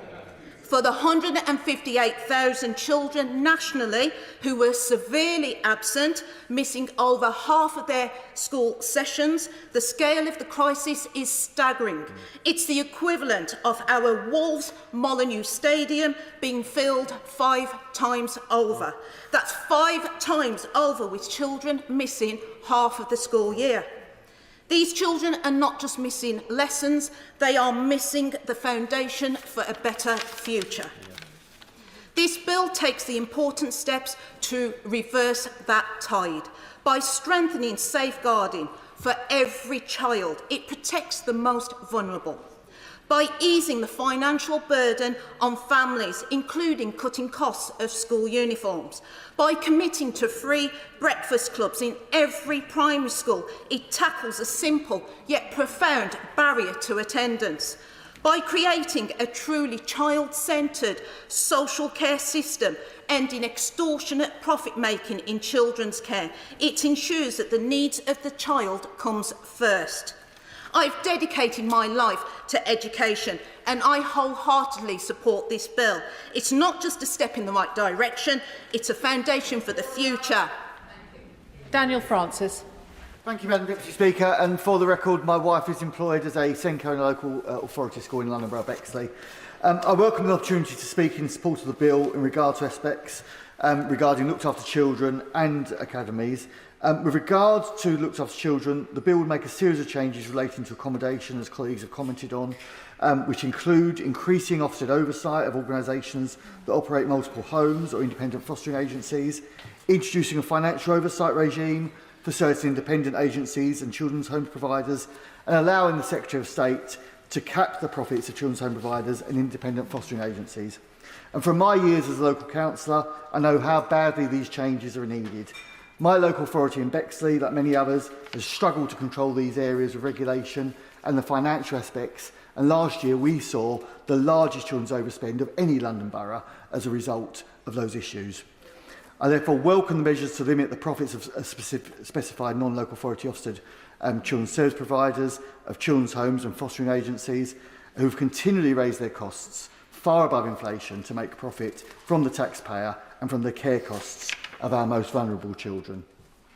I also welcome the changes within clauses 47 to 50 to school admission arrangements, requiring schools and local authorities to cooperate to manage their school admissions regarding local school places, giving local authorities the powers to direct academy schools to admit pupils. In my local authority, we have schools where over 50% of the children do not live in our borough because of the admission arrangements that our academy schools have decided to put in place. And where we have a borough with 79% of schools have now been academised, we really do rely on the goodwill of those academies to how many pupils they will admit each year from our local authority and how those applicants will be prioritised. And this has resulted in the same Conservative councillors who cheerlead for the rollout of academies, then openly complaining to me and to colleagues that they no longer have control over those admissions criteria. So today we have the opportunity to vote for this landmark legislation second reading, which will improve education standards and strengthen protection for the most vulnerable children in Bexley and Crayford and across our country. The bill will drive higher and rising standards in schools through common sense reform, and it will stop children failing through the cracks through landmark reforms to safeguarding and the children's social care. The bill is the single biggest piece of child protection legislation in a generation. A vote against this bill, a vote for the amendment, is a vote against the safety of our children, their childhoods and their futures. And I therefore all members to vote with me and the government tonight for the second reading of this bill. Laura Kirksmith. Thank you, Madam Deputy Speaker. And I want to move away from the distracting, insulting and frankly dangerous politics of some of the members of the other side of this House and return to the key principle of this bill, the role that this bill will play in reducing the pervasive inequality in our society. It will drive high standards throughout our education and care systems so that every child, no matter where they were born or into what circumstances, can achieve and thrive. In Aylesbury, 15% of children live in absolute poverty, a reality that is sometimes lost in perceptions of Buckinghamshire being a wealthy place, but this masks significant inequality. And so I want to highlight briefly 3 ways in which this bill will make a particular difference to children and families in my constituency who are struggling. First, I support the bill's commitment to deliver high and rising standards for every child in school by establishing core national standards on which all schools will be able to build around and on which they can innovate. When I visit schools, I meet children full of hope and ambition and teachers who are determined to drive that ambition forward. But budgets are stretched, staff recruitment is tough, and standards across the sector are uneven. So the measures in this bill, like putting more qualified teachers in classrooms, as well as updating the pay and conditions framework for teachers, including in these schools with high levels, in areas with high levels of deprivation, are very welcome indeed. And I've also heard great ideas in my constituency on the curriculum and assessment review, including from some brilliant pupils I spoke to at the Grange School. And I'm looking forward to seeing the outcomes of that review later on this year. Second, I'm really pleased that the bill will support the many parents and carers who are struggling with the cost of living. Free breakfast clubs will save parents and carers £450 per child, and limiting the number of branded items, school uniform items, will save £50 per child on the back-to-school shop. One resident of Broughton told me it cost them £280 for 7 branded items, 7 items that their child will grow out of or lose before they know it. And as they put it, this is crippling families, even more so in this current climate, and it only is getting worse. In this bill we have heard, and we're acting on these concerns. Third, I'm so pleased that this bill will make sure fewer children fall through the cracks in the education system. In particular, I welcome the measures to introduce a register of children out of school with a unique number for every child. I recently spoke to a head teacher in Aylesbury regarding the scandal of what she calls ghost children, these children that disappear from schools and from social services. In Buckinghamshire alone, that number of children missing education has doubled in the last 2 years. But the measures in this bill will ensure that the most vulnerable children cannot be withdrawn from school until it's confirmed that this is in their best interests and that there is alternative suitable education for them. Madam Deputy Speaker, this is a deeply principled bill that we can all take pride in, a realisation of one of our most important ambitions for this country, that whoever you are and whatever circumstances you are born into, this government will support you to make a success of your life. Thank you. Sarah Coombs. Madam Deputy Speaker, I welcome the measures the Secretary of State has set out today to drive up standards and protect children, and it's only a shame that we've seen so much cynical politics played with this bill in recent days. One of the best parts of being a new MP has been visiting local schools, from Yew Tree Primary to Tividale Hall, and seeing the smiling faces excited about the future. But it's a sad reality that there are children in my constituency and across the country who have been let down. Not by their hard-working teachers, but by a system which has seen public services crumbling, rising SEND need going unmet, and children slipping through the cracks. A central mission of this Labour government is to break down barriers to opportunity, and every child deserves the best start in life. But we know that the playing field isn't level, and we are in the Labour Party to do something about that. In Sandwell, 37% of local children are eligible for free school meals, compared to 27% nationally. Education should be the springboard that breaks the link between the circumstances of your birth and what you can achieve. But something is not working. In Sandwell, we don't recognise the rosy picture painted by the party opposite, that everything is great in schools and that all teachers love their jobs. The 18-year-olds who left sixth form in July 2024 will have spent their whole school career under a Conservative administration.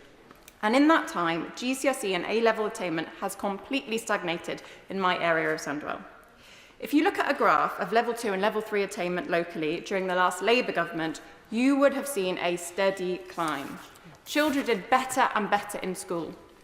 But for the period of the last Conservative government, that progress grinds to a complete halt. We've been stuck in a situation where the proportion of children attaining 2 A-levels or equivalent in Sandwell is 10 percentage points below the national average. And that's not because children in Sandwell aren't as smart as children elsewhere, it's because the system hasn't been working. This bill will put more qualified teachers in front of classes, it will create a cutting-edge national curriculum, and it will give all schools the flexibility to recruit and retain the expert teachers our children need. And we want our children to go to school in the right headspace, with hungry minds, not hungry bellies, and that's exactly what this bill will do, with breakfast clubs that will improve concentration, behaviour, attendance, and help family finances too. I also wanted to touch on something at the heart of this bill, the fact that it is the single biggest piece of child protection legislation in a generation. And while some are playing politics, we are taking action. Introducing a register of children not in school and a unique number for every child, implementing multi-agency child protection teams. In the last 6 months, the Labour government is doing more than the Conservatives did in 14 years for children. This bill protects children. It protects their childhoods and their future, and it breaks down barriers to opportunity. And that is why I'm proud to be voting for it today. Catherine Atkinson. Thank you, Madam Deputy Speaker. I rise to speak to 3 points: free breakfast clubs, the clauses on kinship care, and having spent the last 7 years managing a team of barristers on a public inquiry, the opposition wrecking amendment. Firstly, we all know that children who have breakfast perform better at learning and, a bit like me, can be better behaved as well. But with the cost of living crisis that the last government left us, far too many parents struggle to ensure that children get regular morning meals. And having been a chair of governors at a nursery school, I am keenly aware that the greatest impact that you can make to a person's life chances are in the early years. The Derby Poverty Commission are exploring with partners how free breakfast clubs in nursery schools in Derby can be provided, and are looking to work with businesses to fund this. And I hope that the government will keep under review whether the positive impact of free breakfast clubs can, in future, be extended to nursery schools as well as primary schools. Would my right honourable member give it? I will. Emily Darlington. I thank the honourable member for giving way. Would she agree with me that this is also important for us to look at in certain secondary schools as well, in order to make sure that teenagers are also getting a breakfast that they need and deserve for learning? Catherine Atkinson. Thank you, Madam Deputy Speaker. I think the evidence is clear as to the real benefits that breakfast can give our children and young people. Secondly, this bill requires local authorities to consider kinship care before it issues proceedings for a child to go into the care system. Avoiding taking children into care when safe to do so leads to far better outcomes. And in the first decade of my practice as a barrister, I spent a significant time in family care proceedings. And I was frustrated by delays then. The situation now is far, far worse. Delay and limbo are hugely damaging to vulnerable children and their families. Finally, I am hugely disappointed by the opposition wrecking amendment. The last 7 years I spent on a public inquiry, and I have some insight into the benefits and limitations of public inquiries. Their newly discovered conviction that a further inquiry on child sexual exploitation being needed, and their attempts to hijack this bill smacks of political point scoring and headline grabbing. And the suggestions that we heard that a further inquiry could be done in a year are wholly unrealistic. Inquiries can make recommendations, but they can't implement them. That is our job. And wrecking this bill won't achieve that. I will. Thank you for giving way. You've highlighted the she has highlighted the landmark nature of this bill and many of the most historically significant measures in improving child welfare and well-being have enjoyed cross-party support. And I'm thinking here of the 1908 Children Act, the 1930s Children Act. Interventions really do have to be brief. There are a lot of members still wish to get in. We're on a very tight time limit. The Honourable Lady has already earned an additional minute of injury time, and I regret I won't get members in if we continue to have long interventions. Catherine Atkinson. Thank you, Madam Deputy Speaker. Finally, I just wish to say that after nearly a decade from when the National Independent Inquiry on Child Sexual Abuse was set up, it is high time that the victims who so bravely gave evidence see action. Brash. Thank you, Madam Deputy Speaker. I welcome this bill because at its heart it puts children first. And there is a number of ways in which it does that. And I want to start by talking about children who are out of school. Parents absolutely have the right to decide whether their child is in school or not, and I support that principle absolutely. But the state has a duty to ensure that every child has a high quality education. It's a fundamental right, not a privilege, and one that we must protect. And this bill addresses a fundamental shift that's taken place over the last few years. In Hartlepool, the number of children being homeschooled has increased by 370% since the pandemic. In the last year alone, the number of parents refusing to engage with the local authority in anything other than writing has nearly doubled. Added to that, children missing from education, which is a completely separate measure, is at 200 in Hartlepool. We have a duty to protect those children and their education. The vast majority of parents do a phenomenal job in those circumstances, but we have to accept the truth that there are times when they do not. This bill protects those children. A second area I think is really important is the issue of exclusions. In Hartlepool, we've now seen a situation where we have around 85 permanent exclusions. The capacity of the local authority to support those children is 28. It's expected to double in the next year without action. This is that action. By giving local authorities increased power to ensure that exclusions don't happen where they are not necessary will help local authorities like Hartlepool. And I want to finish just by reflecting on the support this bill gives to families. We've heard about free school breakfasts in every primary. I joined the Labour Party because as a young teaching assistant I saw children coming to school hungry every day, and to be able to stand here today knowing that I'm about to vote to make sure that no primary school child ever faces that again is a proud moment for me indeed. But on school uniforms, I want to point to the level of need that exists in Hartlepool. Natalie Frankland, who is an amazing individual who runs a charity, Hartlepool Reloved Clothing, has distributed 40,000 pieces of free school uniform in just 2.5 years. That is the level of need that exists. This bill helps those families, puts money back into their pocket, £500 a year minimum, more if they've got more than one child. It protects children, it supports families. It's what the Tories are trying to wreck tonight. It's what we are going to support. Chris Vince. Speaker. When I thought about why I was going to support this bill today and why it's so important to me, I thought about the number of children that I've taught over the years. The sad reality is that the vast majority of young people that we teach, we don't get the opportunity to see again. We don't see them grow up. We don't see what they do. I'm proud to say that I've bumped into a few of my former students over the years, because some of them have gone into the teaching profession. One of them was actually in the Death in Paradise Christmas special the year before last. And one of them is the star striker for Harlow Town Football Club. But there's the other side of that as well, and I once had the horrible experience of looking at the front page of a local newspaper and seeing two of my former students who tragically died in a car accident. Oh, I should have mentioned that.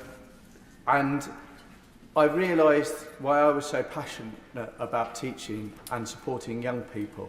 And that's because I feel so passionate, as many of my colleagues do, about ensuring that young people have the best possible opportunities to fulfil their potential. And I truly believe, Madam Deputy Speaker, that every young person has the potential to achieve if we give them the opportunity.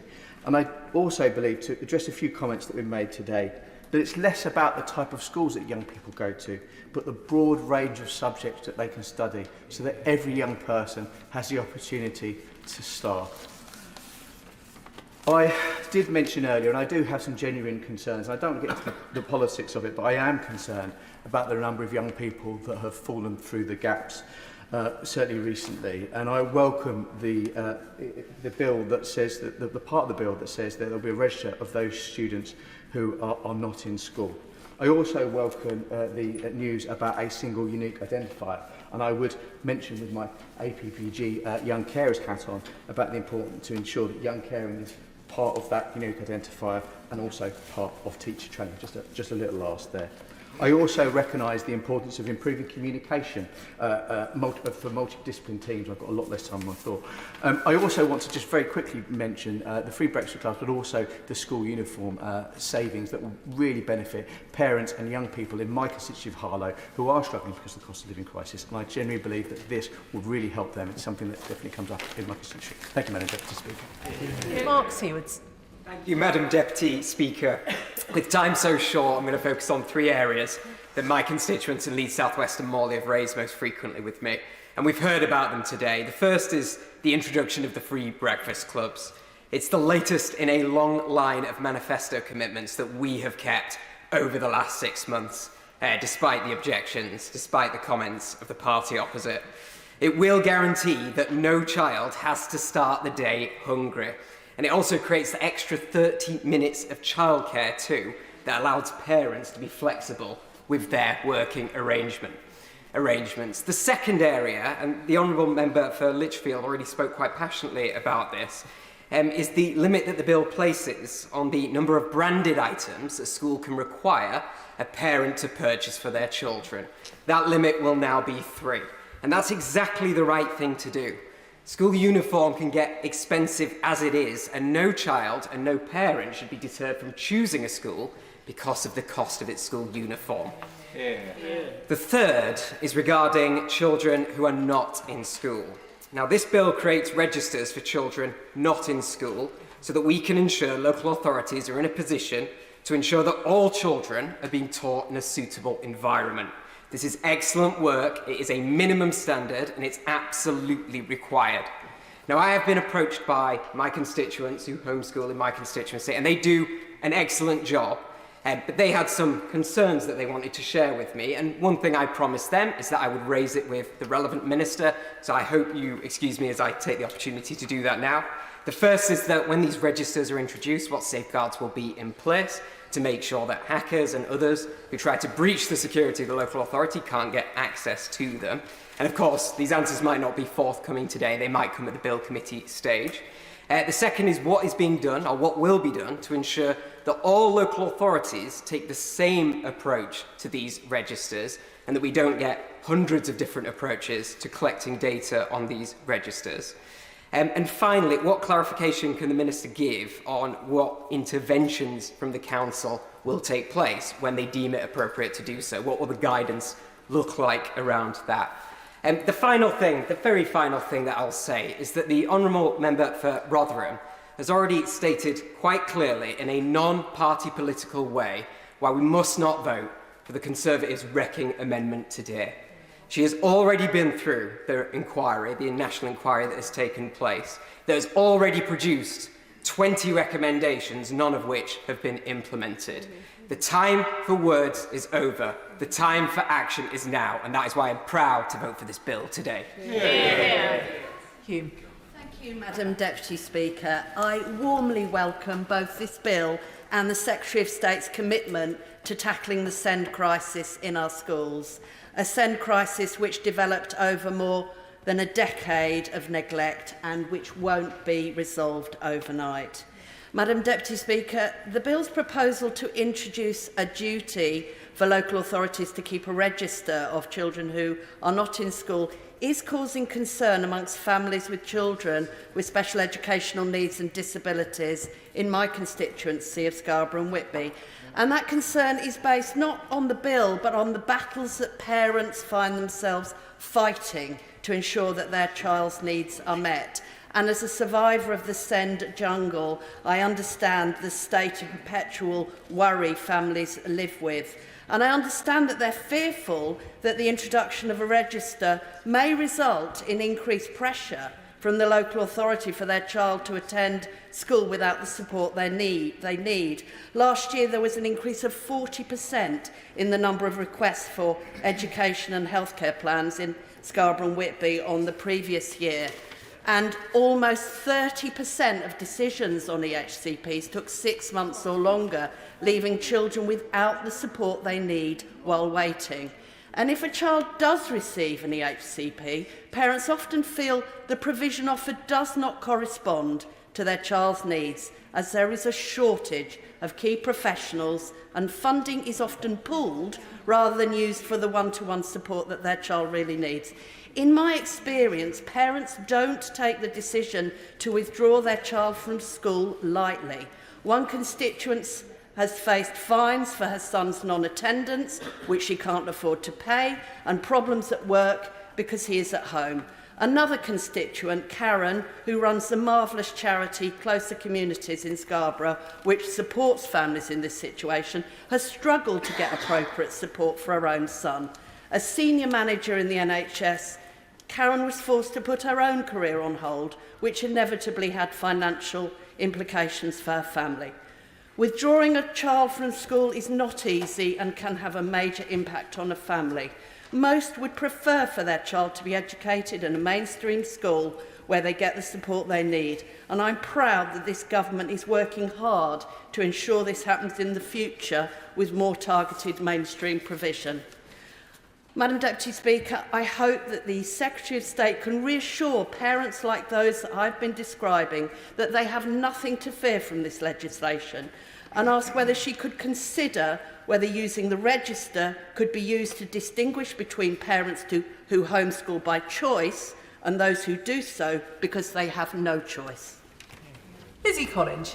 Thank you, Madam Deputy Speaker. Every child deserves the best possible start in life, no matter the background, no matter where they live. And this Children's Wellbeing and Schools Bill is a vital step towards ensuring that for every child in the country. This bill addresses ordinary families' concerns, cuts the cost of the basics needed for school, and ensures that every child has what they need to learn. This bill is also the most significant piece of child protection legislation in a generation. It protects the most vulnerable children and families.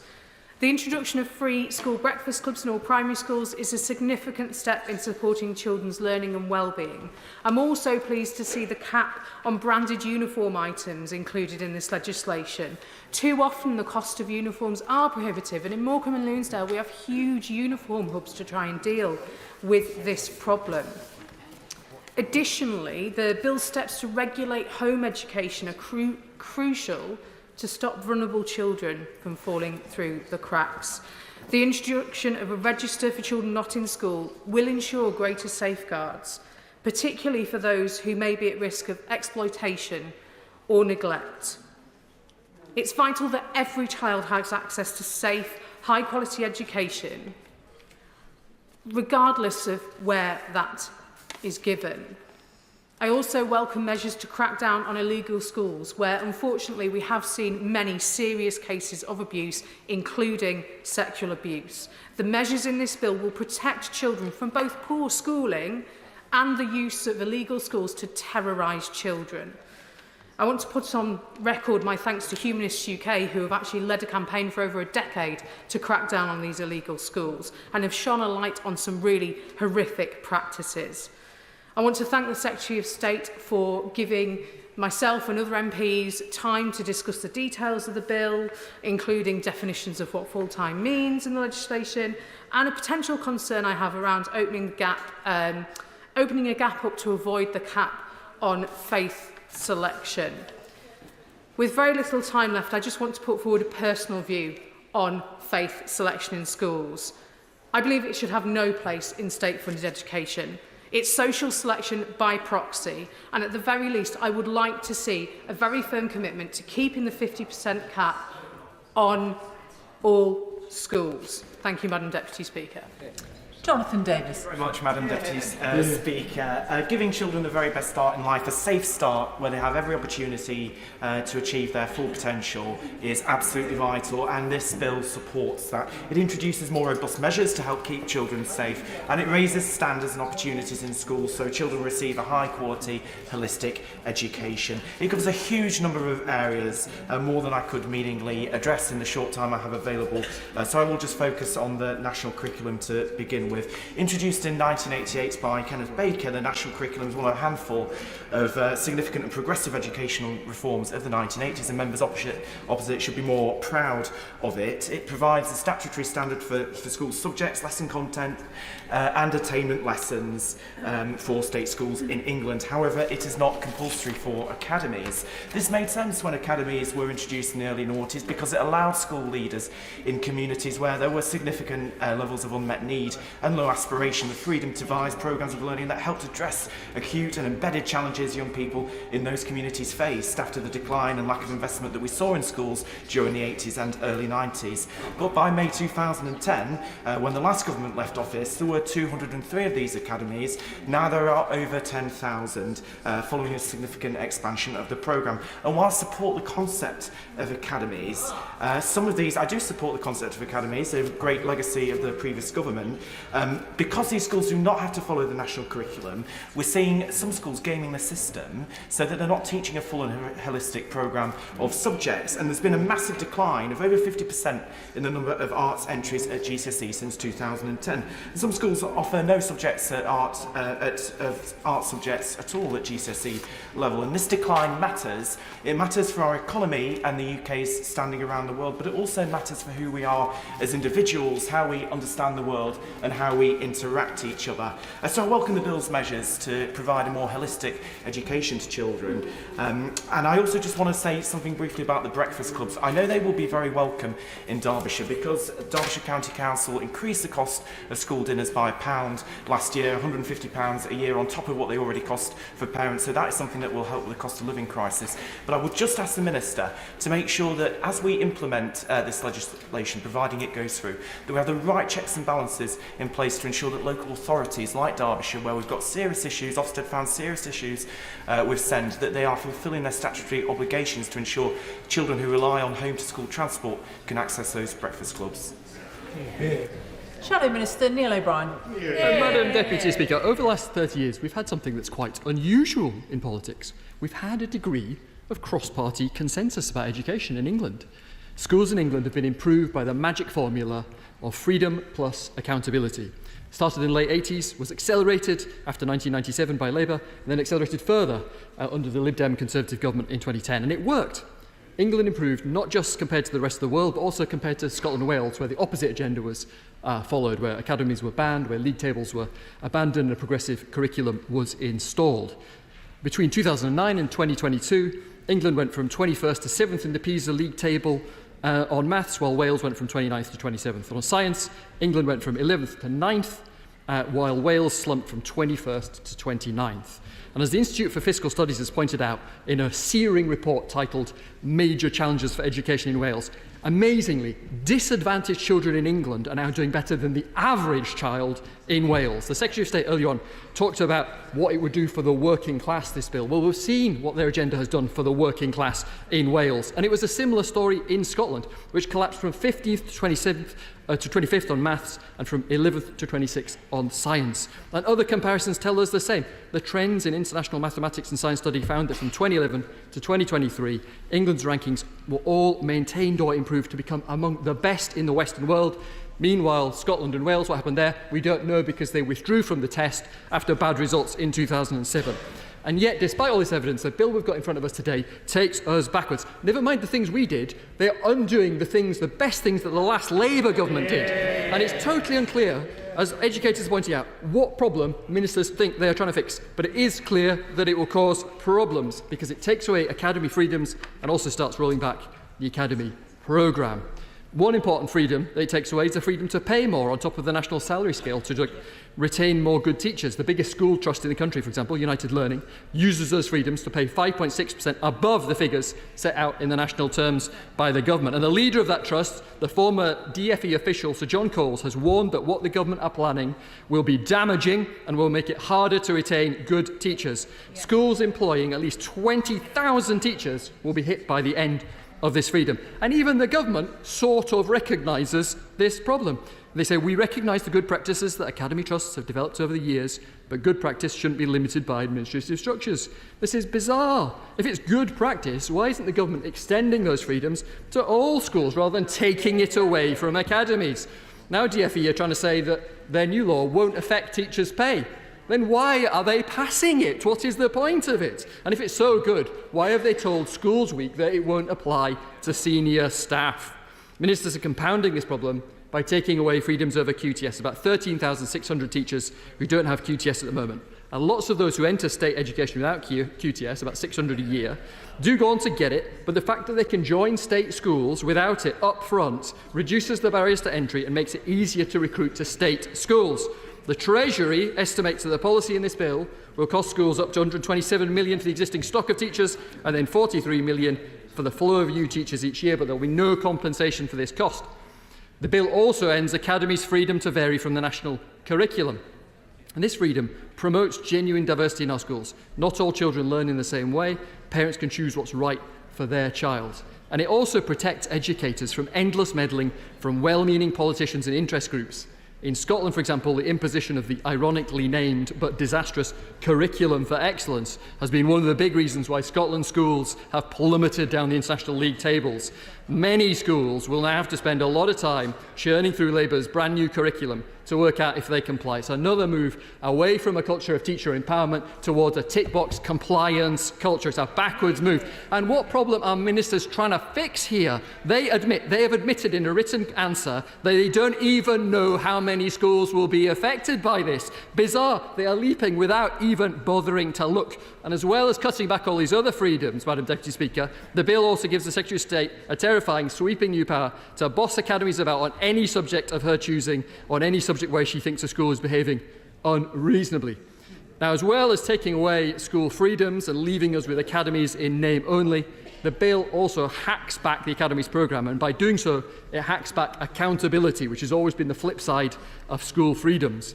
One of Labour's first moves in 1997 was to publish a list of failing schools and start intervening in them. And after trying other things, it became apparent that the best way to intervene was to make them academies and put them under new management. But this bill, of course, abolishes the academy order, under which failing local authority schools are turned into academies. And a member for Mitcham and Morden, in her superb speech, gave a great explanation of why abandoning this central Blair-era reform is such a mistake. The best way, of course, the very best way to turn around a struggling school is to make it part of a strong trust. But the government's abolished the Academy Grant and abolished the Trust Capacity Grant that support this process. And instead, they hope that a bit of advice from some officials in DfE will do the trick of turning around failing schools. But that centralist approach has been tried and it failed. This bill takes us back to local authorities setting up new schools, and at best that sets up a messy situation. But I am particularly nervous about it in the context of the other measures in this bill, which reversed the reforms of the late 1980s. Those reforms enabled for the first time the best schools to grow, and they unshackled them from local authorities and ushered in the era of parental choice, which itself is a powerful motor for school improvement. But now Clause 50 gives the local authority the ability to object if good schools want to grow, or even if the Academy is proposing to keep its published admission number the same. And in the context of falling pupil numbers, it will be very tempting for local authorities to prop up unpopular schools, particularly local authority-run ones, by sharing out the pupils from more successful schools, rather than the normal split between a regulator and a provider. Local authorities will be both. And politicians in some local authorities have never liked school freedom, and it will be very tempting for them to push down numbers in academies to protect the schools they run. In this debate, we heard from the former leader of the Labour Party, the member for Islington North, welcoming it for exactly that reason, and the same reasons that he welcomes it are the reasons parents are right to fear it. So the schools bill is a massive step backwards. There are huge real issues that need tackling in schools, but this bill doesn't help with them, and in lots of cases it hinders. And our reasoned amendment today makes this clear. I'm pressed for time, so I'll see if we can get to the end. Our amendment is the first opportunity also that MPs will have during the course of this bill to vote for a proper national inquiry into the grooming gangs. And as the bill goes through, we will seek to make further amendments to make sure this much needed inquiry happens. Now, the current discussion started when Oldham asked for a national inquiry into what happened there, and they did so because a local inquiry wouldn't have the powers that are needed. They can't summon witnesses, can't take evidence under oath, can't requisition evidence. And we've already seen the two men who led the Greater Manchester local investigation resign because they were being blocked. Yet the government says no to a national inquiry and that there should instead be local inquiries. But there have been years over which they should have happened, and it hasn't happened. And in many cases, of course, the local officials are part of the problem, even part of the cover-up, and they can't be the people to fix this. Take, for example, the members are chuntering for a misheadressing petition. Take, for example, the case of Keighley, where my honourable friend has been calling for an inquiry for years. And last night, while ministers were here last night saying there should be a local inquiry in Keighley, they were blocking a local inquiry even as they spoke. So that is not the answer. The government hides behind ICSA. It was an important first step, but what it was not, and what it was never intended to be, was a report on the grooming gangs. It barely touches on them. It looked at just half a dozen places where the grooming gangs have operated. But there were 40 to 50 places where the grooming gangs operated, and the victims in those places' voices have never been heard. Having a proper national inquiry does not stop anyone from getting on and implementing the recommendations of the J report. Indeed, one of the recommendations of the J report, recommendation 4, is to increase public awareness. So without a national inquiry, it is clear that we will not get to the bottom of this, and the people who look the other way or covered up will not be held to account. So far, Madam Deputy Speaker, how many people in authority have been brought to justice or held to account? The answer, Madam Deputy Speaker, is zero. Is zero, and tonight we have the chance to change that. I'm going to allow the Shadow Minister to finish, but I will hear him, and he is perfectly within his rights if he chooses not to give way. Neil O'Brien. Thank you, Madam Deputy Speaker. Some people really don't want to hear the voices of the victims. The government's, even though no one in authority has been held to account, the government seems to think that there is nothing further to be learned. I don't think that's right. This afternoon, the member for Birmingham Yardley said that there should be a national inquiry if victims wanted one. But victims are calling for one. So what are we waiting for? Madam Deputy Speaker, there are real challenges that we should be facing. Recruitment, discipline, attendance. Instead, we have this bill which just takes us backwards. And as one of the country's leading educators, Sir Daniel Moynihan, said today on The World at One, we are worried in the sector about what the problems are that the changes are designed to fix. We can offer better pay. It's not clear why constraining that solves a problem. Why academies should be constrained, he says, beats me. We're hoping that some of this will be amended. It would be a terrible shame if the reforms that Labour introduced over 20 years ago were watered down. Likewise, the Confederation of School Trusts are warning that the loss of academy freedoms proposed in this bill risks making it, and I quote, more difficult for trusts to do the hard work of turning around schools in the most challenging circumstances. Now, I remember what state schools were like in the 80s and 90s. In my school, it was chaotic with loads of fights, discredited progressive teaching methods failed kids, and good teachers were ground down. And we flushed the... You think it's funny, but the life chances of the kids I was at school with were flushed away by your disastrous ideology. Order! The Shadow Minister will know that I didn't flush away any child's life chances. Perhaps he's bringing his remarks to a conclusion. I am. I also, on a happy note, I got to see the best of state education. I went to amazing sixth form that benefited from the freedoms the last Conservative government gave them. And I want to pay tribute to the inspiring principal of that college, Kevin Conway, who helped so many kids in Huddersfield in his lifetime. I saw what state education could be. I saw the best of it. I saw what freedom works, Madam Deputy Speaker, and I wouldn't be here today if it didn't. Madam Deputy Speaker, I am heartbroken by this bill. It genuinely trashes the cross-party reforms that we've had over 30 years that have genuinely, we can see they worked, and yet we're trashing them. I'm begging ministers to change their minds. Minister Catherine McKinnell. Thank you, Madam Deputy Speaker. Contrary to the doom and gloom that we've just heard, there has been a fantastic response to this bill, and I want to thank all honourable and right honourable members across the House today for their contributions and for a largely well-informed debate. And I want to particularly thank the Chair of the Education Select Committee and the spokesperson for the Liberal Democrats, who both made very constructive speeches on the bill and demonstrated, whilst laying down issues to consider as part of our deliberations, but a real commitment to working with us on its delivery. And the members for Bath and Dorking and Haverley and Ruislip, Northwood and Pinner all made excellent speeches also.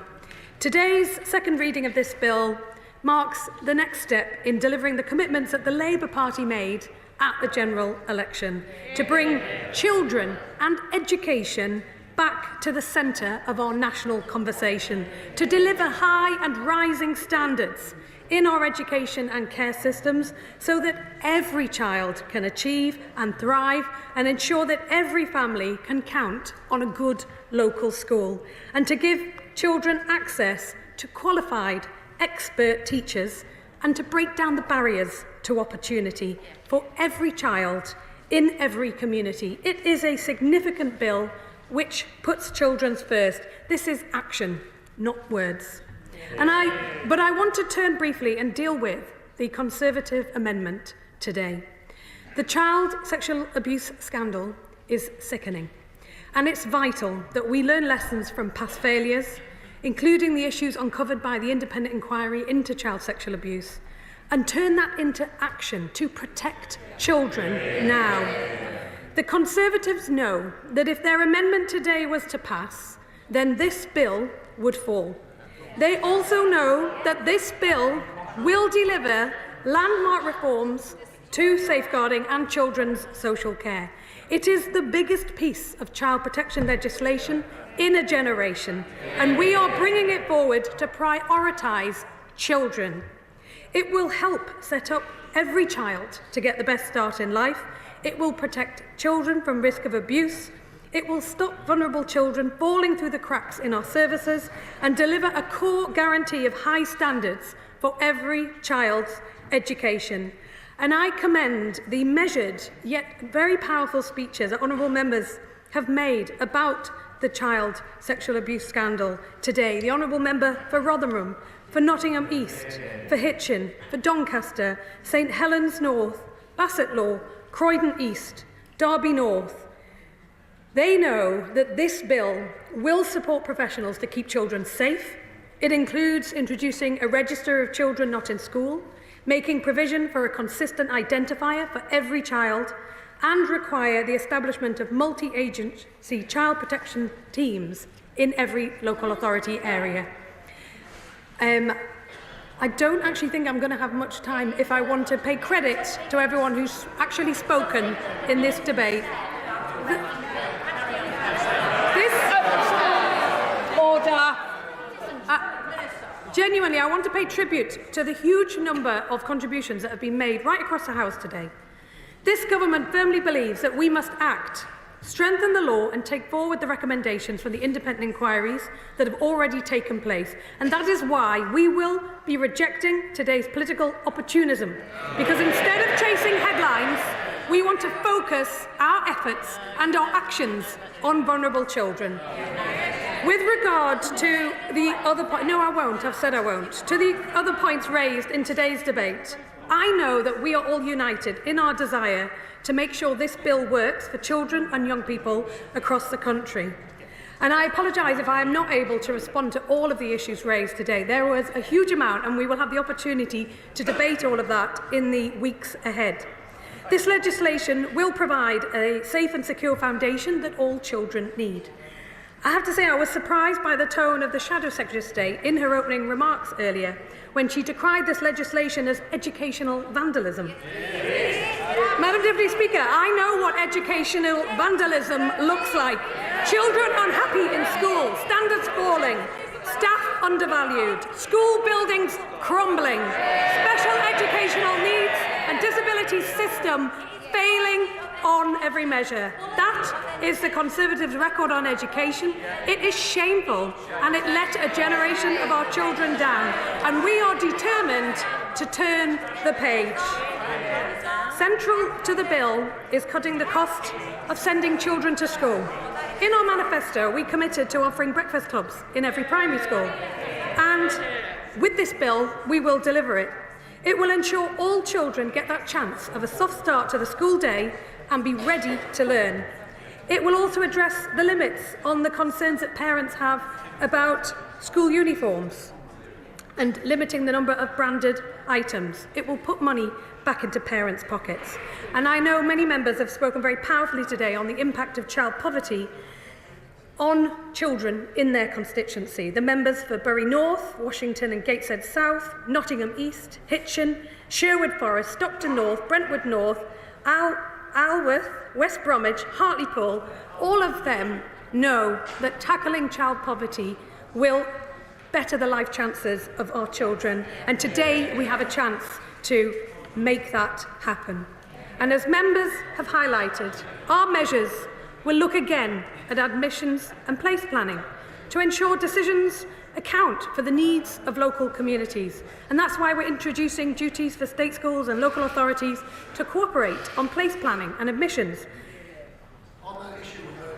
emphasising the importance of working together to secure the best future for every child. We've heard a lot from the Honourable Gentleman today, and actually, contrary to the comments from the Right Honourable Member for East Hampshire and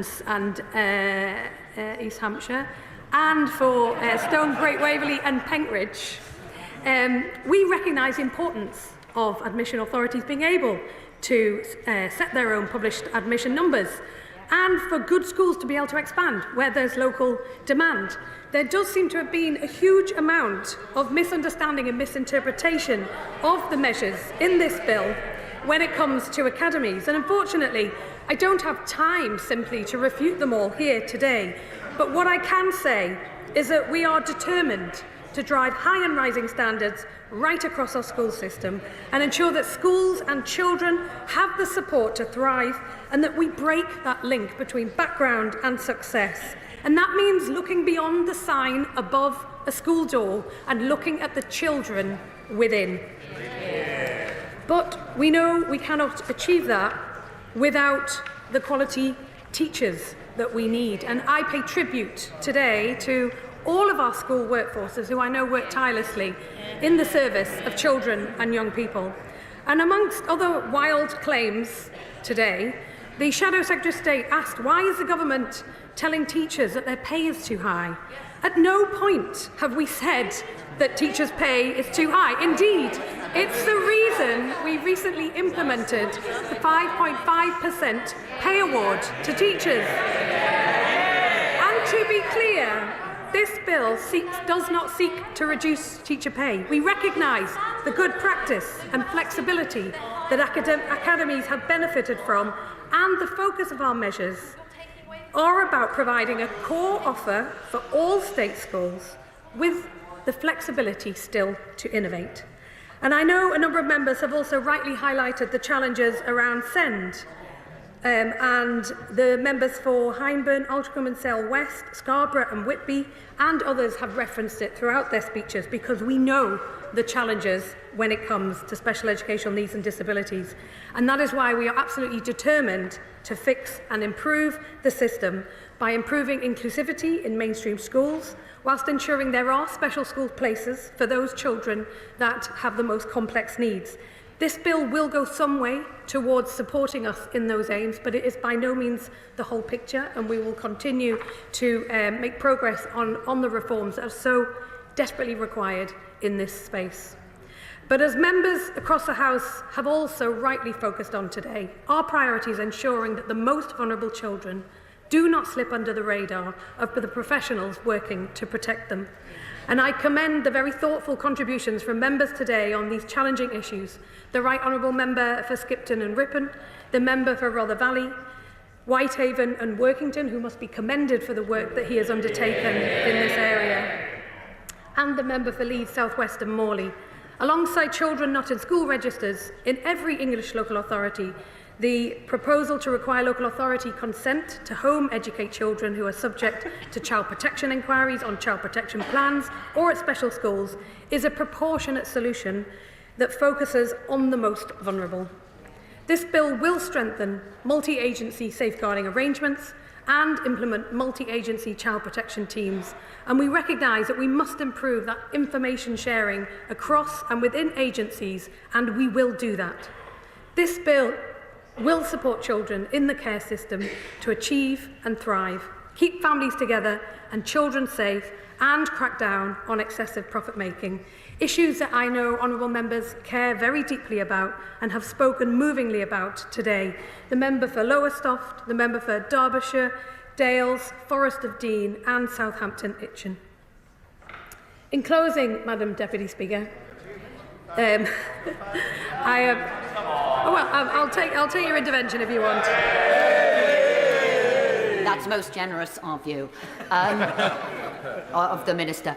I would like the Minister to explain how the amendment that the Conservatives have put forward to protect and look into this horrendous grooming, to have a national ban, how that is a wrecking amendment, because actually on the numbers it is not, and what the Minister has said is not right on the floor of the House. So I'm not sure the Honourable Lady has read the amendment, because it declines to give a second reading to this bill. This bill that the majority of people in this House agree will be absolutely crucial for safeguarding children. And I think we've dealt with the issue of the report on the many questions understandably raised about child sexual abuse and the truth and justice that must be secured for victims of these horrendous crimes. But we had that national inquiry, we had the report, we have the recommendations. They've been discussed at length today. I again commend the member for Rotherham and the very powerful speech that she made on this, that I don't think anyone would disagree with, in wanting to put into practice the 20 recommendations that we know will make a difference to children. This government is about action. The time for talk is over. We want to bring about the changes that we know will change lives. So I'm grateful to honourable and right honourable members for their contribution today. I know that I've said no. I know that the next stages for the bill in this House will offer more opportunities for discussions to continue. But put it simply, this is a bill which will provide the safe and secure foundations that all children need. It will drive high and rising standards across our schools to help every child achieve and thrive. It will contribute towards a brighter future for all our children and our country, and I commend this bill to the House. Order. The original question was that the bill be now read a second time, since when an amendment has been proposed as on the order paper.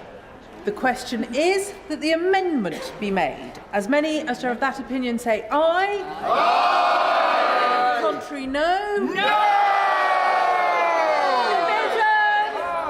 Division. Clear the lobby.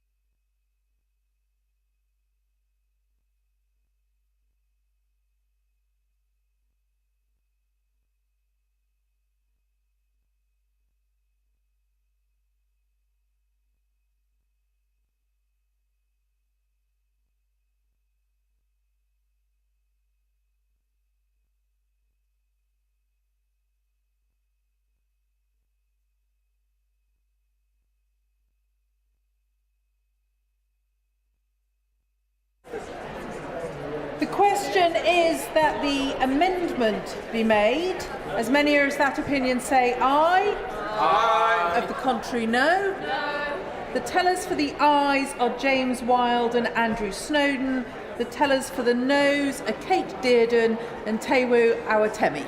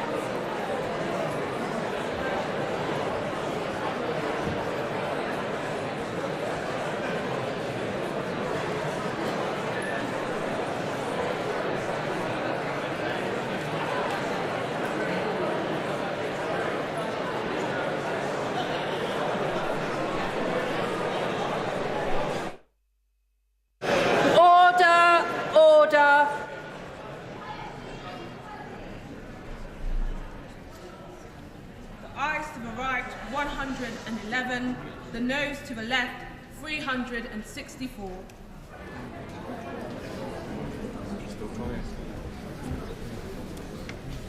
The ayes to the right were 111, the noes to the left 364. So the noes have it, the noes have it. Unlock.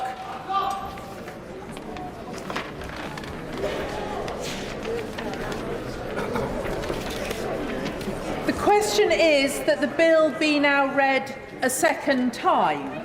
As many as are of that opinion say aye. Aye. Of the contrary, no.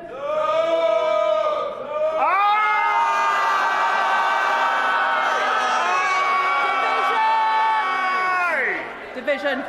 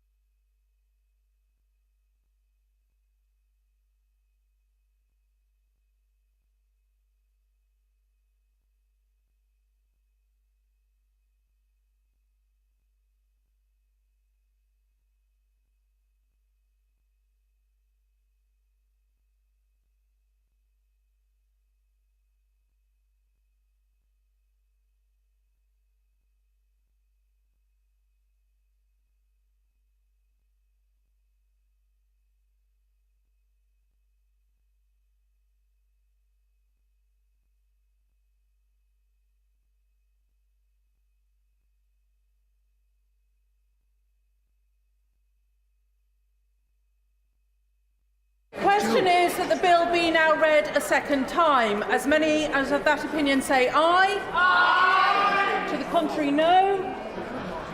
Division of.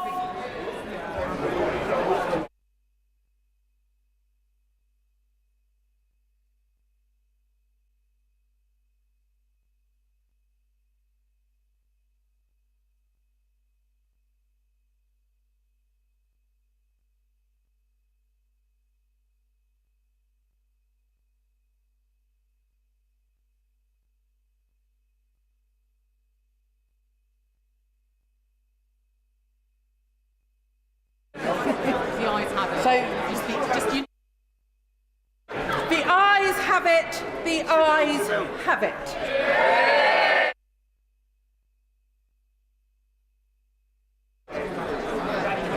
Programme motion to be moved formally. The question is as on the order paper. As many as are of that opinion say aye. Aye. Of the contrary, no. I think the ayes have it. The ayes have it. Money resolution to be moved formally. I beg to move. The question is as on the order paper. As many as are of that opinion say aye. Aye. Of the contrary, no. I think the ayes have it. The ayes have it.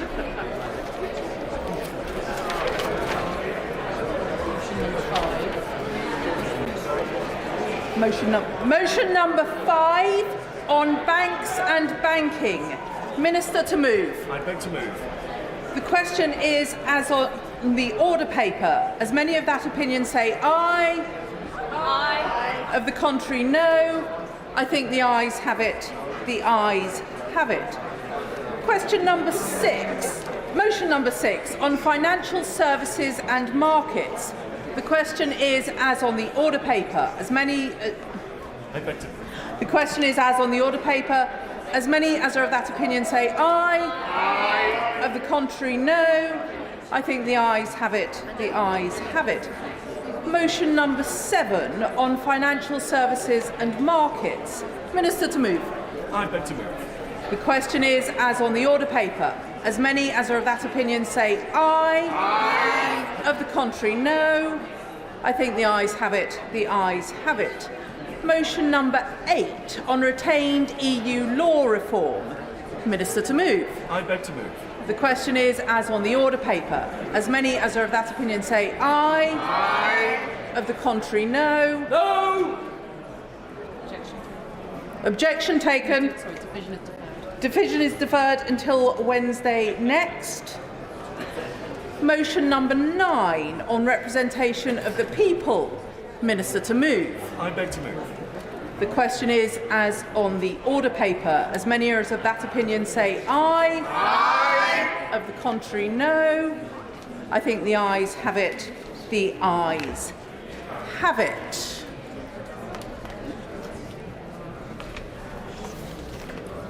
Point of order, please. Point of order, Nadia Whittam.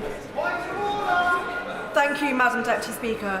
Earlier in this debate, when I said that child sexual abuse and exploitation is happening in every area of the country, perpetrated by members of every social class, race and religion, the Honourable Member for Clacton shouted, "Denial." There is no denial in my statement at all. It is the very opposite. It is a statement of fact. Research by the NSPCC suggests that around 1 in 20 children in the UK have been sexually abused. John Brown, the former NSPCC lead for tackling sexual abuse, said, and I quote, "Sexual abuse is happening in every community and affects all levels of society, destroying the childhoods of children from every background." It is not me, Madam Deputy Speaker, who is in denial. It is the member for Clacton who, in disagreeing with this statement of fact, is denying the reality of child sexual abuse and exploitation in this country and downplaying its extent. I don't want an apology, but I seek your guidance, Madam Deputy Speaker, on how we can ensure that such important debates of such a sensitive nature are always led by fact. We owe it to victims and to survivors. Can I thank the Honourable Member for giving notice of her point of order, and I'm sure she will have notified the Honourable Member for Clacton that she intended to raise this matter with us. As she will know, the Chair is not responsible for the content of contributions either made in debate or from a sedentary position, but she has put her view on the record, and she will know that this was not a point of order for the Chair. Petition, Manuela Pertigella.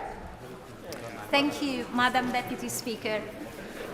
I rise to present a petition signed by over 4,000 residents of Shipston-on-Stour and surrounding villages, some of them here today in the gallery, fighting for the return of their inpatient beds at the Helen Badger Hospital.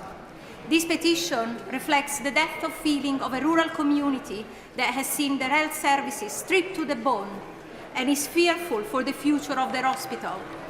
Rural communities deserve the same access to healthcare as our towns and cities.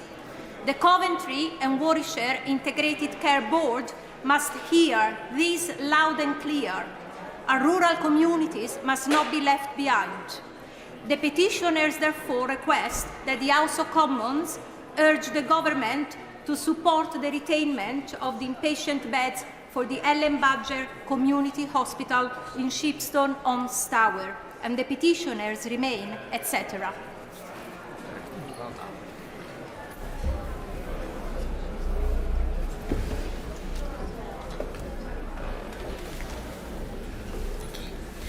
Petition, Ellen Badger Hospital inpatient beds. Thank you. I'll take those. Petition, Melanie On. Thank you, Madam Deputy Speaker. I rise to present this petition on behalf of the residents of Great Grimsby and Cleethorpes opposing the possible closure of Grimsby Post Office. We're deeply disappointed to hear that the post office in Grimsby Town Centre is at risk of closure under the Post Office's strategic review. This branch provides numerous services to residents in the town, particularly older residents and business banking, and it's the last Crown post office in North East Lincolnshire. This petition asks that the government strongly encourages and works with Post Office to protect post office services in Grimsby Town Centre.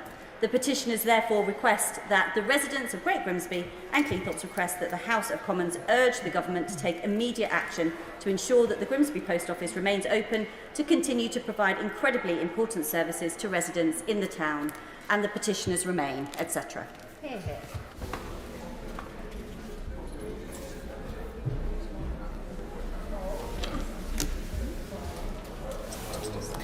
Petition Grimsby Post Office.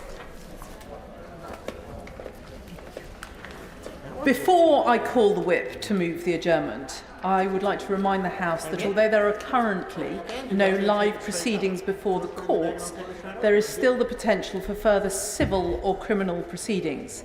Members will therefore wish to take care to avoid saying anything which might potentially prejudice any cases which might come before the courts in future. I call the whip to move the adjournment. I beg to move that this House do now adjourn. The question is that this House do now adjourn. David Davis. Thank you, Madam Deputy Speaker. I am not in the habit of issuing trigger warnings, but I must warn the House in this case that this speech covers deeply distressing events. I will discuss infant deaths, failures in care, and allegations of a grave miscarriage of justice. Lucy Letby was convicted of murdering 7 infants and attempting to murder 7 more. She received multiple concurrent full life sentences.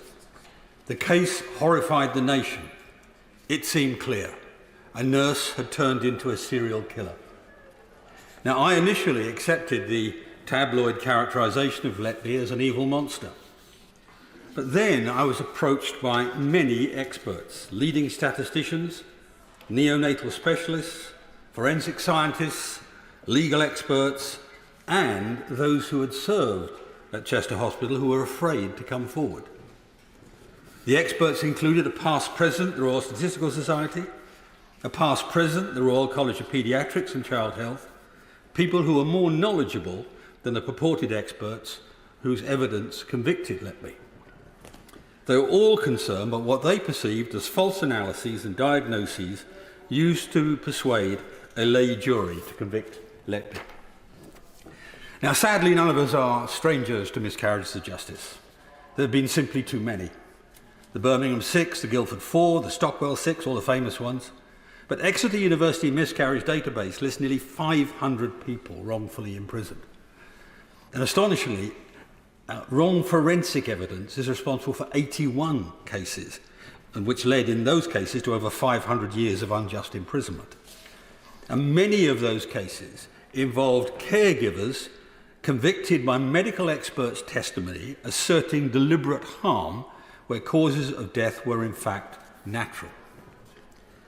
These people were all exonerated after those who doubted their guilt were initially met with the same fierce public pushback, now facing those who question Letby's guilt.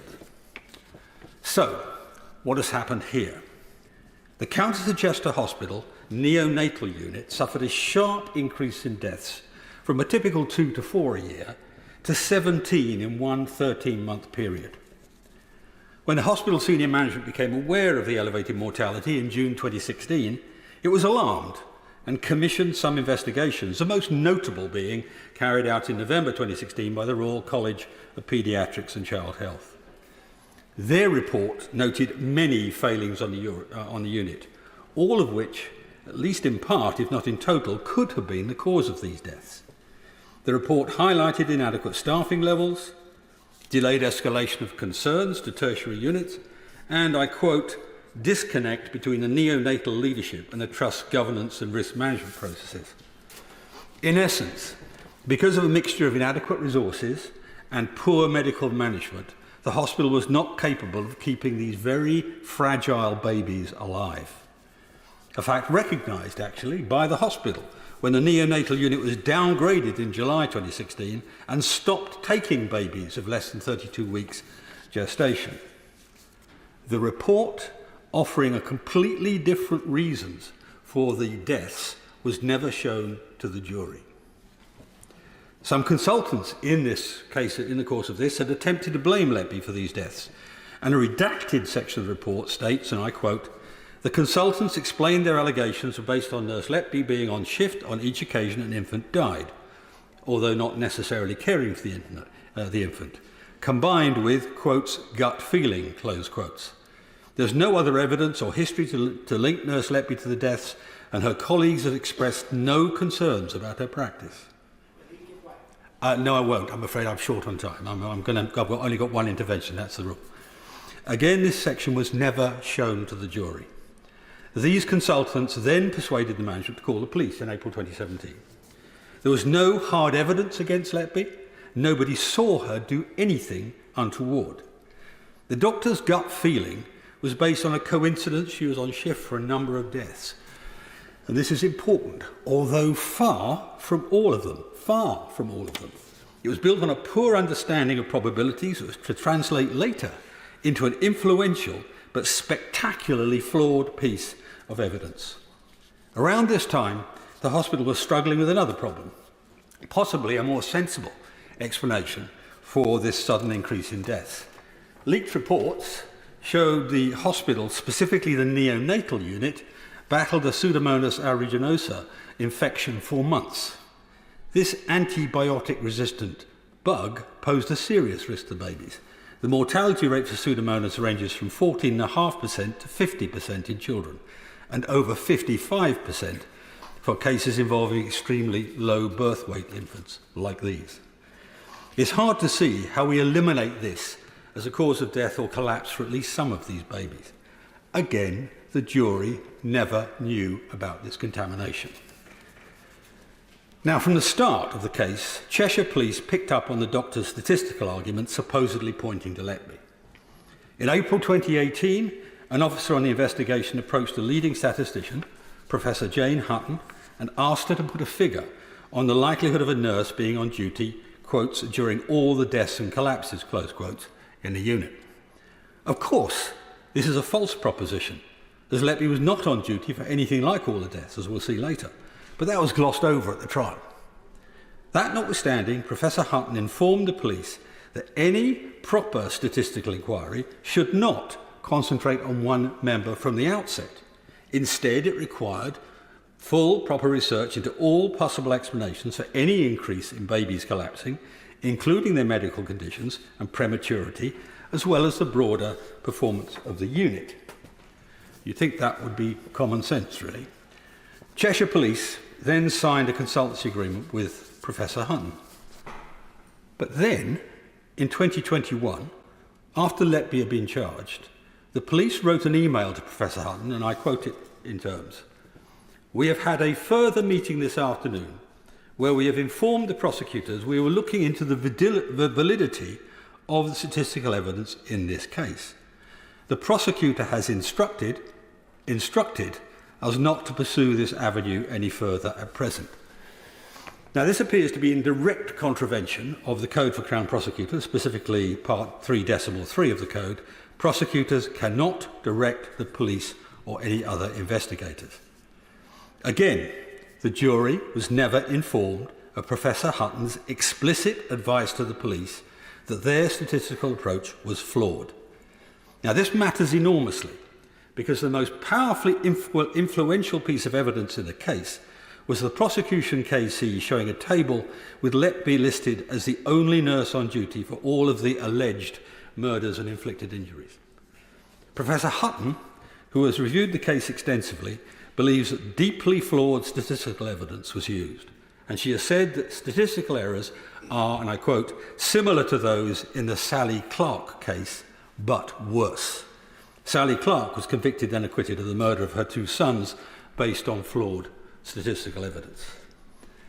In May 2017, Dowie Evans, a retired doctor who runs a business which provides highly paid medical expert evidence in court cases, approached the National Crime Agency to volunteer his services. Evans' opinion that Letby injected air either into the baby's veins, causing air embolism, or down the nasogastric tube into the stomach, stopping the baby's breathing, was one of the foundations, indeed probably the major foundation of the prosecution case. This supposed evidence is hugely controversial. 3 months into the murder trial, Letby's defence team applied for evidence from Dowie Evans to be excluded due to an adverse judgment from a judge in a previous case, who said a report by Dr. Evans was, quotes, worthless and makes no effort to provide a balanced opinion, close quotes. In an extraordinary and, as far as I can see, unprecedented intervention, that very judge, Lord Justice Jackson, actually wrote to the trial judge with his judgment on Dr. Evans attached, clearly indicating how unsuitable Evans was as an expert witness. Evans' assertion of murder by air embolism was entirely based upon a research paper from 1989, and its relevance in these cases have been robustly challenged by the actual author of that paper. Evans changed his opinion on several key issues during the trial. He's now accused by Letby's lawyer of changing his opinion again since the end of the appeal process. Now, Evans disputes this, but if you're interested, I suggest you compare Evans' evidence recorded in the trial transcript of November the 1st, 2022, with his signed statement to Channel 5 on the 3rd of August, 2024, and decide for yourself. It's also the case that Evans has submitted a report to the police.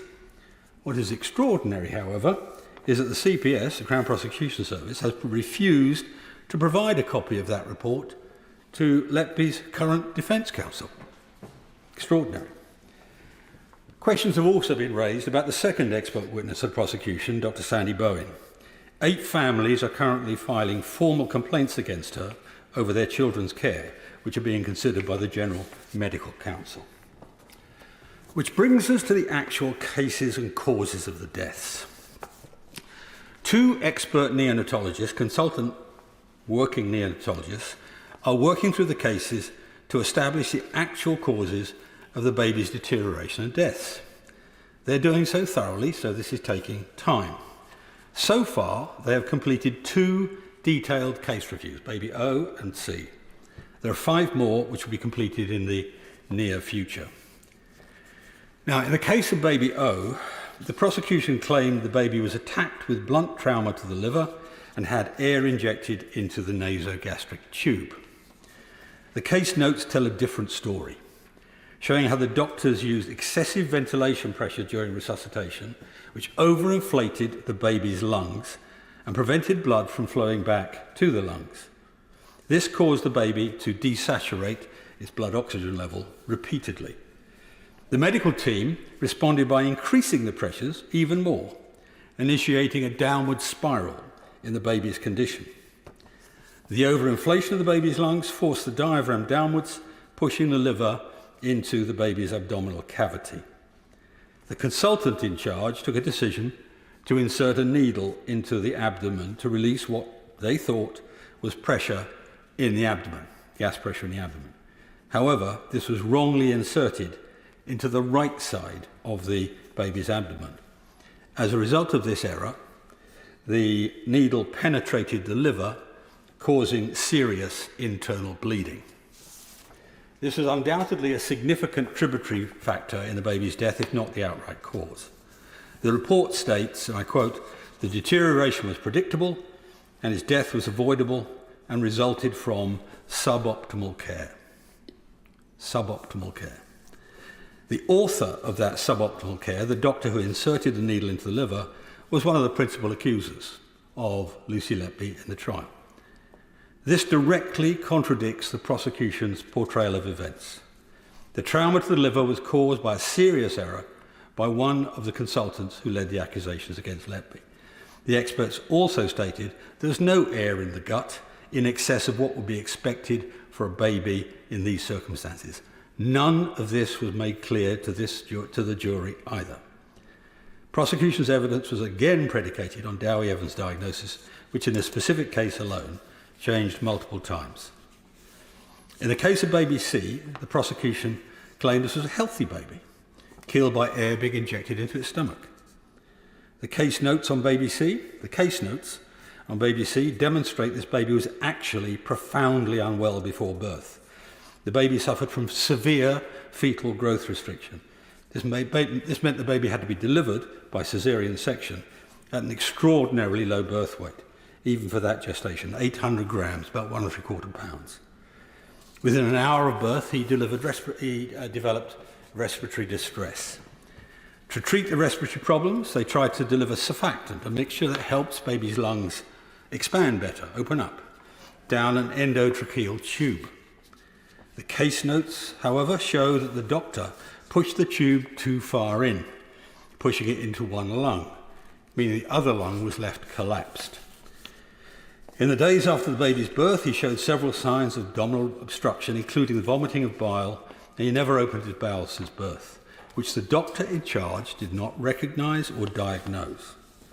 The report concludes by stating this baby died of natural causes compounded by suboptimal medical care. This again directly contradicts the prosecution's narrative of deliberate harm. Dowie Evans' diagnosis claimed the baby had air injected in the stomach, so he could no longer breathe. This was predicated on an X-ray showing an unusual amount of air in the stomach. It's become clear that Letby was not even at the hospital when the X-ray was taken, nor has he been at any point till then since the baby ceased birth 2 days earlier. So whilst the baby died from natural causes, there is evidence of suboptimal care, including the administration of surfactant and I quote, the lack of recognition and appropriate management of signs of abdominal obstruction. Again, the doctor responsible for these errors was another one of those who made accusations against Lucy Letby. And again, none of this was made clear to the jury. There is a great deal of evidence demonstrating that there are much more likely alternative causes of these tragic deaths than those put up by the prosecuting team. The most likely is that the hospital neonatal unit was not up to caring for these fragile children, either in resource or skill terms. And this shortcoming might have been compounded by other factors such as the Pseudomonas infection. Will my honourable friend give way? I give way.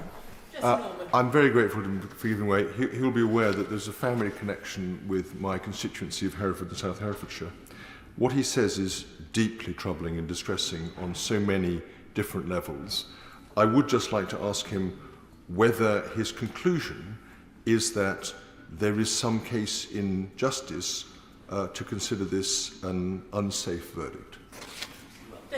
There is a case in justice, in my view, for a retrial, but there is a, I won't say a technical problem, there is a problem.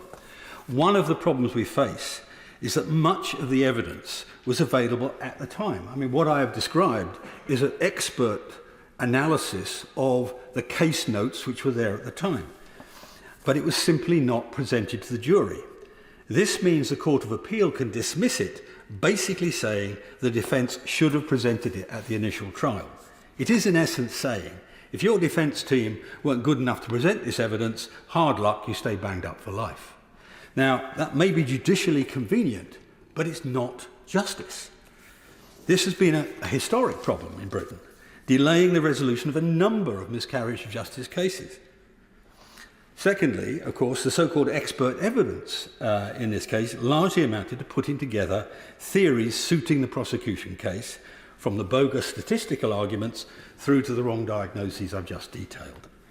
Again, this problem is not new.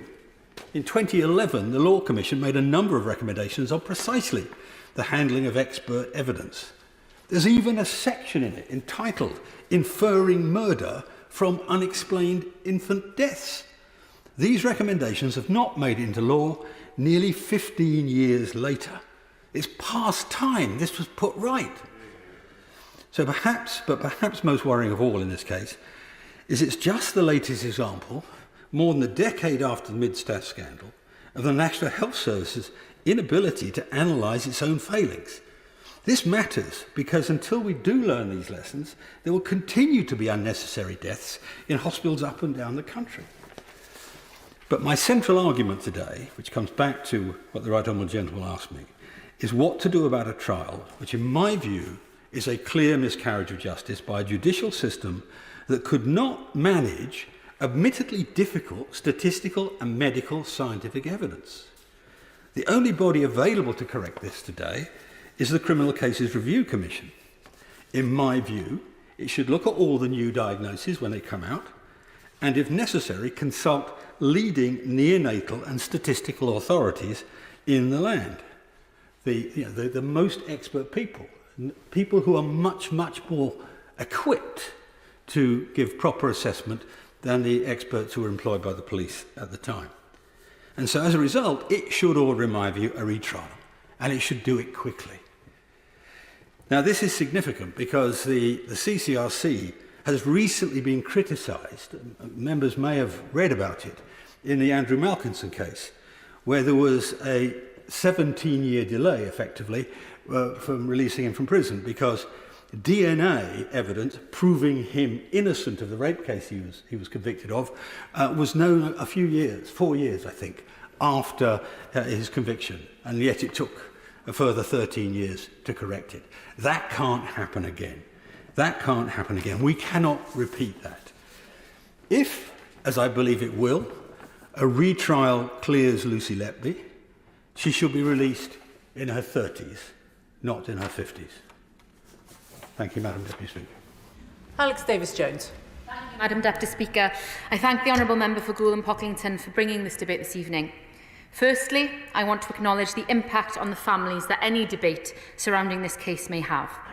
As Lady Justice Thirlwall stated at the outset of her inquiry, much of this debate has come from people who were not present throughout the trial to hear the evidence in full. The parents have been waiting a long time for answers, and it is important that whatever may be said here this evening, that we agree that we must work towards delivering closure for those families going through unimaginable and intolerable grief. It is an important principle of the rule of law that the government does not interfere with judicial decisions. In this case, the Court of Appeal have carefully considered the arguments put before them and delivered their judgment. Given this and the ongoing police investigations, it would be inappropriate for me to comment on Ms Letby's case specifically, but I will outline the principles and procedures regarding expert witnesses and appeals. I won't, unfortunately, we are tight on time, apologies. Firstly, in the area of expert evidence, the criminal procedure rules apply the common law principles which govern the admissibility of expert witness and provide a structured framework for expert witnesses and the courts to follow. The criminal procedure rules cover expert witnesses and how medical reports are commissioned, and the Criminal Practice Directions 2023 provides detailed guidance on expert evidence. All of these are followed for every criminal proceeding where it is relevant. Like all criminal procedure rules, they are regularly reviewed by the Criminal Procedure Rule Committee. The committee is made up of legal experts appointed by the Lord Chancellor in consultation with the Lady Chief Justice, and their role is to make the criminal justice system as accessible, fair and efficient as possible. The rules outline what expert evidence is only admissible if the witness is competent to give that opinion and the expert opinion is sufficiently reliable to be admitted. It further states that the expert witness must provide the court with the necessary scientific criteria against which to judge their conclusions and must give notice of anything that might undermine the reliability of the evidence or detract from the impartiality or credibility of their evidence. Expert witnesses are required to sign a declaration of truth to that effect. The right to a fair trial by jury in the more serious cases is a fundamental principle of the justice system.